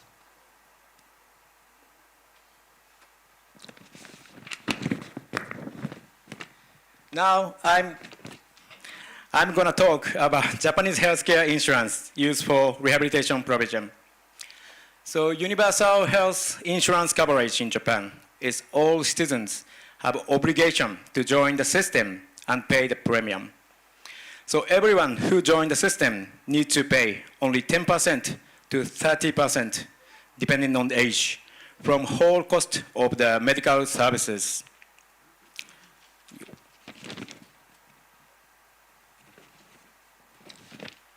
So the insurance usually used in hospitals or clinics, and inpatients can continue rehabilitation maximally 90 days to 180 days, depending on diseases from onset, using this universal health insurance.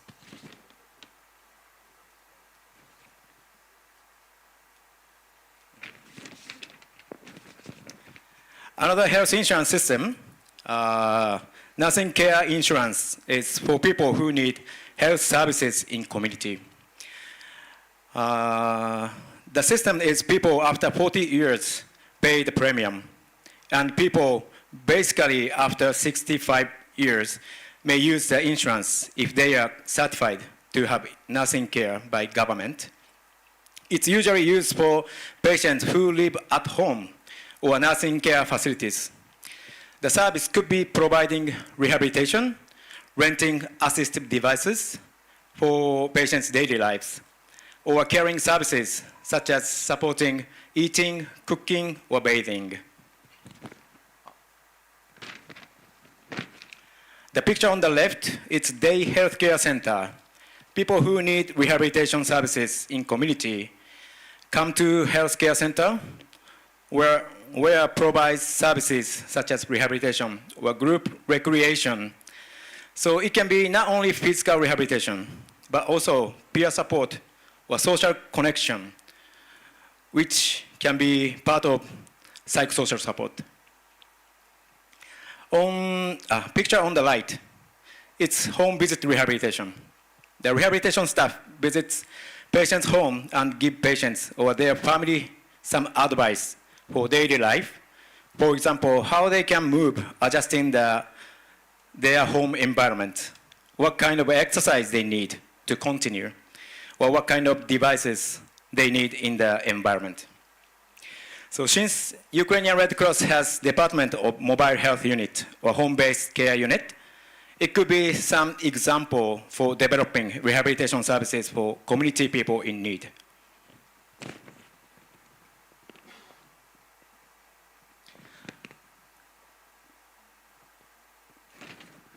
So this is kind of example of day health care center. So usually staff go to pick up the patient and taking them to the center, doing the rehabilitation or group session, also having meal and bathing. Yep. This is kind of example.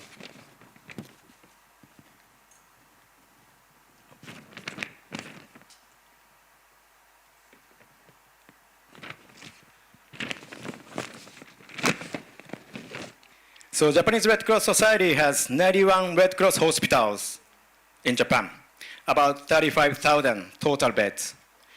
90 hospitals out of 91 have rehabilitation departments. West One Hospital is a maternal and child designated health center.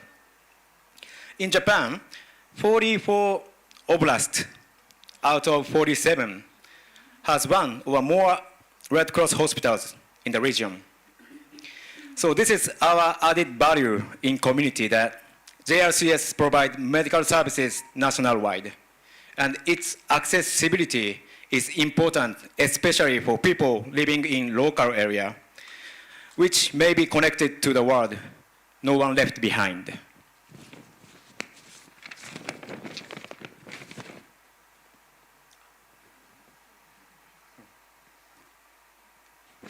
So yeah, finally, one more thing.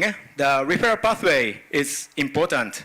If we can share information of a patient, such as how the symptom has been changed from beginning, or what kinds of rehabilitation has been provided from acute to chronic phase. It's easier, especially for service providers in community, to plan and provide services for their needs quickly.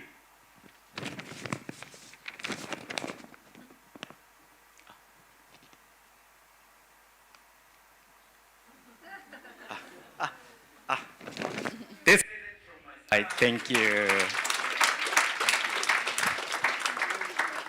Thank you so much. That was really, really interesting, and I think we can all be incredibly impressed by the sheer coverage that Japanese Red Cross has. I'm hoping that we're going to be able to find Eleanor on the line. Remembering that earlier you brought up that slide which talked about your integrated rehabilitation approach, and I was wondering if you could pick up a little bit more around community rehabilitation. We got Eleanor on the line? Sure, thank you so much, Dom. I hope you can hear me clearly. I'm not going to show that slide again, but just to highlight that for our program, we intended to make it an integrated rehabilitation program right at the beginning when we were supporting the earthquake victims in the 2008 earthquake in China.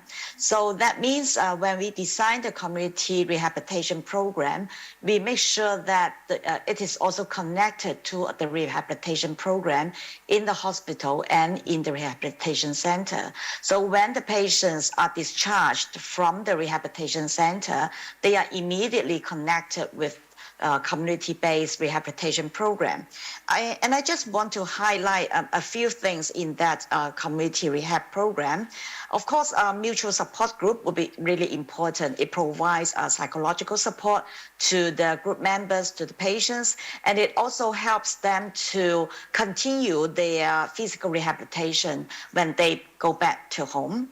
So, and at the same time, our therapists will visit them at their home to make sure that the physical rehabilitation exercise are being done properly at home, and they are also supported by their family.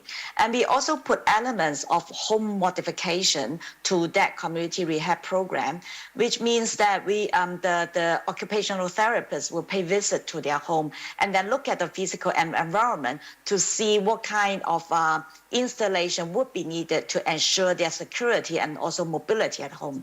And of course, livelihood program will be important. And I also want to highlight that when we are supporting reconstruction programs in the community, we are also making sure that the needs of the people with disability are well recognized in that reconstruction program. So we provide cash assistance and also home modification elements into those reconstructed homes. And also advocacy is really important because it involves a lot of stakeholders in the community to make sure that the patients or the affected people can go back to the community and have a fruitful life. So advocating for their needs and also their capacity will be really important when we are launching out this program. So that's what I want to add at this moment. Thank you, Dom. Thank you so much. And I think you can see that on this panel, what we're really trying to do is look at rehabilitation with a holistic lens. Yesterday, we had the panel, which was the Preservation of Mental Health panel, which I found incredibly interesting. And I think what we can do today is maybe build on some of those discussions with a Red Cross lens. So to ask the question, why is it important to consider mental health and psychosocial needs when discussing rehabilitation? And luckily we have some mental health professionals on the panel. So maybe Bethan, could you start with answering that question? Yeah, sure, I'll give it a go. So I think yesterday we heard a lot about mental health in the acute setting, which I also found really interesting. But I think it's fantastic that mental health is a lot more in the general conversation now. But it's also important, I suppose, that we don't just think about the acute needs. Of course, that is a gap and it's really critical. But statistically, it's around 7 to 13% of war-affected populations who will be impacted by PTSD. That number can go up to around 31% for people who have been injured directly by conflict, but it's not everyone. That doesn't mean that people won't be affected, of course, but it's important for us to consider what are the other ways that people might be psychologically or psychosocially impacted by conflicts, but also where are the ways that we can respond, because as we also heard yesterday, there's a really big gap in trained professionals, in supervision, in specialist training. So it's helpful for us to think about where can we meet the needs. We also heard a little bit about biopsychosocial, and I wanted to touch on that as well, because specifically within rehabilitation, there's the physical aspect. And it's, you know, it's not just, we heard a lot about the number of people who've been exposed to perhaps a very stressful, psychologically distressing incident which might have caused an injury, but there's also the physical pain and the physical discomfort of going through rehabilitation, which in itself is very stressful and causes a lot of distress. So that's important for us to consider is the actual physical process and how that impacts the psychological well-being. I mean, there is, of course, the exposure, the potential loss that person might have experienced. There's also, if we're looking at prosthesis or limb loss, that in itself is an experience of loss, an experience of bereavement, and it's an adjustment. And there's also a loss of identity. And I think that's something that's also come up in the last couple of days, is how identity is shifted, how the experience of conflict ruptures and pulls us apart. So those are, you know, two of the ways that we're impacted by conflict psychosocially. But the third one that's really come up a lot is the social aspect. So it really shifts our relationships, it shifts how we see ourselves, it shifts how others see us. People can experience stigma.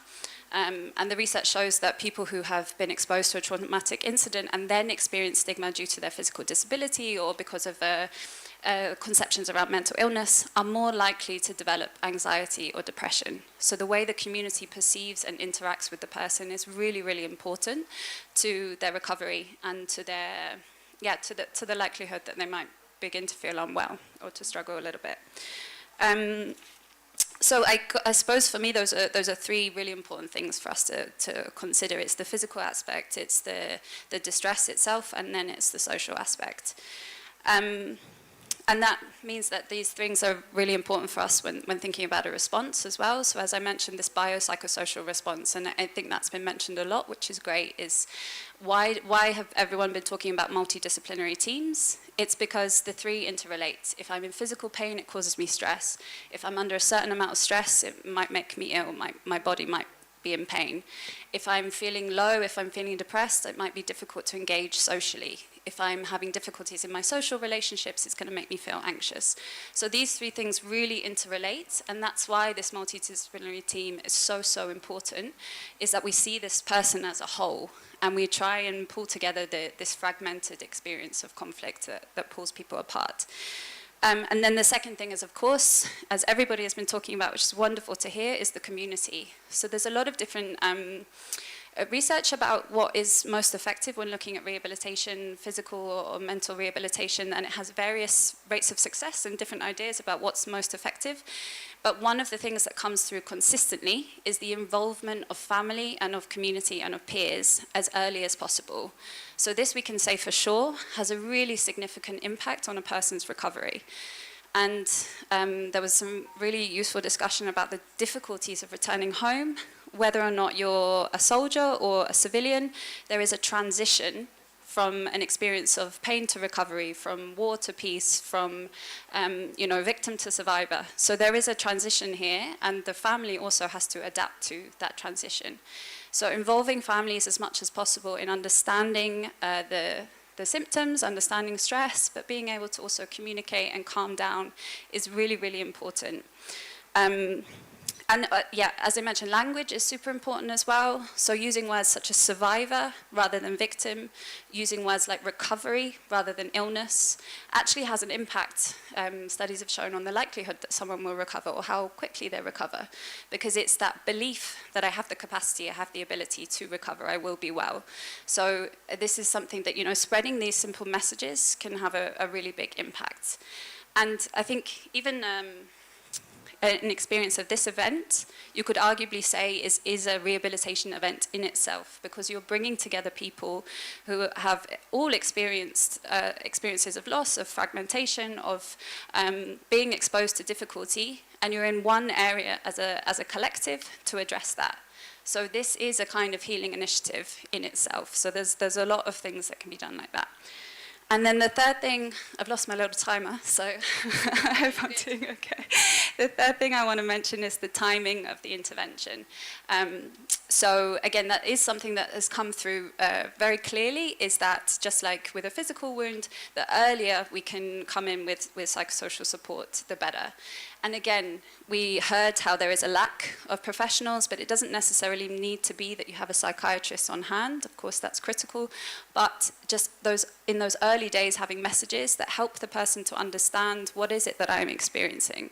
How have I been impacted? What can I expect? And what can I do to feel better? And that is also an experience of bringing together, of not feeling isolated, of not feeling alone, of starting to adjust to this change, to this transition. So being able to be there with, you know, some of the basics, some psychological first aid does have an impact on people's well-being.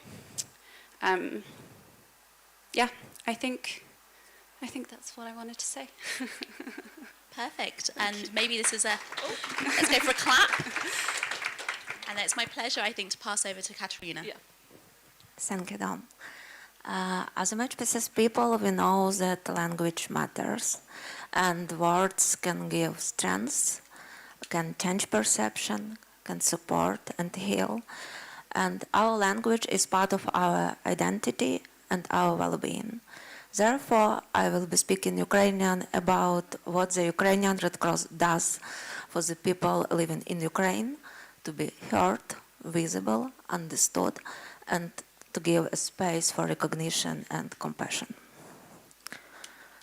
Відповідаючи на питання, чином So to respond to the question, how, what actually the role of mental health and psychosocial support is in the context of rehabilitation, I would like to describe the key core experience that Ukrainian Red Cross has already got in its activity at the community level. And let me focus on the areas where activities related to mental health, rehabilitation, and PSS overlap.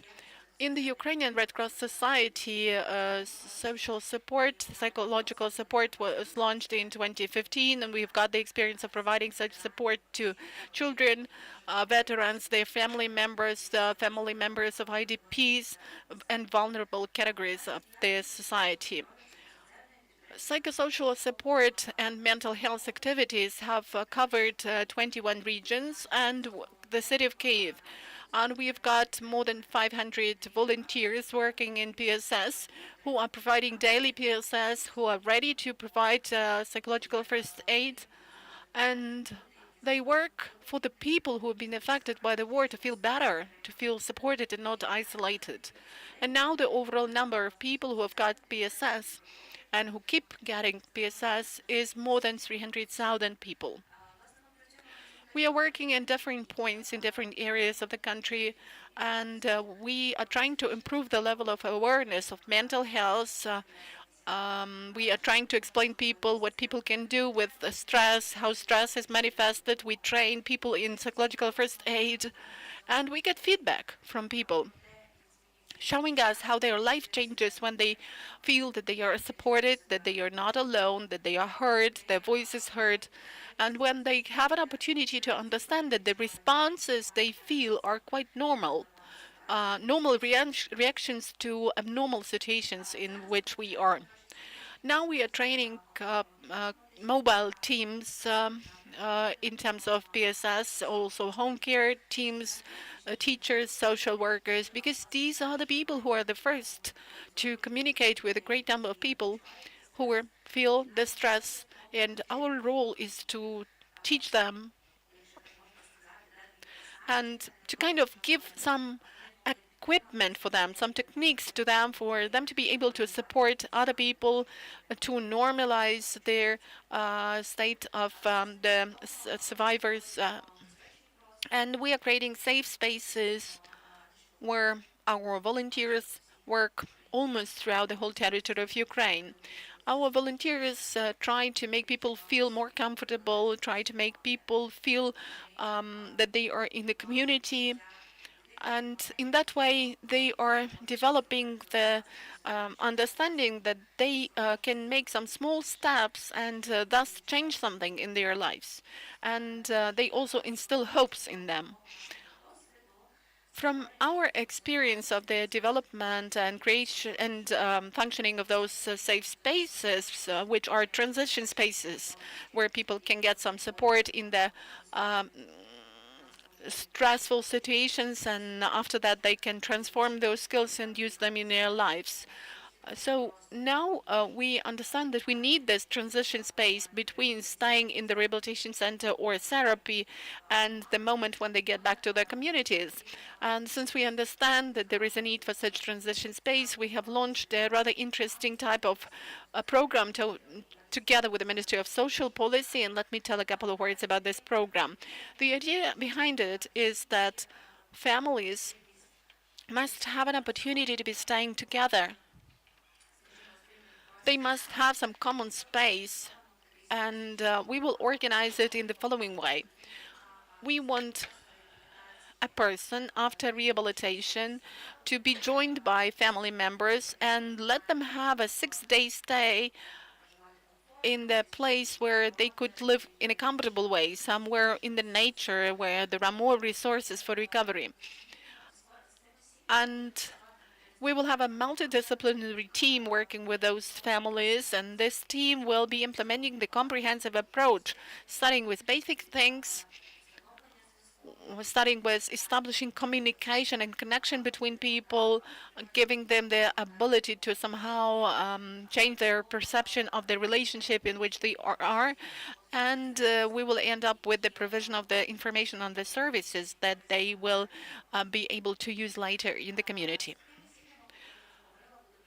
As I've mentioned, a multidisciplinary team will work with such families, and the program will include biosocial approach, working with the body, working with psychoeducation, self-care skills will be included, and leisure time for staying with the family is also there, and we will create the conditions under which social contacts will be established in those families or re-established. So we are going to have a pilot over 3 months, and after that we hope we will have this program expanded and replicated, and this will enable us to embrace about 150 families a month with this support. And this support can be really the safe transition space where in a comfortable, safe space, families will be able to transform the experience they have got under somebody's supervision, which is their experience of support and understanding, into their life in the community and in their family. This will be the transition from rehabilitation to the return to the community and their life in the community. That's what our plan is. It's an ambitious plan, I would say, but that is the story about overlapping of mental health, PSS, and rehabilitation.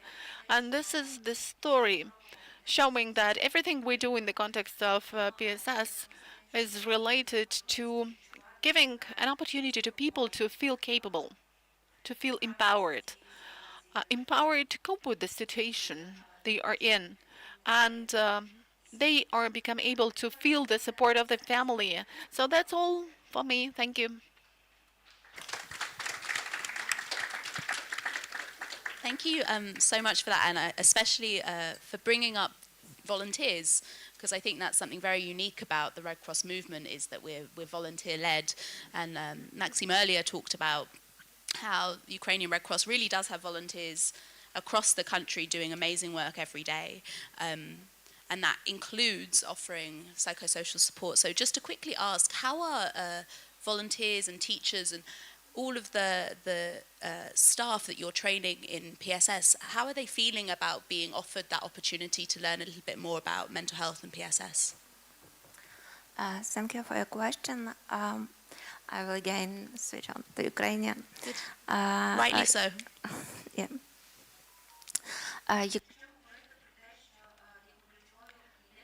The key idea of the activity related to psychosocial support is to take care of one's own health and one's own well-being. I'm talking about people who provide this psychosocial support, because we are also part of the community affected by the war, and people have to be aware of the fact that they can feel strong emotions, that they can have distress is important. They should recognize it, and they should understand that they can also ask for support. And training is one of the forms of support, enhancing their knowledge, enhancing the knowledge of volunteers in the area of psychosocial support and mental health is important, because it influences what they do, how they do it, and actually gives them more strength and understanding how they can change the situation. You got a little bit of a pause at the end because I'm waiting for the translation to finish. But thank you so much, and also for giving insight into how much Ukraine Red Cross is already doing in this space, and their vast achievements, recognizing how quickly they had to scale up in response to the 24th. Before I go over to Agatha in the room, I'm going to quickly jump online to Sarah from the Swedish Red Cross to talk also a little bit more about MHPSS. Hi, Sarah. Hello. I will share my screen. Thank you. Okay, hope you can see now. Okay, so thank you so much for inviting me to this. My name is Sarah Drinius, and I'm a senior advisor for Swedish Red Cross when it comes to MHPSS. I'm also co-chairing the European Network for Mental Health and Psychosocial Support, the IFRC network. And of course, Ukraine is a part of that too. And today, for this about 10 minutes, we'll have focus, and I will touch upon the MHPSS policy that we have within the movement, and I will also provide some examples how Swedish Red Cross, some challenges that we have faced, and some examples how we try to solve them. And I think that this is something we talked about for the past days, but just a quick look at the facts, that we know that more than 700,000 people die by suicide every year, and around 1 in 9 of people in the settings affected by conflicts have a moderate or severe mental health disorder. We also know that serious human rights violations comes with mental health, and that trauma, anxiety, substance abuse related mental health problems account for 2/3 of the global burden of mental illness. So what does this facts tells us about mental health is that one thing I think is obvious that was mentioned many times today. First thing I think in the panel this morning, that mental health gaps is existing already before conflict outbreak in all different societies. And that is something we need to pay attention to when we have another situation.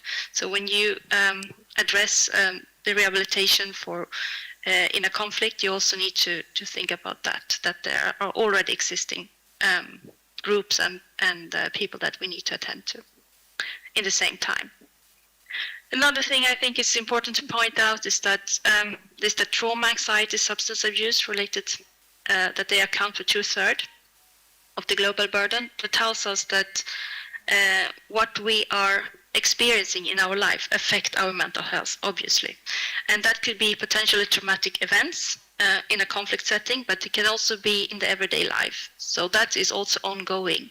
And it's also so that if the care and the whole society, the social setting is affecting our ability to cope, and also it's affecting our resilience. So when you work with mental health psychosocial support, you really want to try to diminish the risks that occur when you have been exposed to trauma, for example. There is risks around you, so you want to diminish the risk, for example, for substance abuse or other risks, or that stress can cause you, that you end up in new risks.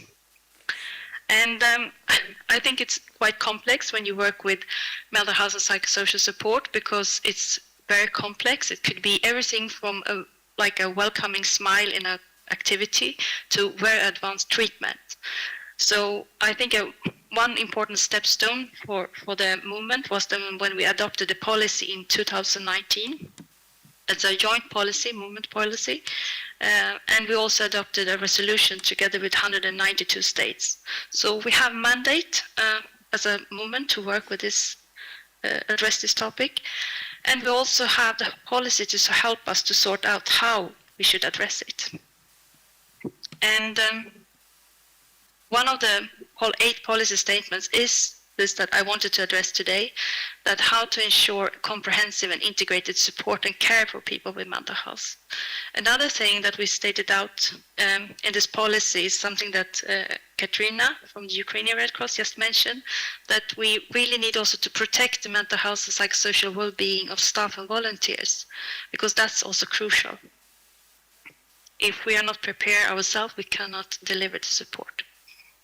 And to help us sort out how different levels of support, we have this framework.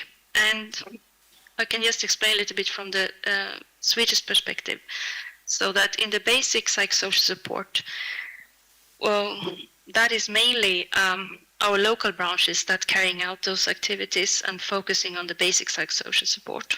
All our 22,000 volunteers have a basic training in psychological first aid, and then they carry out different activities due to the local needs and interests. There are many, many activities, cultural, social, physical activities that attract people. And of course, we try to address people that are vulnerable or in a vulnerable situation, but everyone is welcome. And then when you move up in this pyramid, this level of interventions, we have the focused psychosocial support.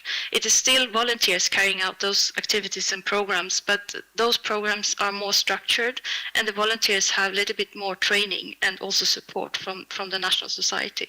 So for example, we have here programs visiting detainees in prisons, and we also have home-based care where we provide support for the next of kin in the homes that care for their loved ones. And then further up in the pyramid, we also have treatment centers. Swedish Red Cross has 6 treatment centers for war victims and people that experience torture. So they are focusing on the target group refugees, actually, in Sweden.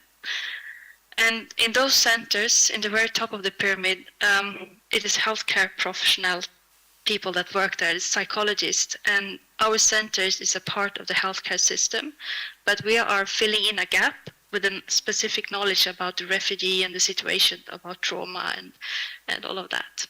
And mainly this work goes on in Sweden, but we also have this partnership with the ICRC on mental health in humanitarian settings. And among other things, we actually focusing on how to ensure access to rehabilitation, also in Ukraine. So I think this pyramid or this framework helps us a little bit how to act and who and when. But one challenge is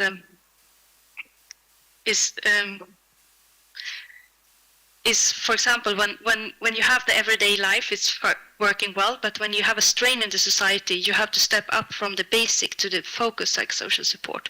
And that could go very quickly. For example, our volunteers work in the communities with their everyday activities, and from one day to another, something happens and the participants have different needs. They face a totally different situation, and that means that they have to step up from the basic to the focused psychosocial support. And nevertheless, how good our volunteers are, they are also vulnerable because they are part of the community themselves. So they also need to have some support, and we need to provide them tools and how to be flexible between those two steps and how to prepare them, because it doesn't matter what you do, because the participant that were in one situation one day will end up in another situation, and they will come to the activity, and you will have to face the needs of that person. So we have to help them in this. So that's one challenge.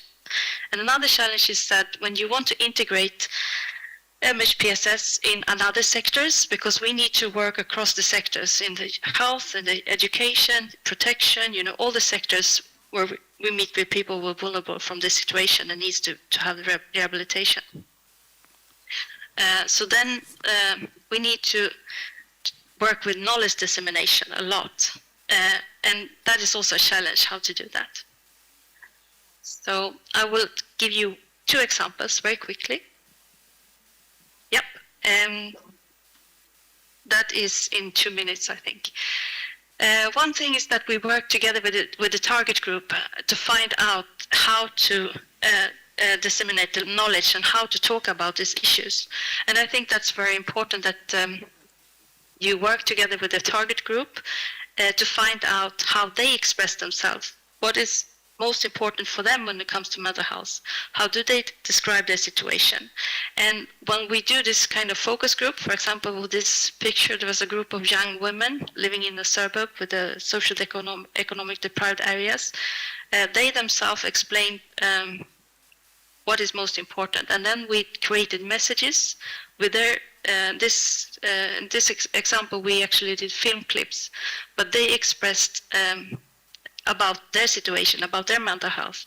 And then we use these film clips in social media, and we are spreading it back to the target group that we want to attract. And we also use it to train the volunteers, because when it comes to MHPSS, stigma is one thing that it's a difficulty to talk about it.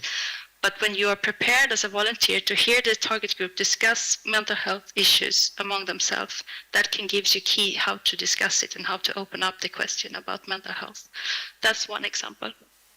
And the other one is that we link that to a web hub where we have a full service open, of course, 24 hours, that is providing further knowledge about mental health. So there's 11 pages connected, and you can have you can learn a lot about anxiety, for example, or how to deal with trauma. What is trauma? We have experts explaining from our treatment centers, and we have people with lived experience. We have animated clip and so on, trying to disseminate knowledge about mental health. Thank you for your attention. Thank you so much. Thank you, Sarah, and also thank you for starting to open the conversation around the challenges, which, like I said in the first panel, when we're talking about experience sharing, it's not only about best practice, but it's also about the challenges that we face and how we overcome them. So on that, maybe I'll go to Agatha on a kind of mental health challenges in Ukraine. Your contributions would be welcome. So thank you for the question. And thank you everyone for having us here. Since I think a while we have been working, just before to answer your question, I just want to say that we are already working a bit with the Ukrainian Red Cross on mental health in many regions in Ukraine. So I think it's interesting now that during this forum we are discussing how we can maybe share and collaborate even in another sector. And to build on a bit on what Sarah just explained about the partnership that exists between the ICRC and the Swedish Red Cross. In fact, also we materialized a bit some of this partnership and trainings that took place in Ukraine few weeks ago for psychologists working with people with weapon wounds in hospitals. So we are trying to work, and mental health in ICRC is working in this sector mostly at the level of hospitals and in physical rehabilitation centers. So the challenges that we have seen I mean, in the different countries where we work and that were mentioned here definitely are, let's say, related to the human resources. Psychologists are not generalists, in the sense that a psychologist needs to receive a specialized training after graduation in order to work in certain domains. So it's not the same psychologist who works with a child that is working with a family that works in rehabilitation. So we need to study a lot, and it's an ongoing process. And supervision and so on is key, because otherwise we might do harm. So the challenge is the do no harm, basically. And it is an opportunity now, through this maybe forum and discussions that we are having, to highlight that, I mean, psychologists need a proper education and they need supervision. And this has to be an effort that we all do in order to raise awareness, in order to, we're not going to tell psychologists who have the motivation to help that you shouldn't do it. It just needs to be ensured that, you know, they have the proper skills and supervision. And this, of course, requires regulation to the profession. It requires maybe a new education system. And it requires a lot of time, because there is a misconception that training can take place over 2 hours or 2 days training. This is a bit of a challenge, I think. There is this perception that we can learn simply by attending, you know, a few hours of workshops. So it's a challenge to overcome this perception, and there is a lot of education and awareness raising that needs to be done, targeting professionals first, and then the community.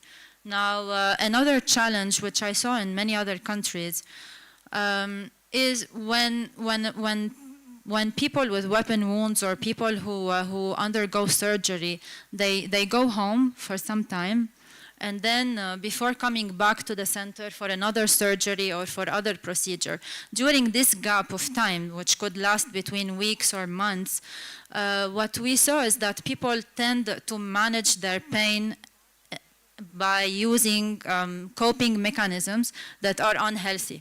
Could be by substance use, could be by other means. And it's not their fault. They are in pain and they need to manage it.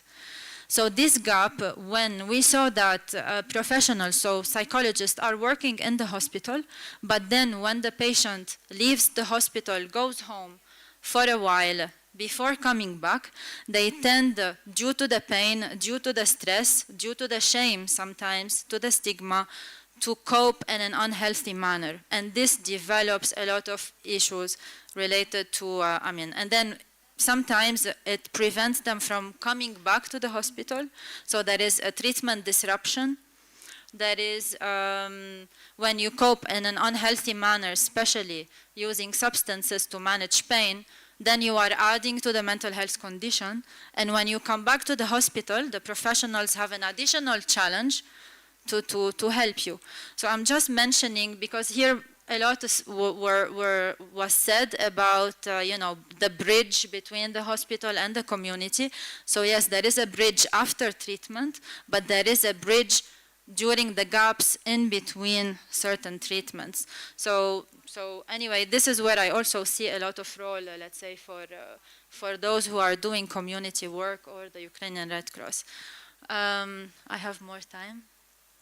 Give us another couple of minutes, please. Well, of course, you spoke about the language, because the language itself, the way we present the sector, the way we present the mental health conditions can itself be stigmatizing, so we need to be careful. We need to raise a lot of awareness on this. Now, another challenge that I have seen also in Ukraine, we receive a lot of requests and demands, let's say, from psychologists on trainings related to mental health of, let's say, veterans. And a lot was said about about the reintegration of veterans into the civil life, let's say.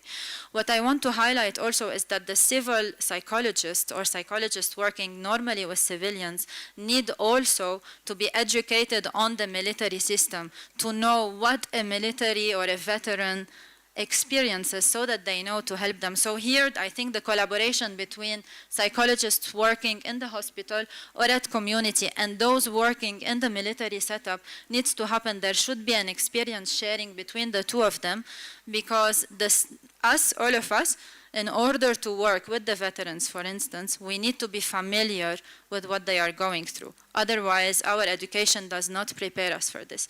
So this is to highlight that the challenge here is to put experts from the different, let's say, sectors together so that they exchange and they learn from each other. So yes, thank you. Thank you. And I think what's clear for me as someone who's very new to this subject area is that you have a challenge from a clinical perspective in terms of expertise and capacity building, but you also have the recognition that we need to find ways in which to embed this within the best practice within community and within people who are volunteers, who are teachers, who are your brothers and sisters and mothers, and how can you do it on both tracks, I suppose. I'm going to move on to the next question, and there was a sentence that Bethan said about how important it was for community perceptions for recovery, and how much impact the response and the support of your family and friends can have on the recovery process. So with this in mind, let's move on to the discussion around social inclusion as a really important part of long-term rehabilitation. And for that, again, I'm going to go online and hope that Jess is there from the ICRC.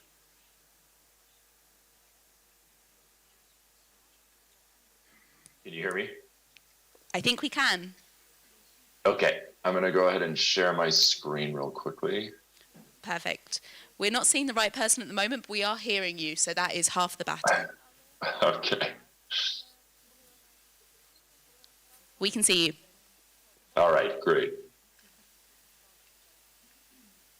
And are you able to see the slide presentation as well? Not quite yet, but you start and somehow it always manages to catch up. Okay. So what I'd like to talk about is a continuation of the conversation that's been going on, a very important conversation about mental health and psychosocial support as being such an important requirement for people dealing with disability in areas dealing with conflict. First of all, just to introduce myself, my name is Jess Marks. I am the ICRC's Disability Sport and Inclusion Specialist, running the global disability inclusion program within the ICRC's physical rehabilitation program. So to give a bit of an overview of this program, the ICRC, as you may have heard of earlier from my colleague Jan Druitt, does a variety of different physical rehabilitation activities for people dealing with physical disabilities. Those include provision of devices, assistive devices. It includes physical rehabilitation activities and other sort of classical physical rehabilitation interventions to help people recover post-injury. What the physical rehabilitation program at the ICRC has sort of grown to include over the last several years is societal reintegration or social inclusion, depending on which term you prefer. And the way we try to do this is by looking at the physical recovery first, and then thinking about how do we complete sort of the cycle of reintegration into society for people with disabilities. Before I talk about the process of that, I'm going to just give a quick overview of the ICRC's Vision 2030 on disability, which is something that was ratified and implemented by the ICRC starting in 2021. And it's a 10-year vision intending to create the ICRC's ability not only to be a more inclusive institution in terms of incorporating people with disabilities and their perspectives into its ongoing operations, but also to create service provision that is more inclusive of persons with disabilities. So what we do with PRP, or the Physical Rehabilitation Program, is work specifically with people with physical disabilities. And then the Vision 2030 on disability is much broader and incorporates people with all different types of disabilities into the ICRC's operations. But speaking a bit more specifically about the PRP and how we incorporate societal reintegration or social inclusion of people with disabilities, we start or have started with sport for people with disabilities as our first lever to stimulate the societal reintegration. So in countries all around the world dealing with conflict and other forms of violence, we have started to support local partners, whether those are national sports federations for people with disabilities, whether those are national Paralympic committees or other local or national organizations working to stimulate sport programs. And the ICRC tries to create additional capacity within those organizations and partners to continue to create further opportunity for people with disabilities to play sport and create the types of confidence, the types of leadership skills, the social and competitive opportunities that can then lead to not only achievement on the field or court of play, depending on the sport they're playing, but also achievements off the court as well. And in addition to that, that confidence building and that self-perception changing from being a person primarily with a disability to thinking of oneself as a person who is an athlete or a teammate or a leader or other self-conception, it also starts to create greater social awareness in the societies where these people live, of the capability of people with disabilities to do things much beyond maybe what those societies have assumed or taught those people that they're capable of. So we use sport as that initial lever to sort of create that societal change and that change in the individual who's getting to participate as well. And then once we've started to create that sort of groundswell of perceptual change in the individual and the society, we create opportunities as well, working with different partners in each location for career development. So taking that change in the individual that's happening and then trying to create opportunities for them to participate, whether that's self-employment, working with our colleagues in our economic security units to create self-employment opportunities through things like grants and loans to start small businesses, whether that's working with governments and other local or national partners to create employment programs with public or private institutions, or whether that's developing our field force of inclusion advisors to work as ambassadors with different organizations and partners to create further opportunities for employment of persons with disabilities. All of these are ways that the ICRC is trying to have an impact on that societal reintegration of persons with disabilities post-injury. So as of 2023, we are working on these types of programs in 28 different countries dealing with current or immediate post-conflict. And we really are looking forward to the opportunity to work with partners like the Ukrainian Red Cross Society and others in Ukraine to develop this type of program and support existing structures within Ukraine to create that type of opportunity and support for people with disabilities to fully integrate and reintegrate into societies post-injury. Thank you, and I'm happy to take any questions or hand it back to you. Perfect. Thanks. Thank you so much for that. I'm hopeful we're going to have time for questions at the end, but let me go across to Ava now from the Spanish Red Cross, and I think it'll be really interesting to hear from a national society about how they've approached social inclusion from a domestic side. So Ava, are you on the line? We can't hear you, but the issue could be on our side. Let's both check.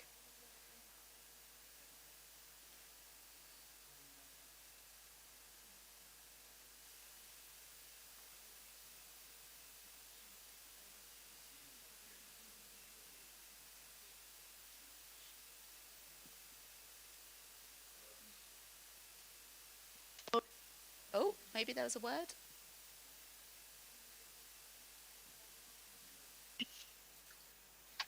A ver.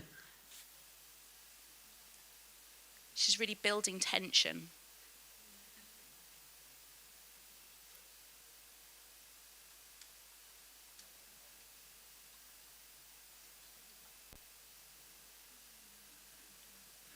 Okay. Oh, we have the presentation? No. Okay, let us hope that we can come back to Sarah and hear a little bit more about her. But let me come quickly back to the people in the room. And actually, we've got a little bit of time now, so before I ask some questions, is there any questions in the room for any of our panelists from a social inclusion perspective, from a long-term rehabilitation perspective, or from an MHPSS perspective?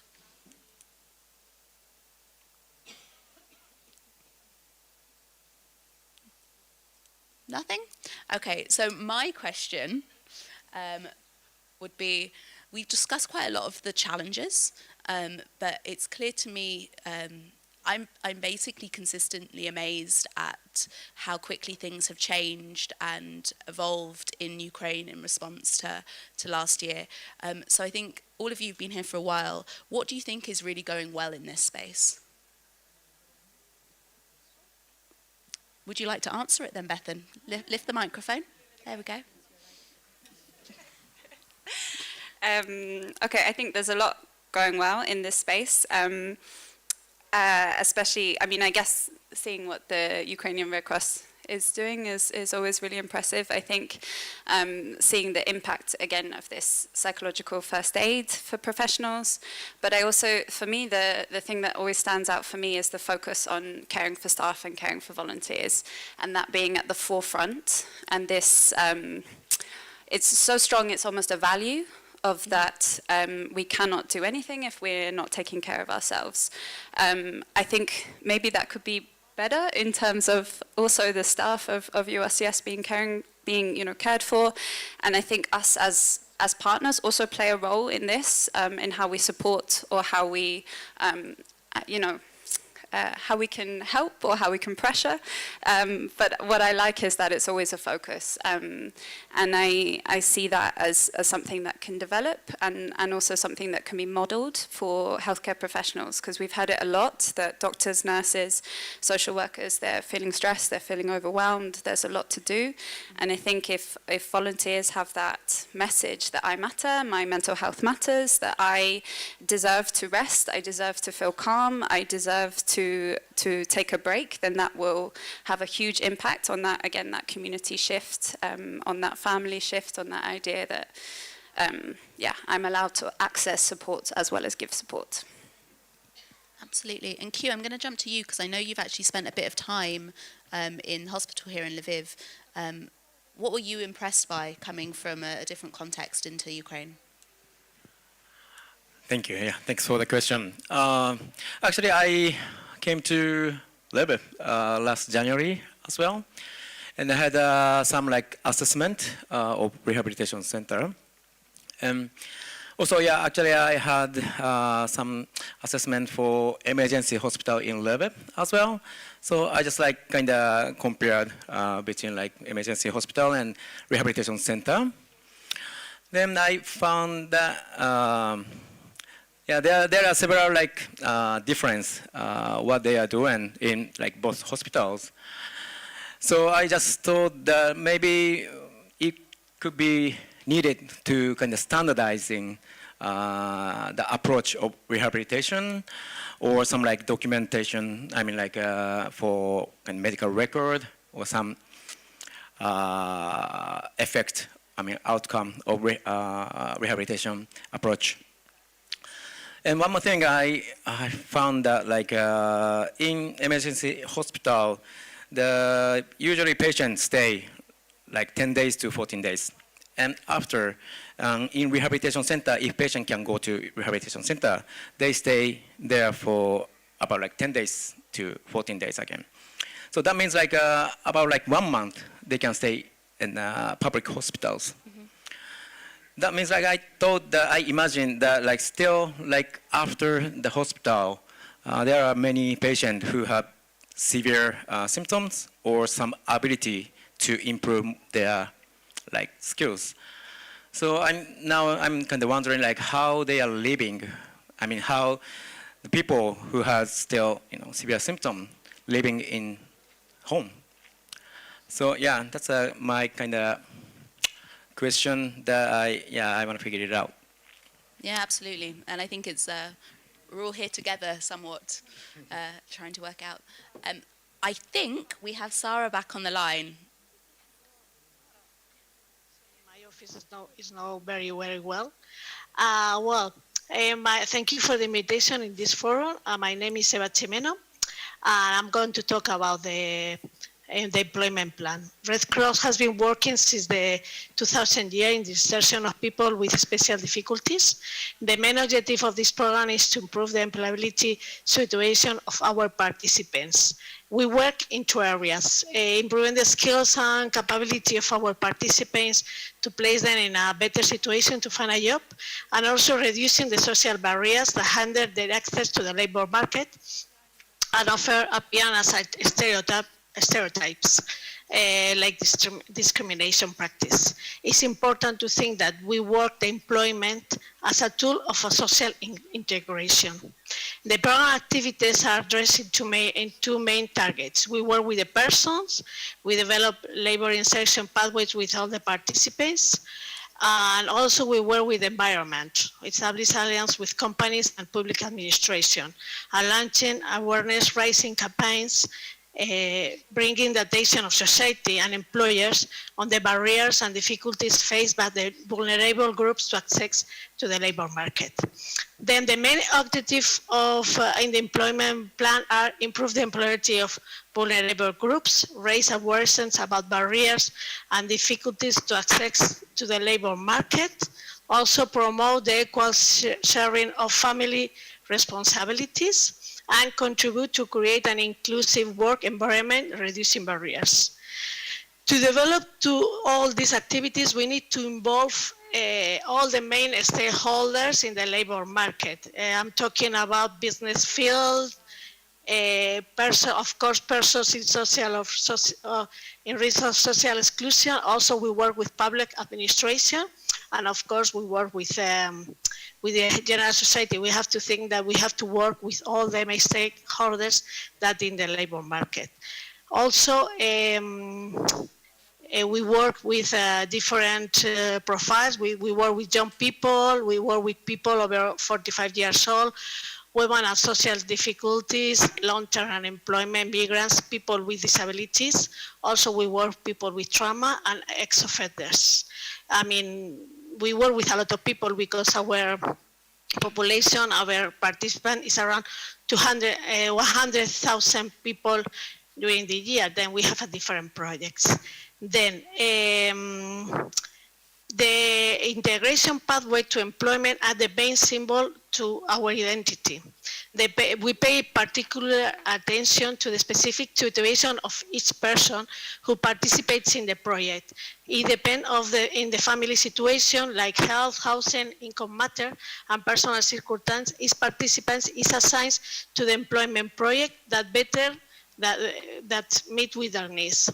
The process starts with when we start with a person, we start with a social and labor diagnosis, and which analyze the strengths and difficulties of each person regarding the access to the employment, as well as the obstacles and opportunities that they come across in the social and work environment.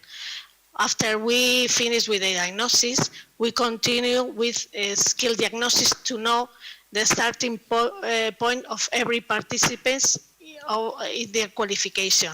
And after that, we offer different tools like guidance, training, and mediation with companies.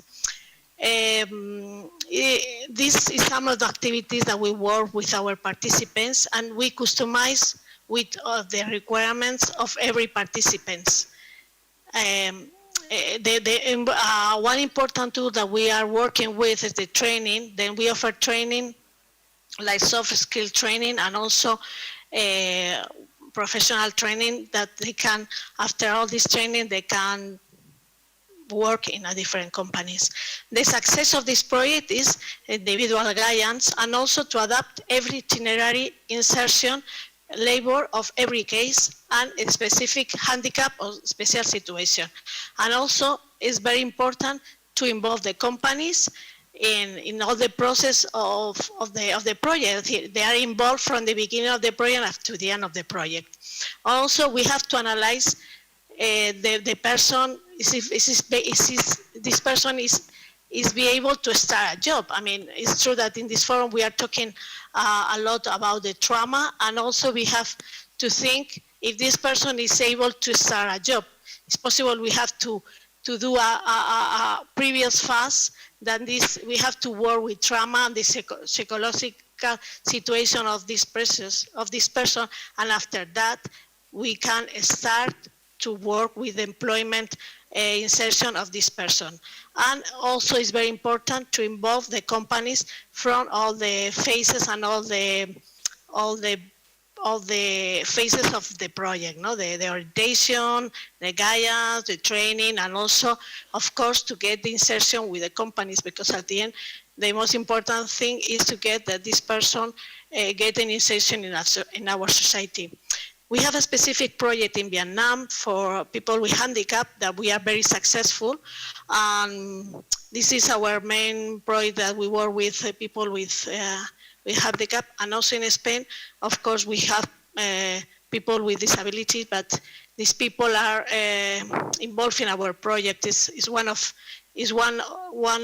another person of our project, and I'm very sorry that the presentation you cannot see, because in the presentation is all these things developed, and it's also all the phases and of the project are described with more context, but I'm so sorry because the connection is not very good.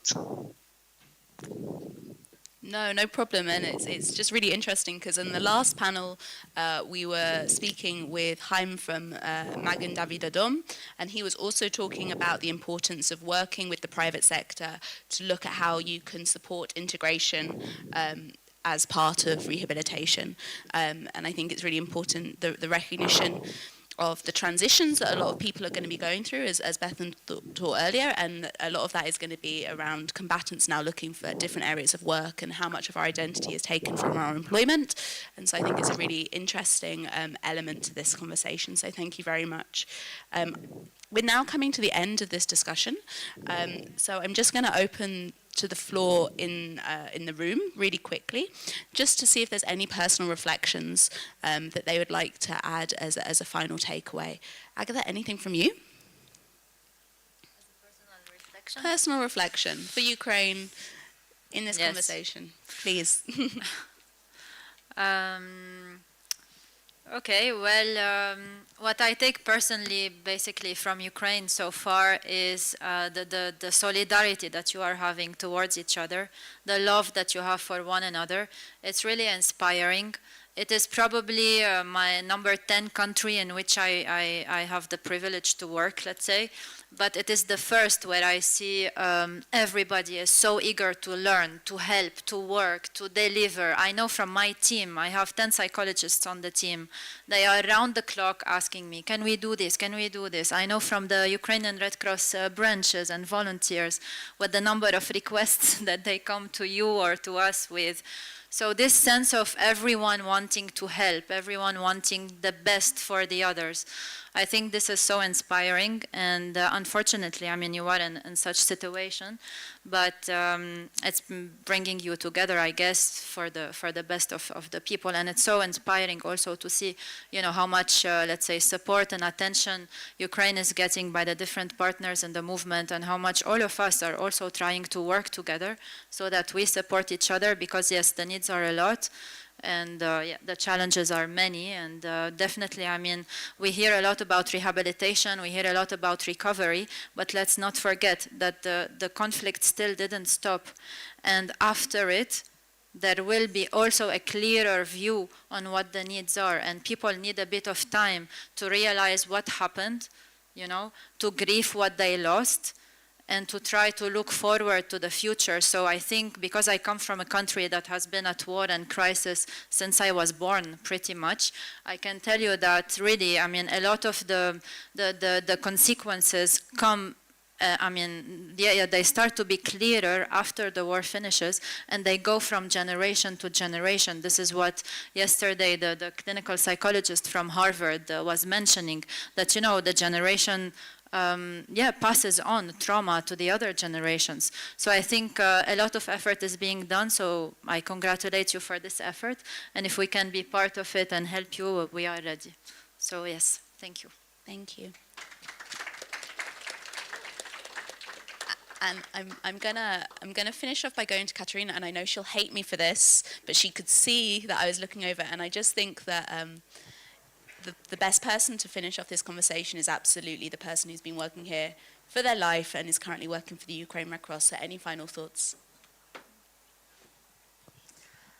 Я думаю, що I think that within the context of what was said by Agatha and before her Bertan, apart from the fact that we have lots of needs of people with whom we work, and we have lots of us together, we have to find new solutions, new ways to assist and help these people. And for me, this is very valuable, because it allows us not to compete, not to replicate the services, not to create some unnecessary things, but what we can do is to enhance each other, to strengthen each other, to ensure that we all develop together, and by doing this, we'll meet the needs of people. Thank you. So much, and I think that concludes the discussion for today. I just want to thank everyone on the panel and also online. I'm sure you're aware, but it's pretty intimidating sitting up here or being on the screen, and I can't actually imagine how much more so it is if you're not speaking in your first language. So can we just give one final round of applause for everyone who's participated?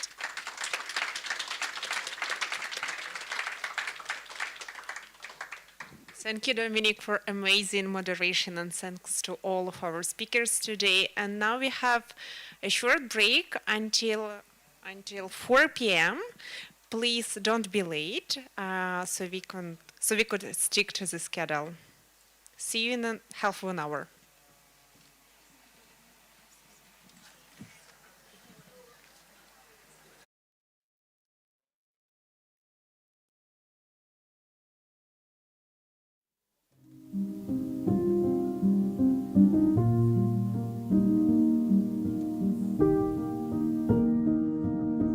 Вранці 24 лютого місто прокинулось від вибухів. З перших хвилин, з перших годин почали телефонувати волонтери, збиратися на базі Офісу Червоного Хреста. Формували продуктові набори, возили їх по сховищам, возили адресну допомогу людям по домівках. З кожним днем ситуація ускладнювалась, зникло світло, зникла вода, тому спільно з працівниками водоканалу організовували підвози води по мікрорайонах міста, допомагали у евакуації, у перевезенні поранених з небезпечних міст до лікарні в більш безпечні міста. Багато було авіаударів. Сейчас как раз заезжаем на Черновола. Здесь можем как раз наблюдать вот два дома. Вот. здесь 6 или 7 бомб были сброшены, которые попали на камеру видеорегистратора. Потом здесь все горело, стоял очень большой столб дыма, то есть мы уже работали по эвакуации, скажем так, раненых, лежачих, кто сам не мог. Работа была постоянно. Работали фактически с 8 утра и до конца комендантского часа. То есть как бы с расчетом только на то, чтобы успеть просто добраться домой. Вільно почали працювати, мабуть, тоді, коли вже місто було деблоковане, почала потрошечку відновлюватись сполучення. Вже почали нові для нас впроваджувати напрямки діяльності. Це інформування населення з мінної небезпеки. У нас есть ряд волонтеров, с которыми мы прошли обучение. Вот, и сейчас наши волонтеры максимально доносят информацию гражданскому населению о том, что делать и что не делать в той или иной ситуации. Окрім мінної небезпеки, в нас ще запустився новий проєкт «Мобільні медичні бригади» за фінансової підтримки Данського Червоного Хреста. У нас за кожною лікарнею закріплена мобільна бригада. 3 мобільні бригади – це обстежують доросле населення, і одна в нас на сьогодні дитяча мобільна бригада. За 2 місяці, що працюють мобільні бригади, 2,5 тисячі людей, це і діток, і це всі загалом отримали послуги лікаря.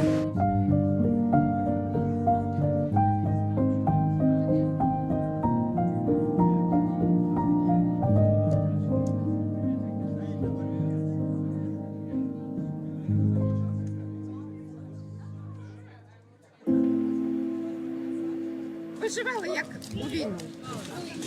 Це дуже-дуже важко дивитися було на все це. Як старики сидять у квартирах, вони не могли в підвал спуститися. Ми їдемо у місто, яке було в окупації майже півроку, місто Ізюм.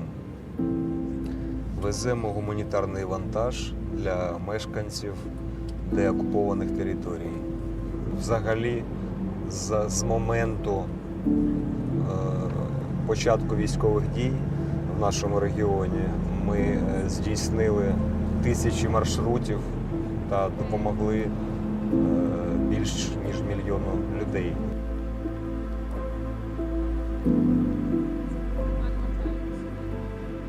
Зараз спокійніше стало. Стали більш так розховано себе чувствувати. Це дякуємо Красному Хресту, що наші хлопці, наші люди, і їжу теж, і одежу, кому потрібно було. Тому що хотів дойти хліб, привозили.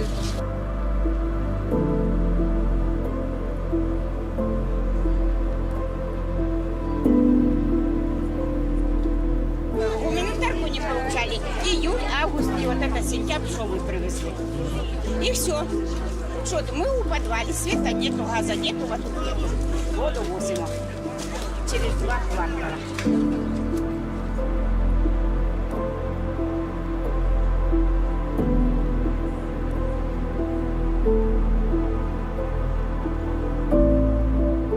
Надеемся лучше, а выезжать нам, зайчик, некуда.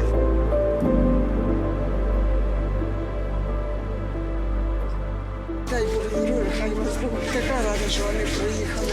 Ви знаєте, вільно дихати чесно. Я вас дуже.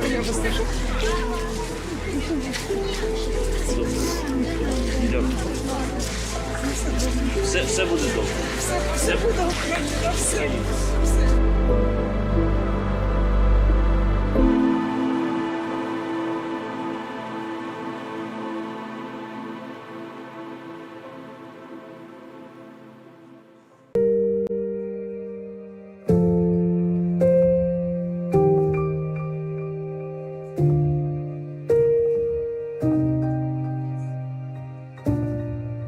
Мы держимся, город любим, дом любим, никуда не уезжаем. Я на родине.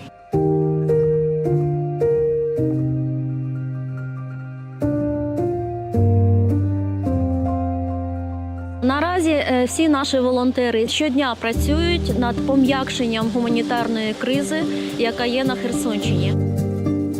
До нас прийшло дуже багато нових волонтерів, які розуміли, що їхні руки може спасти, це в буквальному сенсі слова, людей.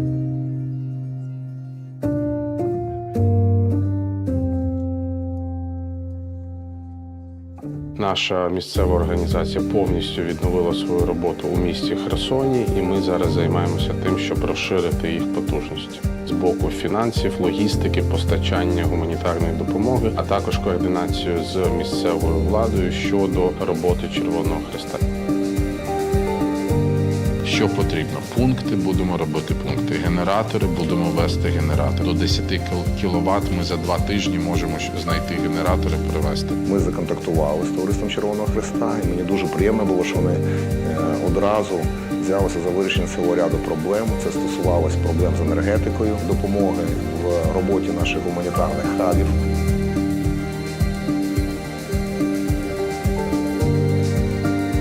Нам дуже комфортно співпрацювати, дуже швидкий відгук, відповідь. Я сподіваюся, що це нам допоможе допомогти всім херсонцям разом.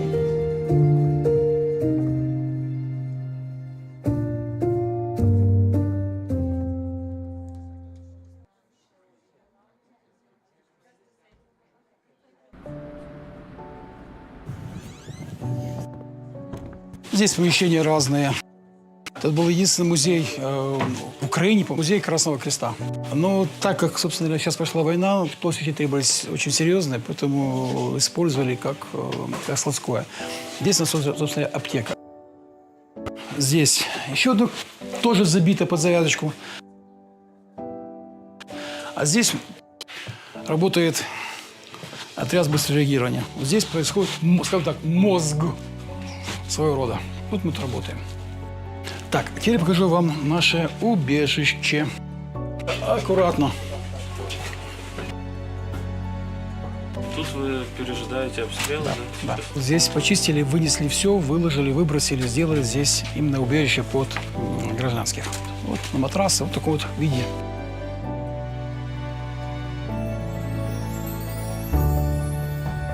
Это у нас типа кухня получилась, типа камбуза. Кстати, рекомендую. Но самый главный человек, второй после Бога, наш кок, который готовит все. А что готовите? Супы, каши.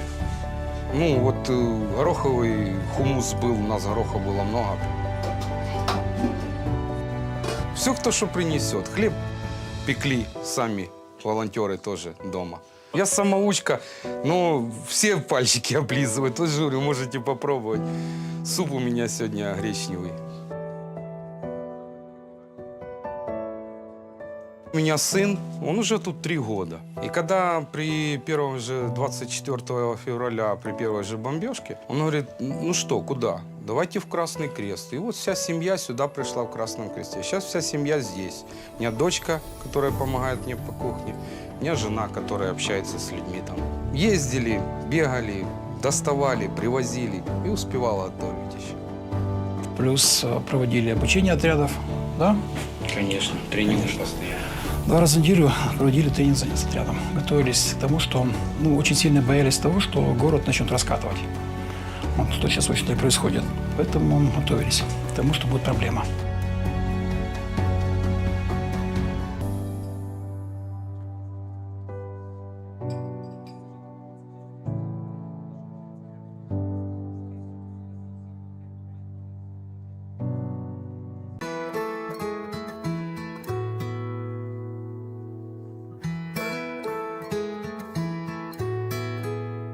Після 24 лютого Миколаївська обласна організація Товариства Червоного Хреста України стала набагато більшою.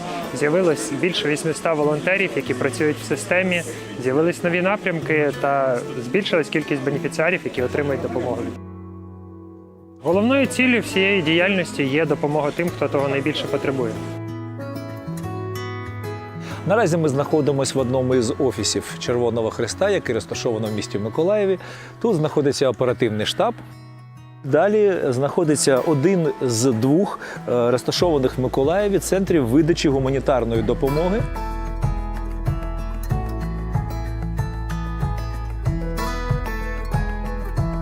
Наразі ми знаходимося біля наступного нашого проєкту. Це 2 ємкості, які ми отримали від наших міжнародних партнерів. Сюди ми завозимо питтєву воду. Взагалі по Миколаєву ми маємо таких ємкостей 10. Більше 3 тижнів в місті не було взагалі води. Одеський фонд нам надав системи фільтрації.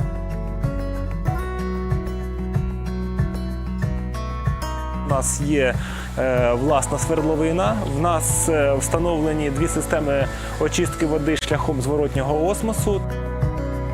Орієнтовно, якщо приймати до уваги добову норму води на людину, питної води, то ми можемо забезпечити дуже багато.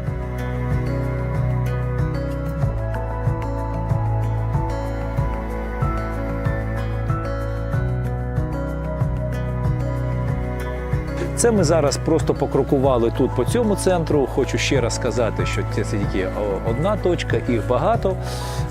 І впевнено можу сказати, що їх буде ще більше, бо для того, аби це сталося найближчим часом, ми працюємо постійно.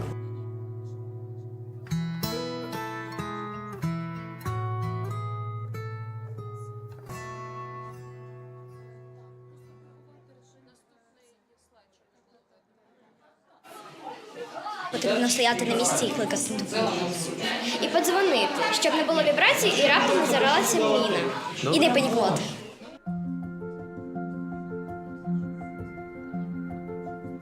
Ми розказуємо про безпечнішу поведінку, пов'язану з мінами та вибухонебезпечними залишками війни в Україні. Ми розповідаємо про небезпеку, про те, як не можна себе поводити, про те, які є небезпечні місця, в які не можна ходити, і про правила безпечної поведінки, алгоритми, які треба дотримуватися.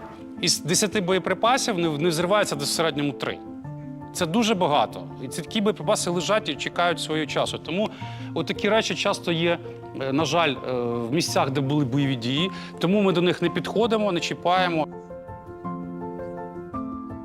Тут Аня відійшла на безпечну відстань тими ж кроками, якими і прийшла. Тобто вона зробила правильно. То ми їй поаплодуємо.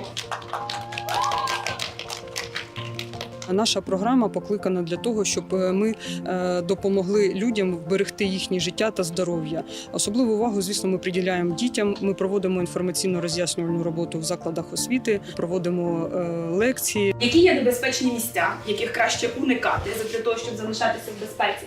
Як вони можуть бути ідентифіковані, тобто як вони можуть бути промарковані ці місця, як це зрозуміти? Умови, в яких зараз живуть українці, далекі від безпечних. Випадки нещасливі, коли люди зазнають різноманітних травм, коли вплив мін і вибухонебезпечних залишків війни завдає шкоди їхньому здоров'ю, іноді навіть життю. У співпраці із Національним комітетом волонтери пройшли тренінг. Ми маємо зараз інструкторів, які працюють з різними аудиторіями. Ці курси повинні всі пройти, тому що ти повинен знати, правильно реагувати, щоб не нашкодити собі і іншим. І наразі ми проводимо такі заходи у 8 областях України і плануємо розширити нашу діяльність найближчим часом. Це у Херсонській області і Запорізькій області.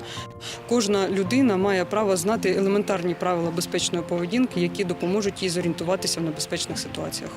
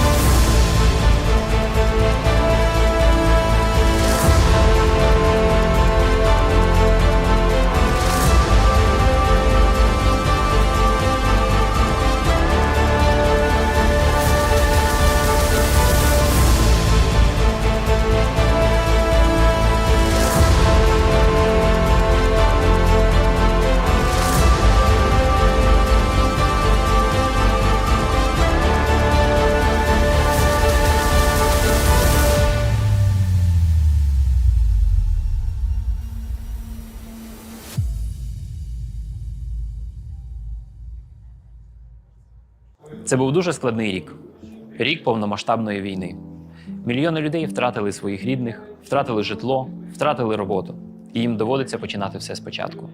Це надзвичайно складно для кожного українця. Але ми щодня робимо усе можливе, аби допомогти. Це не тільки продуктові та гігієнічні набори, яких роздано понад 8 мільйонів, але й будівництво прихистків, забезпечення лікарень медичним обладнанням та допомога людям у відновленні своїх пошкоджених будинків. Більш того, спільно з міжнародними партнерами та за підтримки держави нам вдалося запровадити грошові виплати для людей, які у себе прихистили переселенців, а також тих, хто залишився на деокупованих територіях Херсонщини, Харківщини, Донеччини, Луганщини та Миколаївщини. Команди Червоного Хреста України з 24 лютого почали активно діяти. Ми забезпечили евакуацію маломобільного населення з регіонів, де ведуться активні обстріли, а це понад 300 тисяч людей, серед яких діти з дитячих будинків, жінки з немовлятами, люди похилого віку, люди прикуті до ліжка. Для нас було дуже важливо взимку забезпечити людей теплом, тому передали 16 тисяч буржуйок до громад Донецької, Миколаївської, Харківської, Херсонської, Київської областей. Також ми відремонтували понад 4 тисячі квадратних метрів віконних конструкцій, надали генератори на потреби 35 вокзалів, більше 20 лікарень. Червоний Хрест України ніколи не займався відновленням електромереж, але з 24 лютого ми допомагали і в цьому напрямку. Нещодавно за нашої підтримки було відновлено понад 2000 метрів високовольтних ліній електропередач у Київській області, а також відновлено 15 кілометрів тролейбусних ліній у Чернігові. Українці щодня перебувають під обстрілами, тому ми продовжуємо навчати людей надавати першу домедичну допомогу, адже це може врятувати комусь життя. Наразі навчено понад 90 тисяч людей. Ще інструктори Українського Червоного Хреста проводять інформаційні сесії щодо мінної небезпеки, адже наразі Україна – одна із найзамінованіших країн світу. Ми вдячні, що наші друзі та партнери допомагають Україні на шляху подолання гуманітарної кризи та відновлення країни. Без підтримки міжнародних партнерів по червонохресному руху, соціально відповідальних українських та іноземних компаній реалізувати всі добрі справи було б неможливо. Нам важлива доля кожного українця. Ми й надалі щодня робитимемо все від нас залежне, аби подолати гуманітарну кризу в Україні. За цей рік винищувальної війни, ми значно зросли організаційно. Зараз нас більше 200 організацій Товариства Червоного Хреста України по всій країні. За минулий рік кількість волонтерів в команді Товариства Червоного Хреста збільшилась до 8 тисяч. Ми відчували, наскільки потужними можуть бути зусилля, якщо об'єднатися навколо спільної мети, а саме подолати гуманітарну кризу і надати людям допомогу. Сьогодні Товариство Червоного Хреста України об'єднує світові зусилля для відновлення мирного життя на українській землі. Саме це стане надійною запорукою стабільного розвитку всього європейського регіону.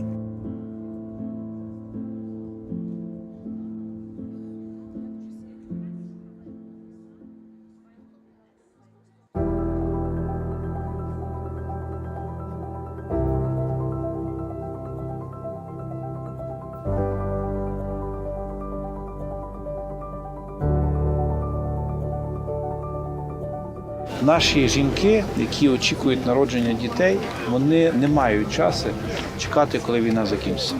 Тому ми будуємо житло, це є повноцінне житло, і вагітні, які тут живуть, не мають гарантії у своєму завтрашньому дні.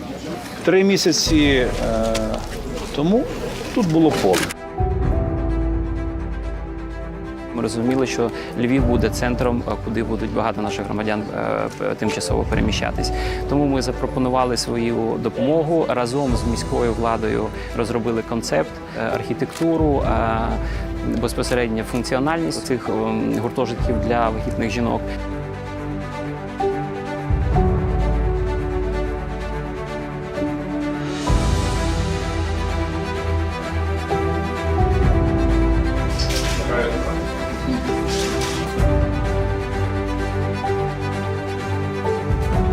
Unbroken – це є сьогодні одна з цілей мого життя, і мені приємно, що це підтримує влада, державна, локальна, і саме головне, що це підтримує Червоний Хрест, тому що це є міжнародна структура, дуже велика, яка розуміє цей біль.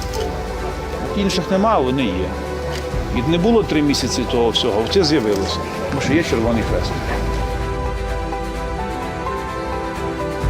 Це дуже велика допомога людям, які приїхали з зруйнованих містечок, в яких вже нема ні коштів, ні житла, нічого немає. Я бачу свою дитину, що вона щаслива. Це для мене, як для мами, дуже вагомий аргумент.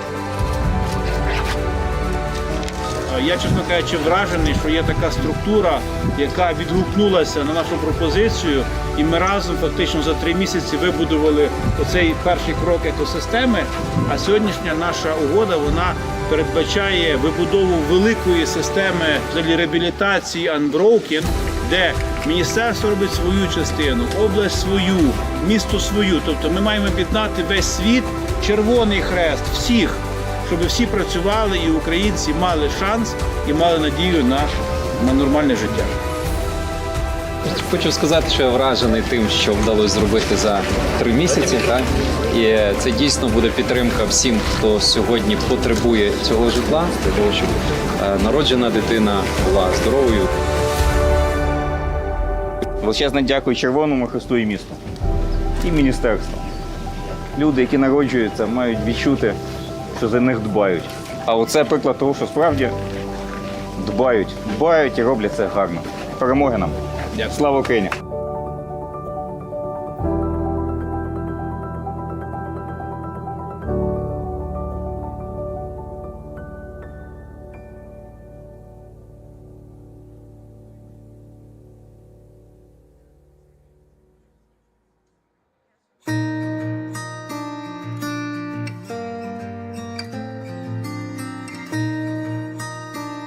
Ви знаходитесь зараз на території музею Бакшая, Жупанацька площадь. Тут знаходиться Ужгородська міська організація Товариства Червоного Хреста Україна. І на цій території ми започаткували медичне містечко, яке в собі несе багато сервісів. Це сімейні лікарі, це безкоштовні ліки, фармацевти і психосоціальна підтримка.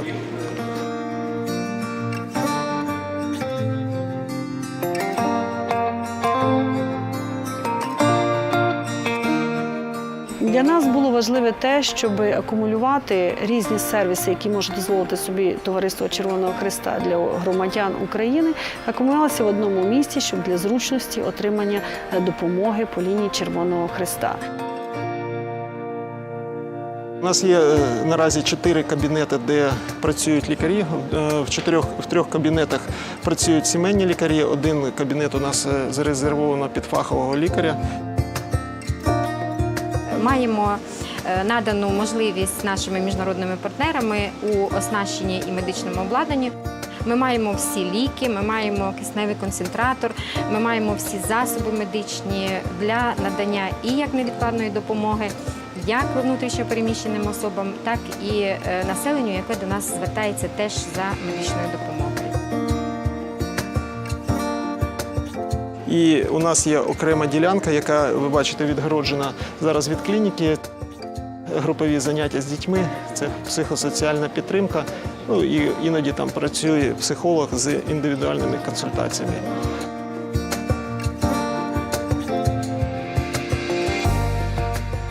Це дуже важливо саме зараз допомогти їм абстрагуватися від всіх новин, від цього періоду, тобто хоча б чуть-чуть на короткий проміжок часу повернути їх саме зараз, в цей момент, що зараз вони саме тут, поки що в безпеці.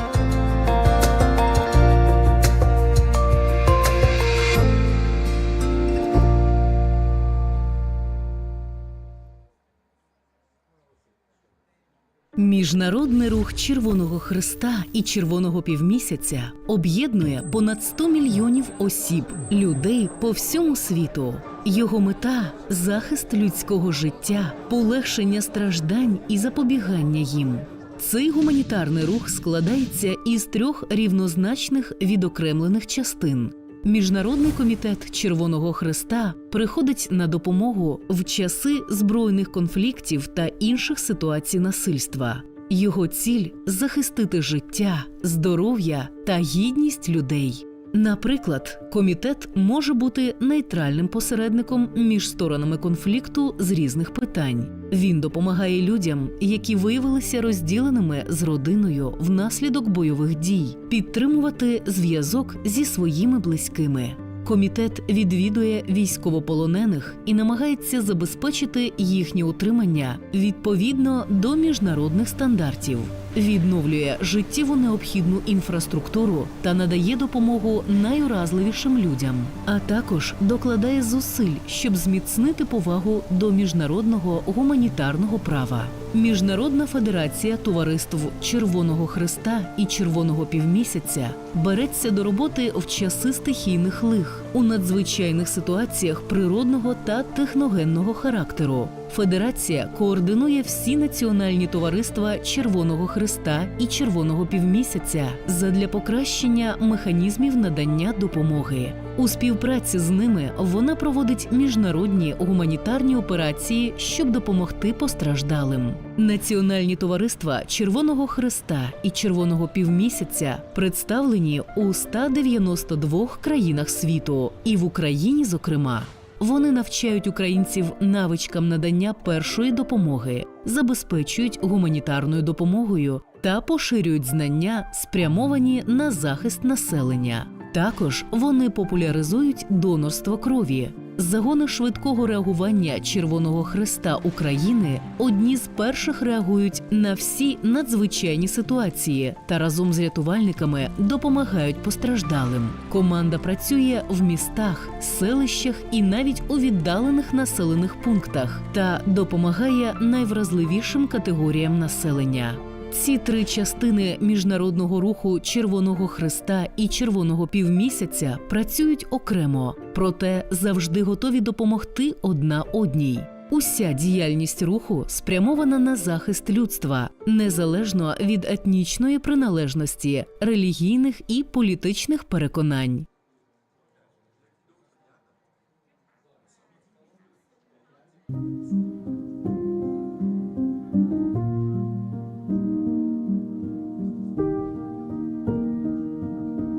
Вранці 24 лютого місто прокинулось від вибухів. З перших хвилин, з перших годин почали телефонувати волонтери, збиратися на базі Офісу Червоного Хреста. Формували продуктові набори, возили їх по сховищам, возили адресну допомогу людям по домівках. З кожним днем ситуація ускладнювалась, зникло світло, зникла вода. Тому спільно з працівниками водоканалу організовували підвози води по мікрорайонах міста, допомагали у евакуації, у перевезенні поранених з небезпечних міст до лікарні в більш безпечні міста. Багато було авіаударів. Сейчас как раз заезжаем на Черновола. Здесь можем как раз наблюдать вот два дома. Вот.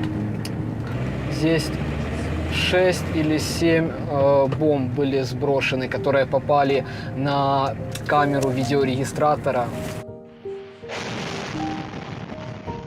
Потом здесь все горело, стоял очень большой столб дыма, то есть мы уже работали по эвакуации, скажем так, раненых, лежачих, кто сам не мог, работа была постоянно. Работали фактически с 8 утра и до конца комендантского часа, то есть как бы с расчетом только на то, чтобы успеть просто добраться домой. Вільно почали працювати, мабуть, тоді, коли вже місто було деблоковане, почала потрошечку відновлюватись сполучення. Вже почали нові для нас впроваджувати напрямки діяльності. Це інформування населення з мінної небезпеки. У нас есть ряд волонтеров, с которыми мы прошли обучение. Вот, и сейчас наши волонтеры максимально доносят информацию гражданскому населению о том, что делать и что не делать в той или иной ситуации. Окрім мінної небезпеки, в нас ще запустився новий проєкт «Мобільні медичні бригади» за фінансової підтримки Данського Червоного Хреста. нас за кожною лікарнею закріплена мобільна бригада. 3 мобільні бригади – це обстежують доросле населення, і одна в нас на сьогодні дитяча мобільна бригада. За 2 місяці, що працюють мобільні бригади, 2,5 тисячі людей, це і діток, і це всі загалом отримали послуги лікаря.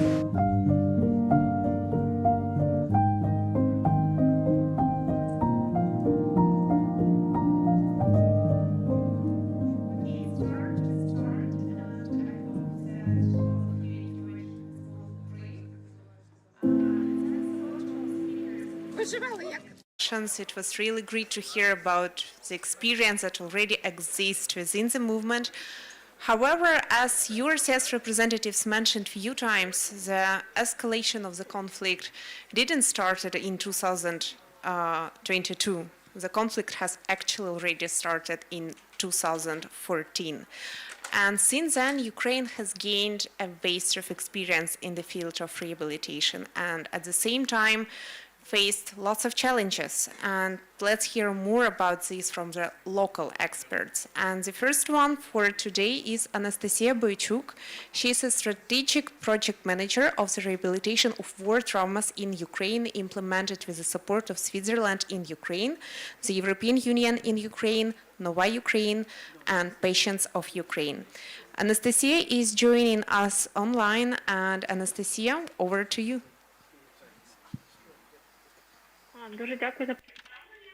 Thank you very much for introducing me. I said that I could speak Ukrainian because this is a Ukrainian panel, but in case it's necessary, I may switch into English. I'll briefly tell you what we are doing, and all the time I'll address the global national context, as I think that all the actions and all the interventions of the international partners and the national projects should be aimed at strengthening the capacities of our system.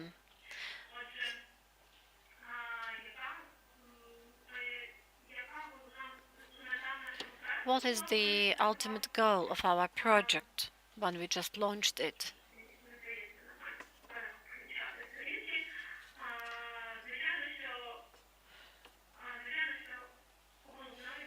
Certainly, the primary goal was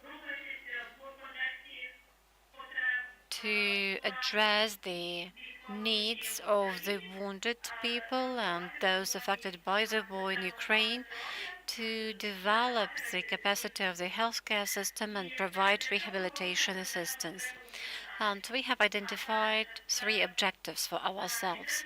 Objective number 1 is enhancing the capacity of healthcare facilities to provide rehabilitation. And the first step on this way is to supply the rehabilitation equipment and procure the assistive devices rooms that are supposed to be launched in rehabilitation centers in July 2023. When we are talking about rehabilitation networks and rehabilitation routes, then together with the Ministry of Healthcare of Ukraine, we have identified a number of activities that are activities of primary and secondary priority for the people affected and for the people in need of rehabilitation services. There should be facilities which are fully capable of providing rehabilitation services, and there should be institutions that are contracted institutions for providing surgical, neurosurgical, and rehabilitation services. And definitely these institutions should be available in all the regions.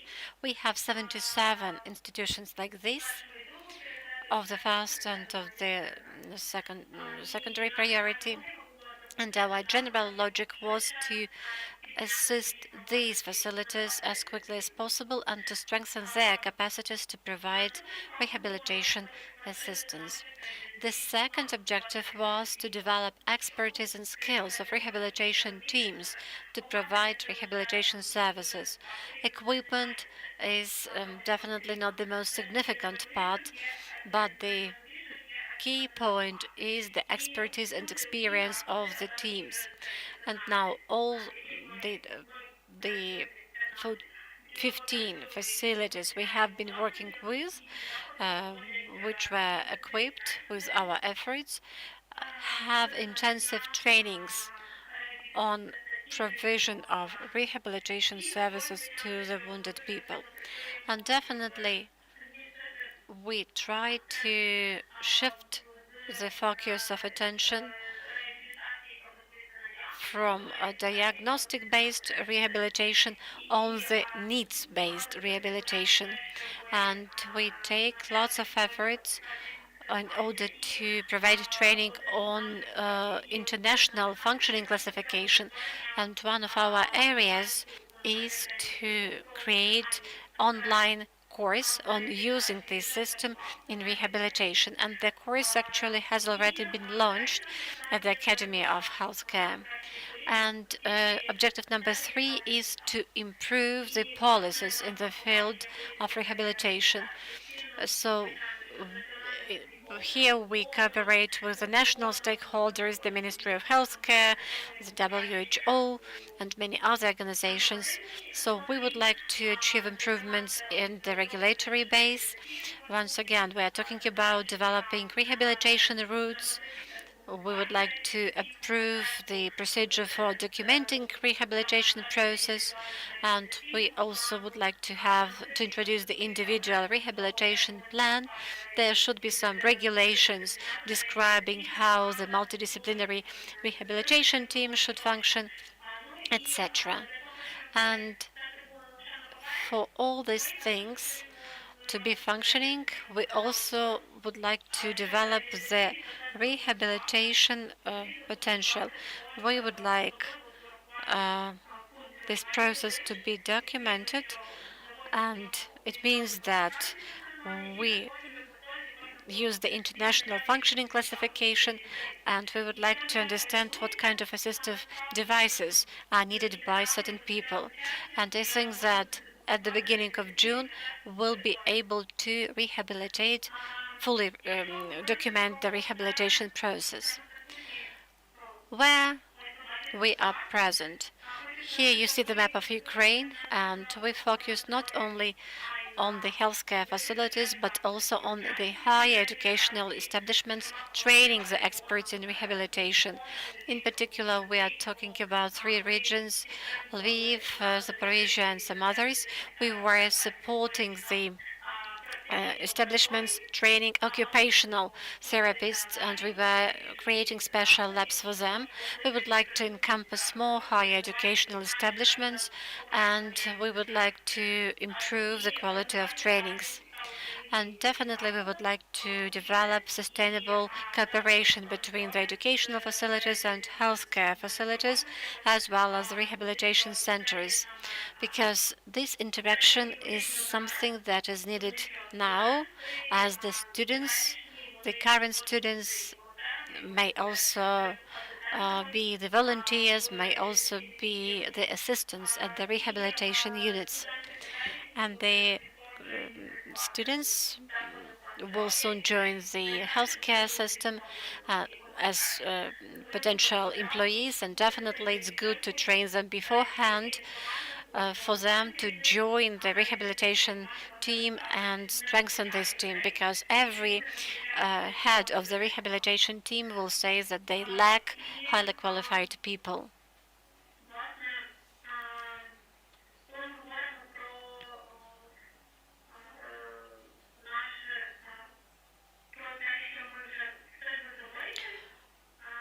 What are our accomplishments? Very sorry, but somehow I have problems with changing slides. 3 educational establishments and 10 healthcare facilities have been equipped with rehabilitation equipment, and in 11 facilities we still do needs assessment. What we are going to do? We are going to develop sustainable interaction and development of network, not only on the national level, but also at the regional level. So we are going to build special rehabilitation routes within the region, and therefore we would like to identify developing healthcare facilities, and we would like to help them with training and procurement of equipment. Here you have a bit more information about what is done within expertise development. This is something I have already mentioned, training multidisciplinary teams, training psychologists in trauma focus therapies for kids. Unfortunately, this is probably something our psychologists should be trained.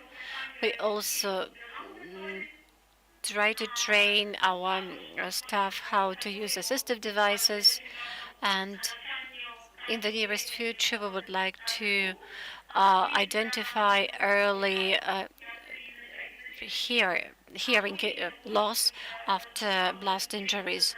And together with one of the hubs, we started a special program on prosthetic issues. And we shall be active in developing rehabilitation cluster, as well as developing of understanding of international functioning classification, because this is something that brings together social workers, people who are involved in inclusion, etc. I'll quickly tell you what is meant by individual rehabilitation plan. And we are talking about patient-oriented approach. This is a totally different mindset based on biopsychosocial model, not on the diagnosis,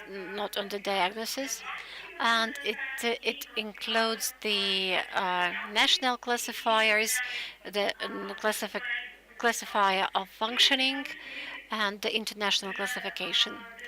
And definitely it also includes some old classifiers, for example, the International Disease Classification and Medical Intervention Classification. And what is also important, that it will not only be available for the doctors, but other members of the multidisciplinary team. I'm talking about occupational therapist and physiotherapist. So the moment we'll have a chance, we'll include the other rehabilitation experts. Definitely, it's a step forward when we start documenting participation of different members of this multidisciplinary team who are not doctors. So step by step, we are going to the philosophy of horizontal interaction of the members of this multidisciplinary team. And apart from this philosophy, I would like to mention another point. It will definitely help the national healthcare service to identify good and bad healthcare services providers, because very often we see the cases when certain facility reports about lots of patients being given rehabilitation services, but when you know that, for example, there are very few physiotherapists there, you understand that this number of services is not true. These people were not able physically to provide so many services. And we are talking about individual registration of services providers. And therefore, the regulators and the Ministry of Healthcare will be able to see the number of services provided and, as I've said, good and bad services providers. So this is really important, because we have to talk not only about upscaling the rehabilitation services provided, but also about improving the quality of rehabilitation services. More than 300 providers have already registered, and they should be aware of the fact that quality will also be monitored.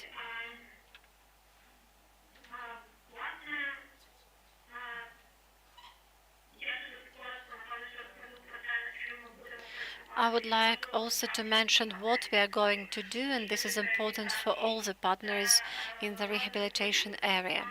This is policy development, and what is really important for us is evidence-based rehabilitation development. So we should call certain things with its own terms.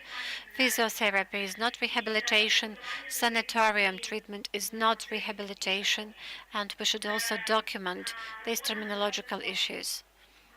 We're going to work on training rehabilitation specialists.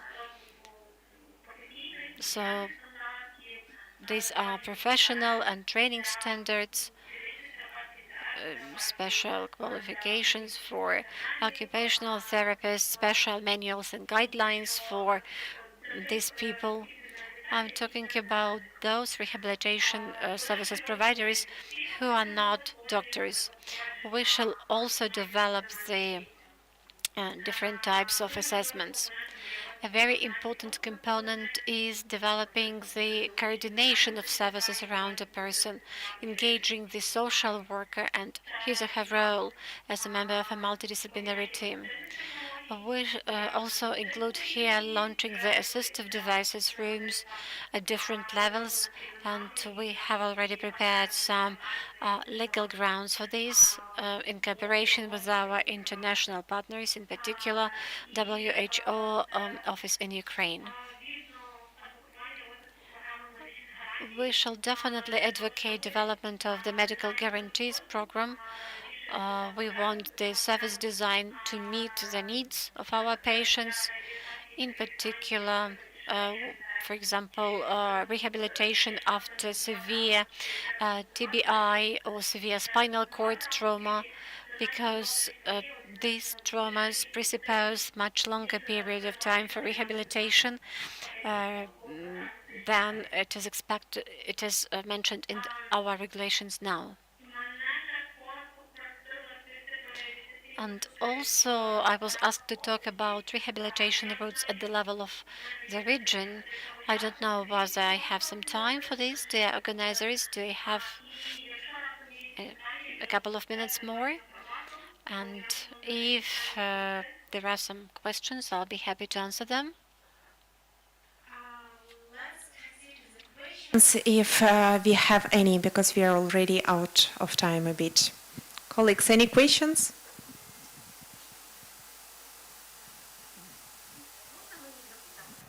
Звичайно.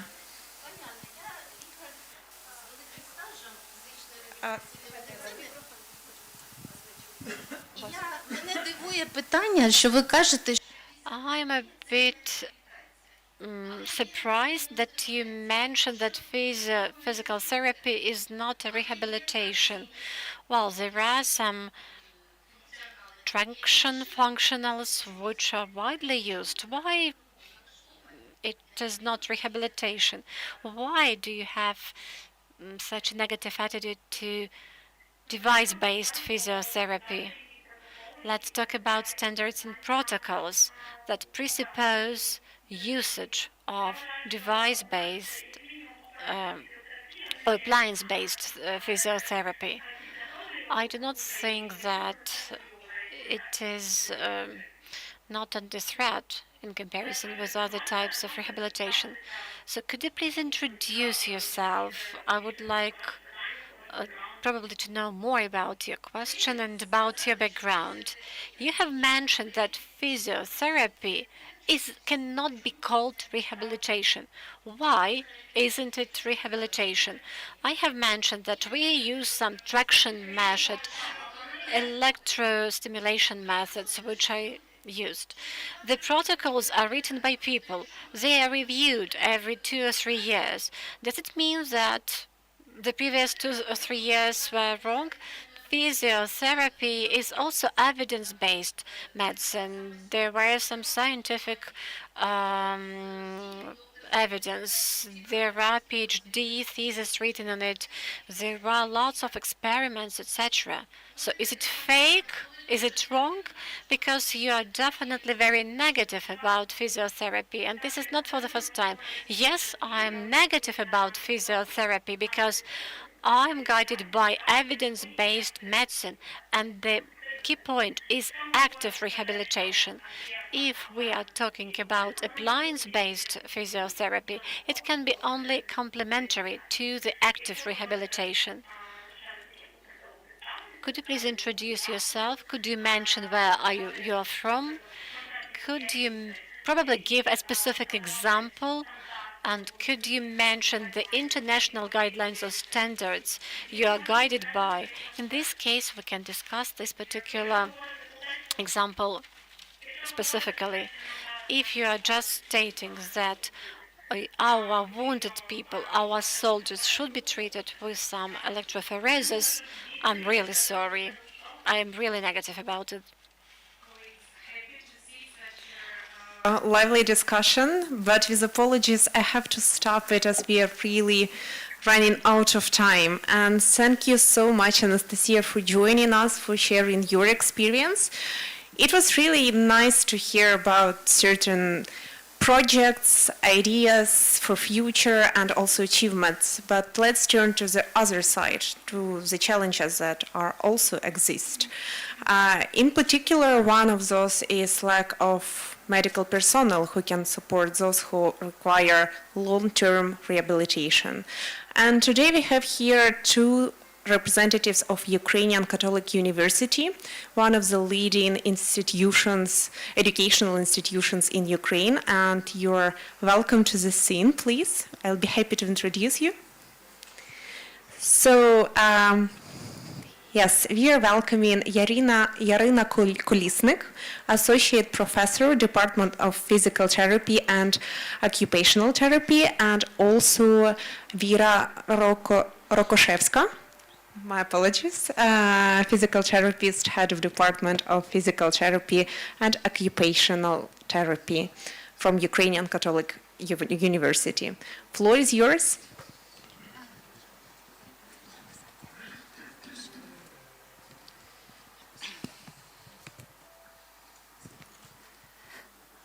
Дорогі учасники, Dear participants of the International Rehabilitation Forum in Lviv, welcome to all of you on behalf of our team of the Department of Physical Therapy and Occupational Therapy of the Ukrainian Catholic University. And let us share with you the challenges and the experience of training specialists in occupational therapy and physical therapy within higher educational institutions. As a result of the full-scale invasion of Russia, the need for the number and for the quality of our rehabilitation experts increased. Quite a share of load in ensuring the work of the multidisciplinary team under the law on rehabilitation in the field of healthcare and the regulation on the multidisciplinary team, rehabilitation team, falls on the rehabilitation expert. In spite of the fact that the number of budget proposals in higher educational institutions of Ukraine is rather high, it does not cover the full need for physical therapists in terms of the number of them we need now.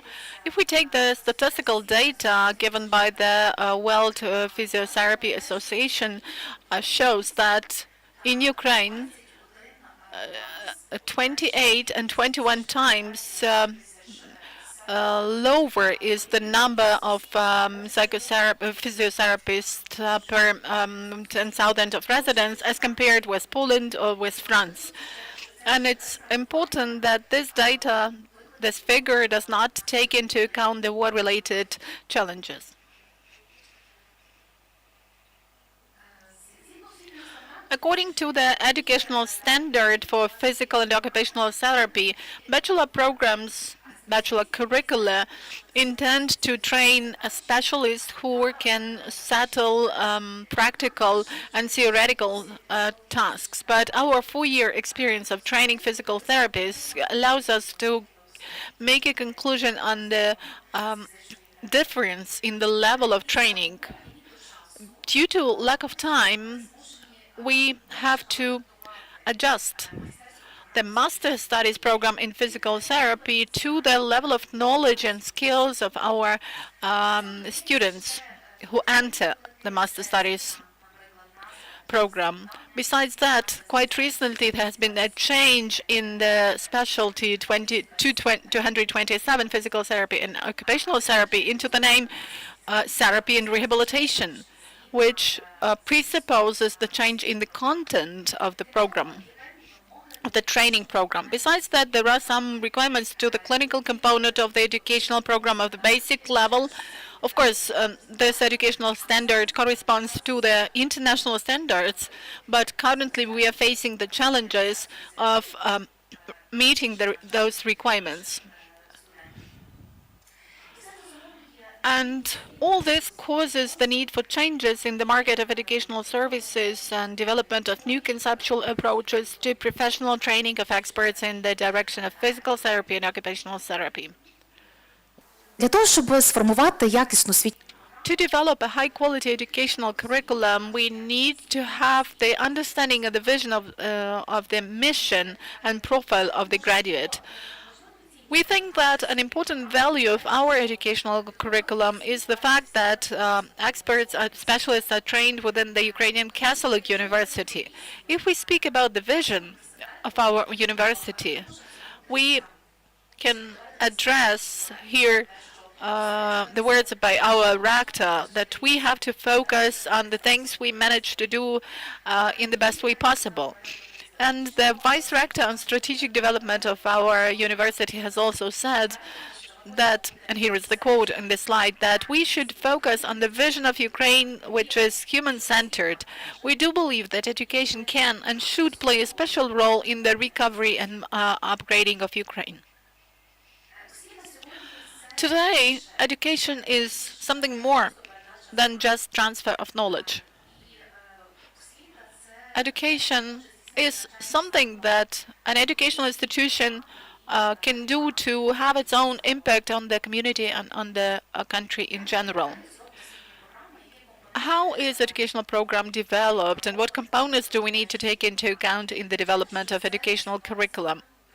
Of course, we need to take into account the current situation in the society, the challenges, because they cause and stipulate the innovative content of the educational curriculum. We also need to pay attention to the uniqueness of the program in the territory of the country, and we need to take into account the stakeholders' interests. By stakeholders, we mean here the students, the academic community, and the employers. We maintain partnership with graduates, with sponsors, with international professional community, and we take into account standards of higher education and professional standards as well while developing our curricula.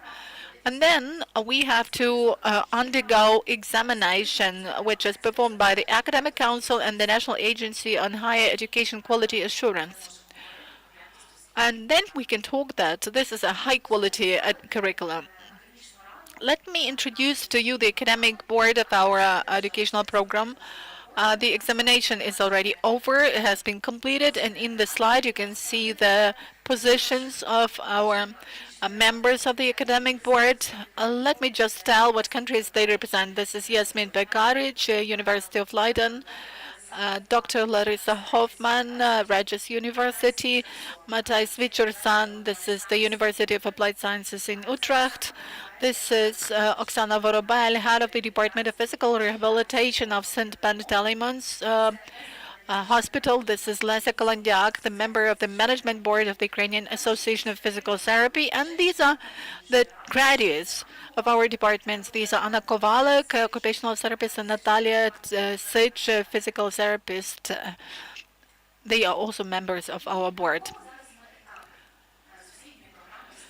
What is the stage at which we are now with this program?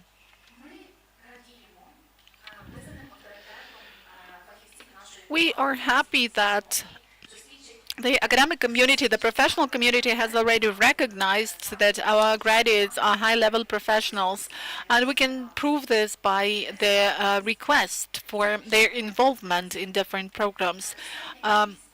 We have a lot of international partnerships. We have enough bases or places for clinical internships. We have well-trained supervisors who could conduct clinical training for bachelor and master students, and we also have taken care of financial provision, which means that we have the necessary equipment for our students with which they can be trained. And as the previous speaker, Anastasia Buychuk, has mentioned, we really care about this equipment. What do we offer? We offer a combination of the academic and practical environments. And very soon, we will open the medical center of the Ukrainian Catholic University, and the same as in educational institutions abroad, it will combine the academic and practical environment. And also another unique value is non-declarative student-focused approach. This is innovative approach to the program. This is high-quality provision with equipment. This is the value-based environment of the university, and each graduate gets a place to work. And let me give the floor to the head of the department, who will tell you more about the experience of the 4 years of this master program. Thank you. In 2018, in the Ukrainian Catholic University at the Faculty of Health Sciences, we opened the Department of Physical Therapy and Occupational Therapy. That very year, the educational program was developed in the same direction for masters. Students came, and my colleague has told you about the challenges, while I would like to share with you our experience and our success stories, our achievements. And the major achievement is, of course, our graduates. 97% of our graduates work by profession, by occupation. They are physical therapists and occupational therapists, and they work in state-owned and private healthcare institutions of Ukraine and abroad. Also, our master program graduates have become assistant lecturers of this program, supervisors of clinical internships in hospitals and rehabilitation centers. I would also like to point it out that our educational program is the first program in Ukraine to have obtained accreditation, to be accredited as a sample level program, and it got this accreditation from the National Agency of High Education Quality Assurance. This happened in 2019. How do we spread the knowledge? The graduates of the master program have founded the public organization Student Association of Physical Therapists. Also, a teacher and a graduate of our program has founded the resource Rehab Prime, which is the first and so far the only resource in Ukraine to disseminate information about the most advanced methods and studies in the field of physical therapy in orthopedics.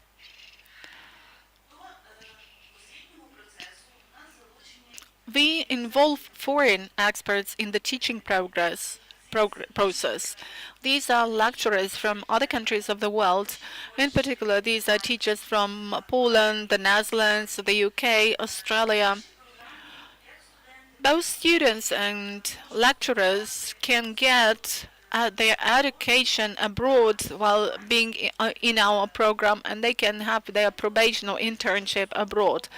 In particular, this year we had a unique opportunity for our students and lecturers to visit the Utrecht University, and a whole group of masters studied there for a month.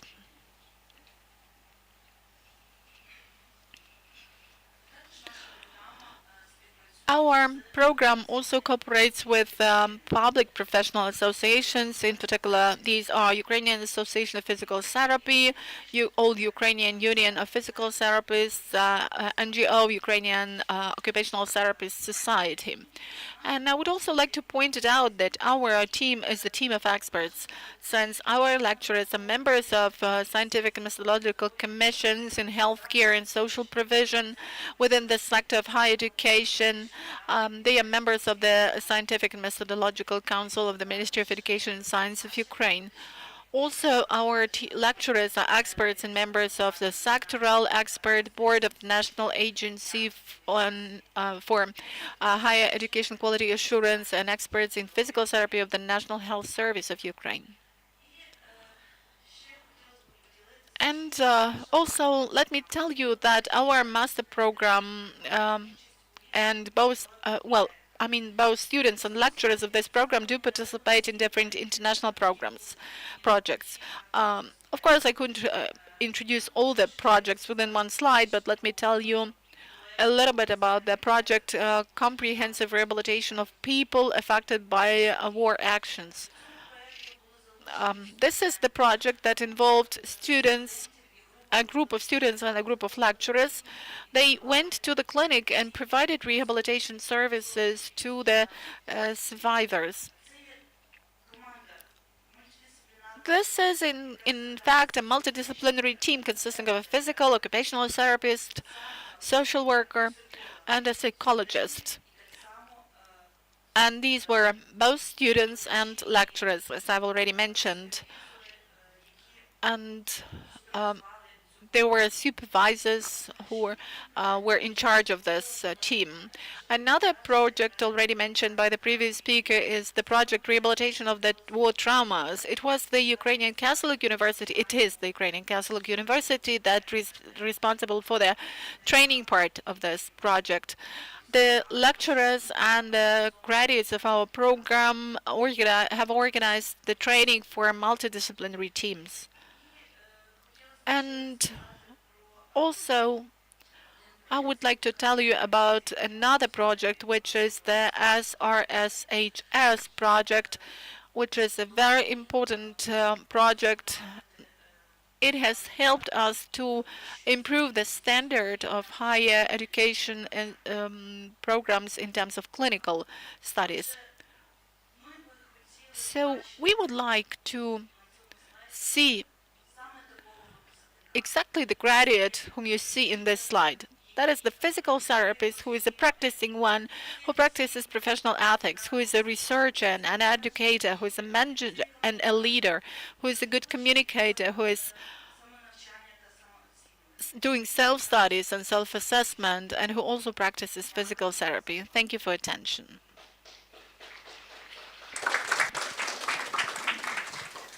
Thank you, Irina. Thank you, Vera. You can take your seats.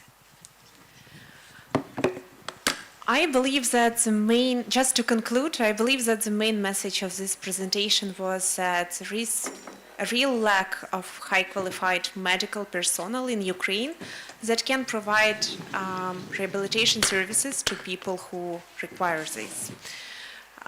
And good to know that Ukrainian educational institutions speak out loud about this issue, and thank you for this. And the next presentation will be dedicated not to the physical rehabilitation, but to psychosocial one, which is also important. And I'm happy to welcome Yulia Medinska, founder of the Lviv Psychoanalytical Institute of Mental Health. Please take your seat.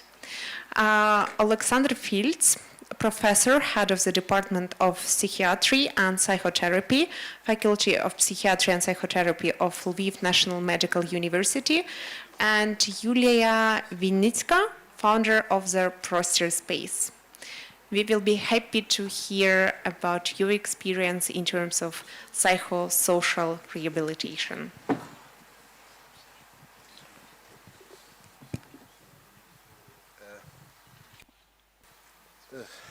Доброго дня, я буду. So here we have the slides. It's a bit uncomfortable for me to sit. We have two ladies on the panel, and I would like to express our gratitude to you for being able to present our results. So we are going to speak about the results and outcomes of two projects.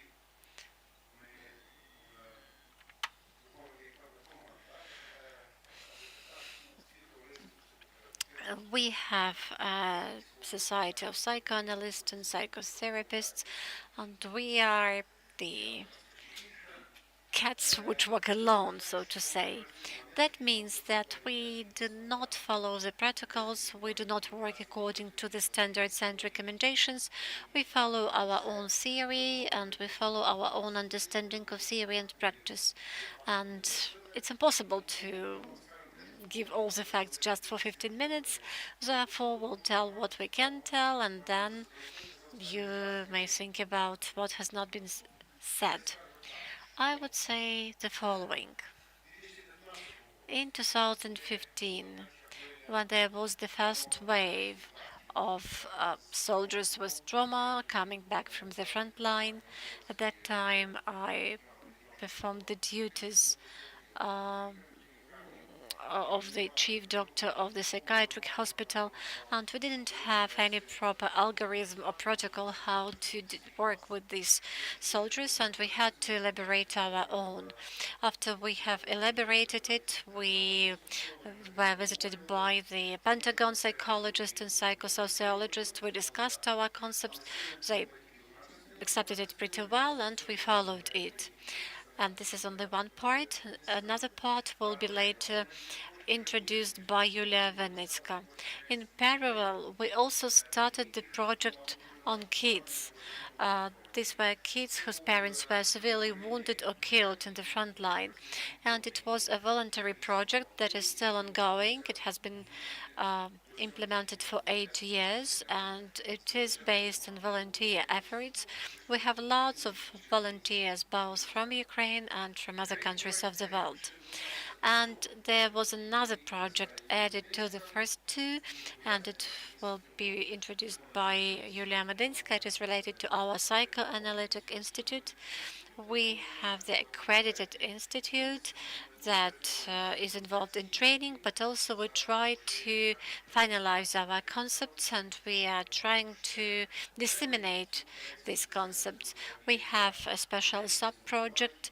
This is the therapy for those people who have abuse of substances.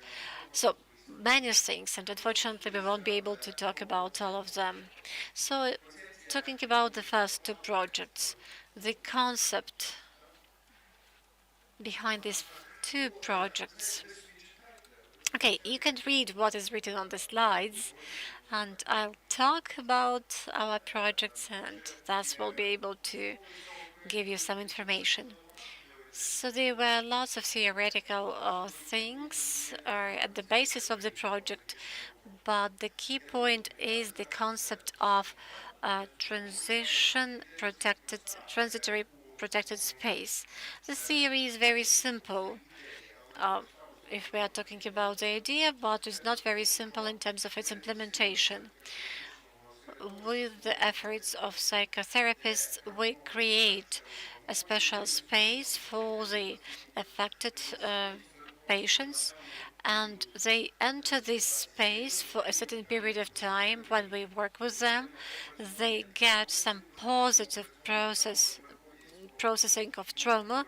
They leave this space, and later they may come back in order to fix their positive experience. So it means they are both in a special protected space and in the society.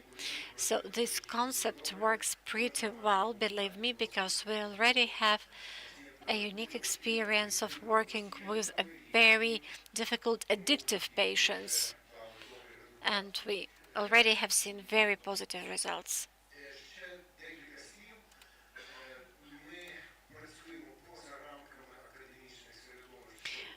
We are working beyond the academic space, and it is our principal approach, because we all represent different types of academic institutions, but what is important for us is to bring together the resources of different environment, be it scientific environment, academic, educational, and many others. It's important for us that within the projects in question, we can bring together certain theoretical foundations. And in order to introduce them in the academic community, probably it will take us about up to 100 years. And therefore, we decided not to take any risks, but to use them in practical space and to get some practical results. There were two amateur exhibitions of our kids. This is the project by Yulia Venitska. So the exhibitions took place in New York and in Berlin. These were not us who organized. Who organized these exhibitions. We were invited to do it, and this cooperation of different academic communities can offer innovative projects or startups, let's call it this way, probably not a good term, but still it functions as startup. So we have practical results. They are very positive. We are happy about it. We work with traumatized kids and soldiers. We have our concept and we know what we can expect. I give the floor to Yulia. The Prostir Radita, this is a post-Maidan initiative which was launched in 2015, and it brought together psychotherapists, artists, painters, philosophers, athletes, architects, public activists from all over Ukraine. All people working in our space are volunteers. There were 5 socially active people who came up with this idea. So there are 2 people, are a psychotherapist and a psychiatrist, Yulia Venitska, and my husband, Mykola Venitsky. And the other 3 are the psychologist Alexander Shukin, architect Artem Petritsky, and economist Rostislav Levitsky. And there were some creative ideas offered by Alexander Fields. We are all philosophers as to our lifestyles. Here you see us in our practical environment. We have certain images. The goal of our project is psychological, physical, and emotional rehabilitation with the emphasis on psychotherapy, and we use psychodynamic approach. Educational camp is located in Transcarpathian village Nedilna. It's 120 kilometers from Lviv. The children who are in the camp are age 6 to 16. There are 15 kids in the group, and they come to us for 11 days. The camp has existed for 8 years, and we welcomed more than 700 people from all over Ukraine. The target audience are the kids whose parents are competent and the kids who are IDPs. This was our primary target audience. Currently, actually, we work with practically all the kids. A couple of photos from our space. John the Baptist holiday. This is Ukraine in stones. And this is special psychotherapeutic educational space, which is based on 3 key values or principles.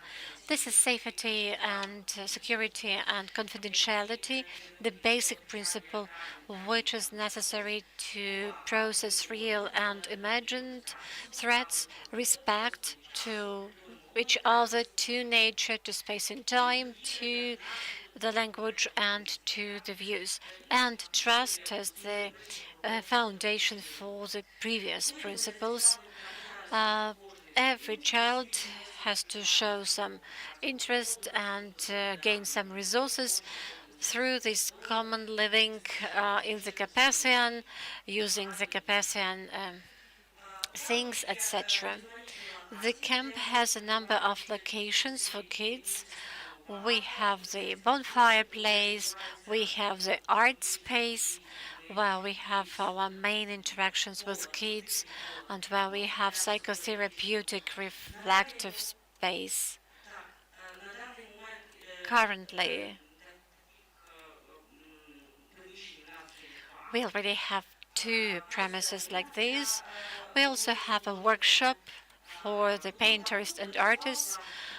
We have a trampoline, we have a climbing frame, a sport ground, and also there is a river directly in our location. Here is our art space. This is the stage.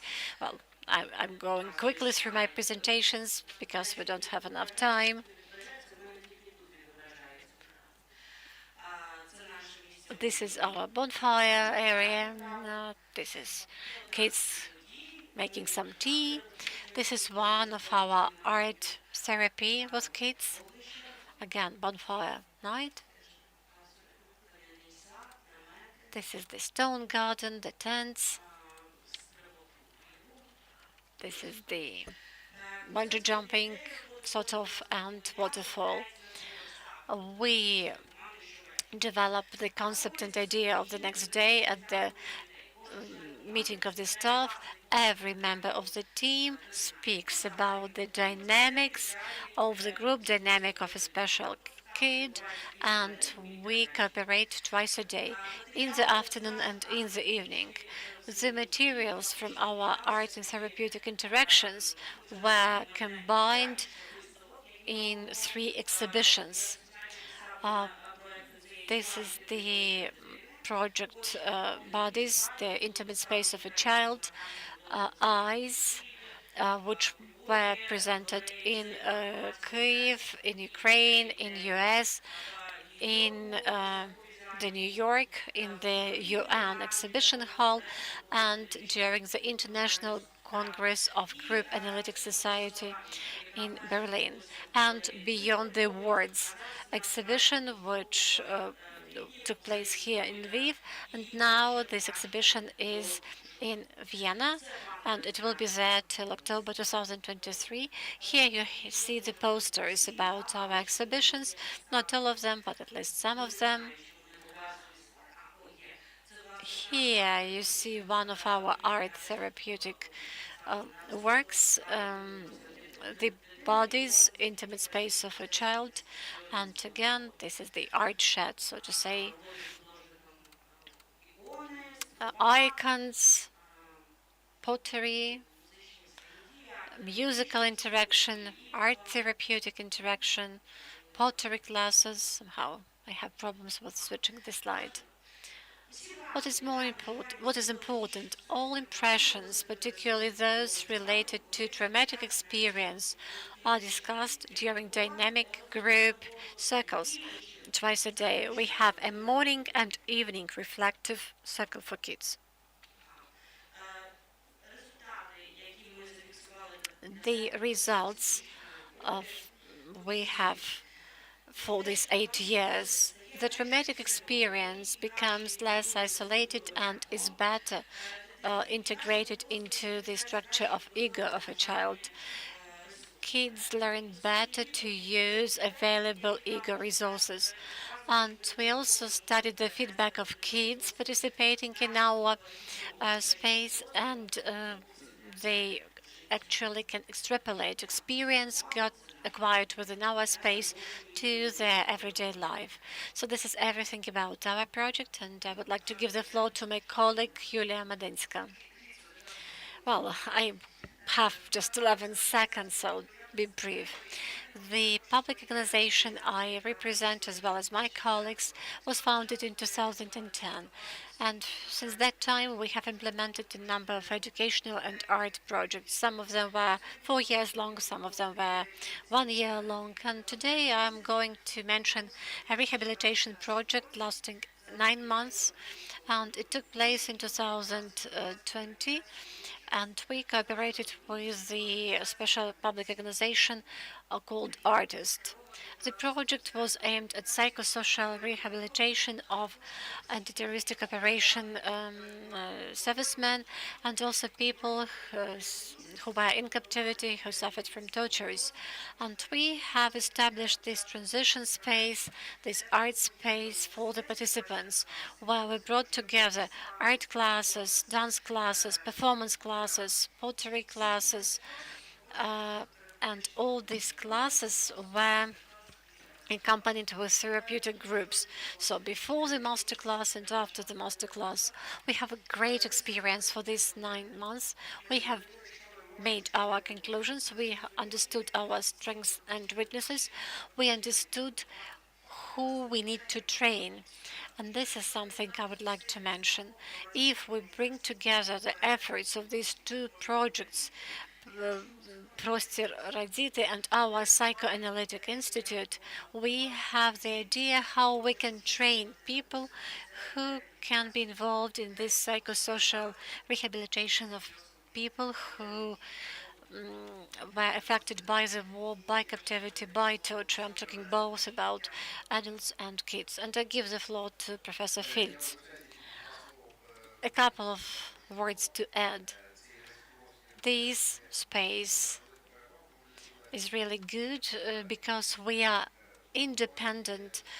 We do not depend on any donors. The project, the camp is our own location, so we own this area and we just transformed it into this camp.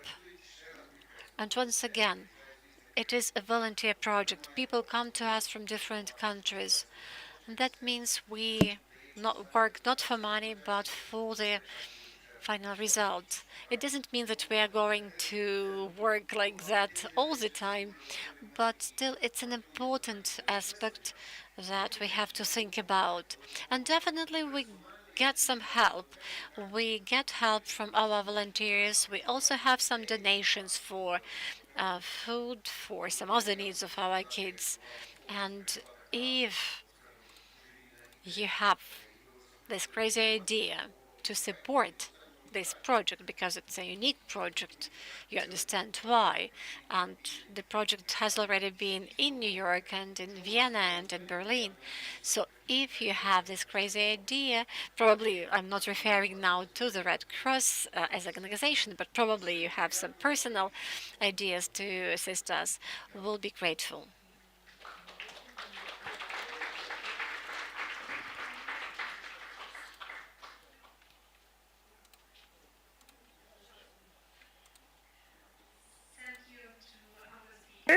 And today we were listening to Ukrainian professionals and to representatives of Red Cross, Red Crescent movement.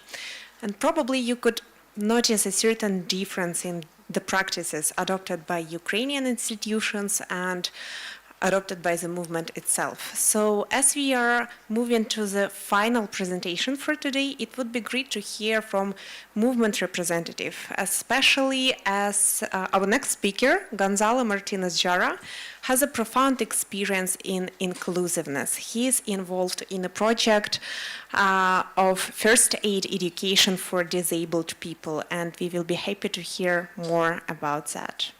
Please welcome to the scene.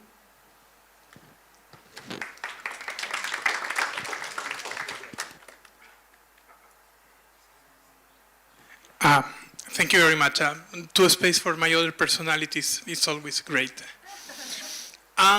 Yes, indeed. As you can notice by my accent, I'm Latino, so I couldn't stay silent when I heard about this forum. I represent the French Red Cross, but also the Global First Aid Reference Center that has huge experience using the legacy of Solferino. And I want to take Felipe that spoke about the basis of the movement. And today we are recovering the legacy of Solferino in this presentation with First Aid, which is how the movement borns. So I would like to speak today about First Aid as a tool for social rehabilitation, the evidence that we have, the Ukrainian Red Cross Society program that is one of the most prominent around the world. And I no doubt on this. You have a coordinator that is part of the Global Reference Center Task Force, that there are just 21 people around the world, and she's there, and she will share a little bit the seat later. And You have a program that is delivering more than 100,000 certificates per year, and that is amazing for a national society. So we would like also to finish with just one small field example, because we have been speaking about rehabilitation, but social rehabilitation, to bring society together, sometimes a bit difficult to understand how we will put a group of people that they don't know each other together to work. And we have one beautiful example in schools about how to get this with a simple first aid training and a beautiful idea that comes from 150 years ago from Henry Dunant. Please, next slide. If it's here, very good. Thank you, Gonzalo. Very good. Just to mention, first of all, that as part of the Global First Aid Reference Center, we have a 2030 vision, and there is the IFRC 2030 vision. And I need to congratulate the Ukrainian Red Cross National Society, because you are ready with your first aid department to meet this vision. You're doing first aid training in the schools, you're doing first aid training in communities, you're doing first aid training for children, for special groups, and now we're working together with the French Red Cross to develop further the first aid training for people living with disabilities. So you're aiming to meet the 2030 vision in 2025, hopefully with all the support. So just to mention that the strategy of IFRC in 2030 outlines how national societies and the Secretariat will adapt to the 21st century challenges that are thousand. Here we have the armed conflict, but we also have technological and disaster and human-made and etc. So in this strategy, first aid enables resiliency at the community level by three different settings, and I want to mention them. One, embracing community preparedness during daily crises and large-scale disasters. If community is not able to respond to the person that got injured, to the person that died, this community will never come back to be the same one.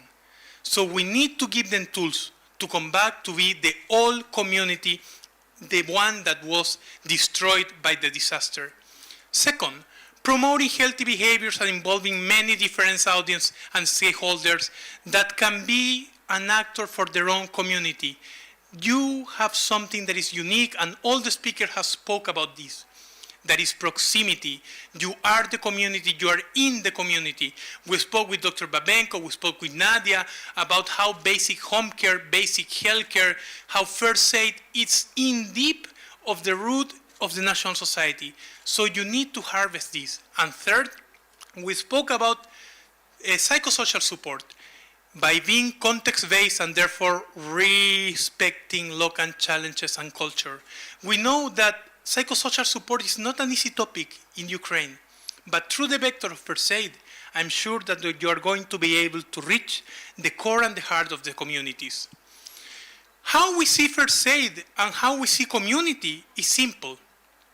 We think that a community can prepare, can recognize, can provide first aid, can access to help. So something that is important in this forum, and I was told about this by the head of health of IFRC, is about how to link community with health services. Well, first aid is the best tool that we have for that, because we let know communities what is the emergency number, when to contact, what is the primary healthcare service that they have near to their communities, how to benefit, how to care, and how to come together to help someone that they don't know with other people that they don't know, but they work together in the first aid trainings. These 5 domains works as a change of survival behaviors, but also as a change of reaction. So I will stop here, because this is all the evidence that we have as a global movement, as the biggest trainer in the world of first aid. But I will left in this platform one of our bigger exponents in Ukraine and all Western Europe. So please, I invite Nadia, the head of program, part of our global task force for first aid, one of the 21, and I'm sure that she's the 21. So Nadia, please, thank you.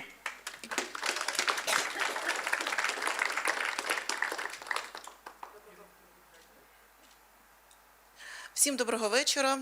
Знаєте, я відчуваю себе Good afternoon to everyone. You know, I feel like a star who is about to finish this event, the event that is important for our movement and for the Ukrainian Red Cross Society. And I think that it's a great honor and pleasure for me to be able to show our current cooperation with other units and departments You know, my path in the moment started with first aid and with PSS. It was long ago when this movement, when this direction was only evolving. I was coordinating the health and the medical component for demobilized servicemen. And then I came to realize that first aid and PSS, the elements of rehabilitation, social resilience, go together. Yes, these are different directions. Yes, we do have our own strategies, but everything we do is done for our people to be able to feel safe, for them to be not to be afraid, not to be afraid of their lives and the lives of their children. That's why, if Gonzalo allows me or helps me with the slides, let's change the slides. So, if I show you what we did last year. We had access almost to 100,000 people who lived in Ukraine during the large-scale war. These were the people who wanted to undergo our trainings, first aid trainings, because after those trainings they felt safe, because they realized that they could now provide assistance and aid to them, to their children, to the people around them. And that's why we said that first aid is just a simple part of our work. It's something simple, but it enables us not just to get knowledge on how to stop hemorrhage, how to stop bleeding, or some other things, but it allows you to feel safe, to feel comfortable, not to be afraid. We also worked, next slide please, we also worked this year in the same direction. We keep training, teaching people, different people, but what did we do before the full-scale war? You know, we realized that it's not only people who are in good health could be providing assistance. People who already have got some problems, health issues, should also be able to assist themselves, their children, to provide aid to other adults. And that's why we started adapting our trainings to people with some special health issues. We used to work with people having some special neurological diseases. We worked with children, people with hearing or sight impairments, and here you can see the examples, the slides, the photos with children whose hearing has been impaired. And first aid trainings help these people feel like we are, feel like ordinary people who see everything and can do everything. Why should we distinguish them as a separate category? We shouldn't. Unfortunately, we didn't have a chance to present our first aid manual. This is the book that Lisa, the head of the commercial unit, helped us to publish. This is first aid for people who have sight impairments. It's in the Braille font, and it's just wide for us. That's why for the presentation you cannot see it, but that is something, this is really the achievement the Ukrainian Red Cross Society has already got. We kept doing this during the large-scale, full-scale invasion of Russia, and you know, people with physical disabilities after the rehabilitation center, after adaptation, will go back to their communities and families. That's what our CEO has been telling all these days. They will live in their families. So what do they need to feel? They need to feel that they still can take care of themselves and other people and give first aid to them. And the last thing, this is the example of how we could make the studies of our children safe. You know, people after the occupation are afraid of sending their children to schools. They are not sure that they will be able to help these children in case something happens. And thanks to our partners, the partners of our movement, we can create safe spaces. It's like today during the air alarm, we just continued, we kept going. In the same way, you can continue with studies. And here is a small village school in one of the villages close to Kyiv, which was deoccupied, and there we will create a safe space for air alarms. I mean, during air alarms, children will keep playing, they will be taught how to give first aid, and they will feel safe. And after communicating with parents, we realized that sometimes these fears can be overcome through very simple actions. You can just give a person a chance to feel that he or she can feel safe. And sometimes we can just teach them some tricks, some useful things. So thank you again. Thank you for inviting me to this forum, though it's not about first aid. Thank you.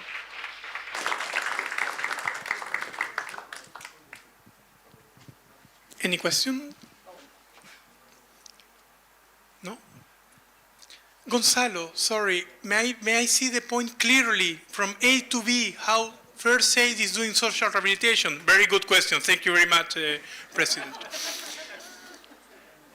We are doing First Aid trainings in schools where children were not attending. So now parents feel safe to send the children. And we're rehabilitating the shelters, the obscure and bad shelters, like First Aid schoolrooms, where children, when there is an air alert and the bombing is happening, are taking care of teddy bears. So it's amazing. That is social rehabilitation through First Aid. Thank you very much.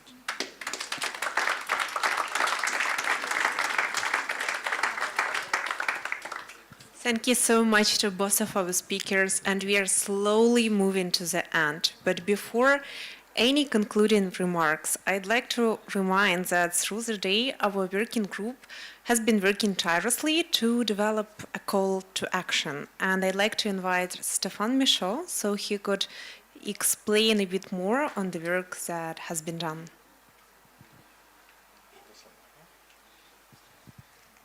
Thank you. It will be quite brief because there's not been many surprises. Thanks everyone for the comments that came in today. We did another version of the draft just after lunch. And what I'd like to show now is the final centerpiece of the commitment. So the 3 calls to action themselves, not the preamble, not the part about the fundamental principles, but what we're committing to. And at the end, I'll explain what happens if you have cold feet or change your mind. See it here. Okay, so only 3 commitments, so that won't take too long. Number 1, expertise sharing. Considering the movement's vast expertise in rehabilitation globally in armed conflicts, natural disasters, and so on, we encourage our partners to contribute their knowledge and best practices and to act as a catalyst for the country's expertise. By establishing this network of experts, we'll support the authorities in improving the quality of rehabilitation. There was a lot of wordsmithing around there. I think this version is quite good. By the way, this commitment is only signed by movement partners. This is not with governments or authorities, so it's an internal document. Second of 3 commitments, funding. We provide and advocate for funding allocations and mechanisms through the movement and donors that will support the strategy of state and local authorities in developing and implementing rehabilitation programs in Ukraine. As you can guess, there's been a lot of comments on this sentence. The debate was, are we only supporting local and state authorities, or are we also doing things on our own? And the answer is we don't want to close the door to things that are not necessarily in support. But what it definitely should be in support of is the national strategy. So that's why we said it's not in support of state and local actors necessarily, but it's definitely in support of the strategy of the state. So that's why this sentence is a little bit long. As such, movement appeals should include rehabilitation elements, and donors should prioritize funding so that there's enough resources to do rehabilitation. By securing sustainable and reliable funding sources, we aim to ensure rehabilitation services are adequately resourced and accessible to those that need it most. So I think this one reads well too. And then 3 of 3, innovation. There were a few words that were in the wrong place in the draft before, so thanks for pointing this out. We promote multidisciplinary innovations and the usage of technology in the development and delivery of rehabilitation solutions that ensure accessibility and inclusion of people who are adapting to life with disability. Can you repeat that after me? The movement should complement innovations based on the individual-centered approach, which includes care in the community, holistic case management, tracking and accompaniment of patients through their rehabilitation. So it's not just about gizmos and equipment and bionic arms. By fostering innovation, we aim to improve the quality and efficiency of rehabilitation services provided in Ukraine and to make them more accessible to a wider range of people. So these are simply 3 commitments: sharing expertise, ensuring there's enough funds, and using innovative approaches. What is planned is that this will be in a 2-page conference document. That's the centerpiece of it. there's a cooling off period. So if you wake up in the middle of the night all in sweat and say, oh, I can't live with this, just let me or URCS know, and we can take your logo out, because in the next couple of days, this will be published with logos of participants. Again, only movement. So URCS for sure, Federation ICRC, and the PNSS present here. Any burning questions, comments, frustrations? Yes. No comments. Thank you so much for the drafting committee. You've done an excellent job. I know you had a very long day yesterday, so thank you for that. The Swedish Red Cross really appreciates how you managed to compress this. They have one comment, not to the commitments, but to making reference to the resolution 2 adopted at the 33rd International Conference, addressing mental health and psychosocial needs of people affected by armed conflict, natural disaster and other emergencies. They say that this could potentially frame this call better and give it a more movement contextualization. That's yes, it. Absolutely. That's all that I had from Sweden. No. Thank you very much. Thank you. And this one doesn't work. Okay. Let's trade. No, thank you. And what is being referred to is the 2019 resolution. And either Swedish Red Cross made the same or someone else, but because we did include reference to it, and in the definition of rehabilitation, we also refer to this document. But it was a great addition, because we said there a few times today, we don't start from scratch. And 2019, a lot of work was done. There was also a reference made to a much older resolution that talked about rehabilitation in the context of torture and ill treatment. And it talked about victims a lot. But we thought that the language did not age very well over 14 years, and torture and ill treatment is only a sliver, I think, what we're facing here, and we prefer survivor than victim, so we took the 2019 one instead. Any other good comments? So we'll share soon, right, the two-pager.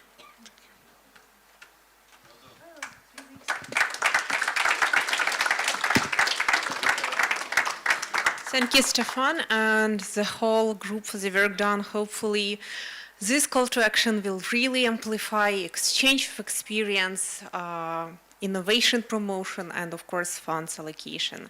And as now we are coming to the end of today's panel discussion and our conference in general, I'm happy to give the floor to Maxim Datsenko for his closing remarks. Thank you very much. Finally.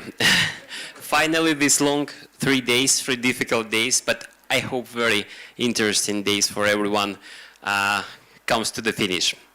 I really enjoyed these 3 days, and I enjoyed the results of 3 days, and I'm really very much happy that the work on Lviv call to action for rehabilitation was so smooth and collective.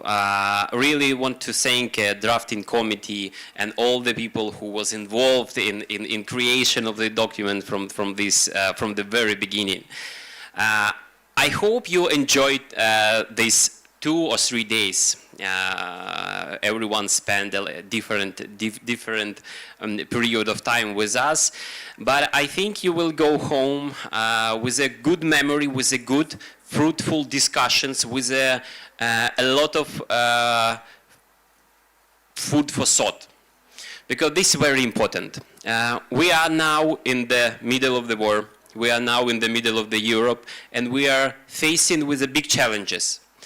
And here, the strength of movement in Ukraine, you see visible, you see well perceived, and on all the levels which we, on all discussions, during all discussions which we have, we really, you really have to see how the perception of the government grows, how the perception of the society, of the public grows, and I think this is something that really gives us the power to move forward. So I congratulate you with participating in this event.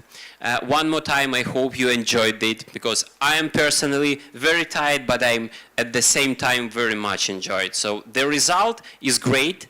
The visualization is perfect. And here I want to say the word of thanks to all the teams who was involved in preparation of this meeting. This is very difficult job, and this job was done for 1.5 months.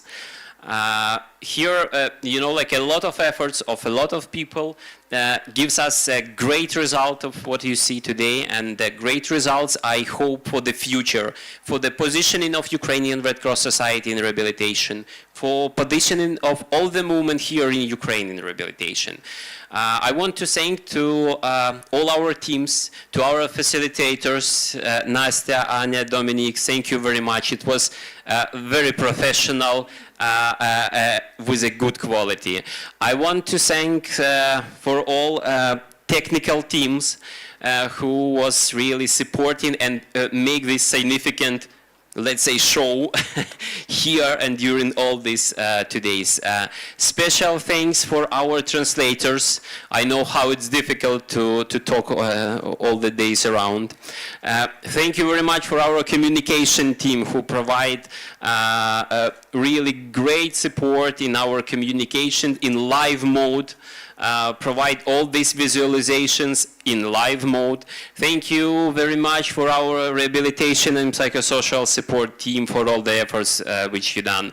For our international department team, because this is very difficult. We always know how coordination is difficult, but now to keep everyone here in one place, to host and make your being here comfortable, this is very difficult. But everything was successful. If I forget about someone, sorry, but really my words of thanks goes to everyone because the work which was done are great and the results are great. But now we just at the very beginning of our long way of our involvement in rehabilitation. So the work just started. Thank you very much for everyone, and see you soon. Thank you very much.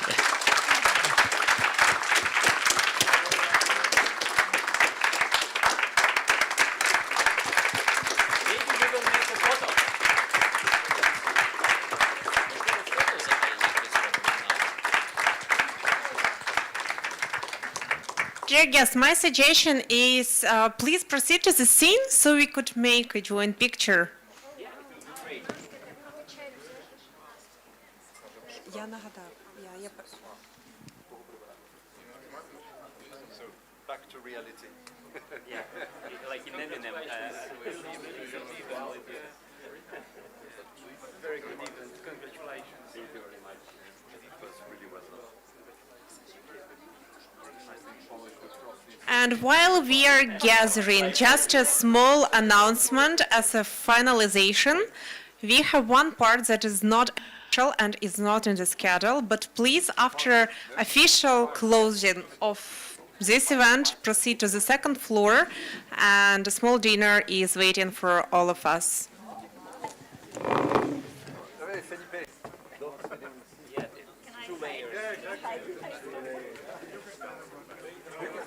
Don't stand on the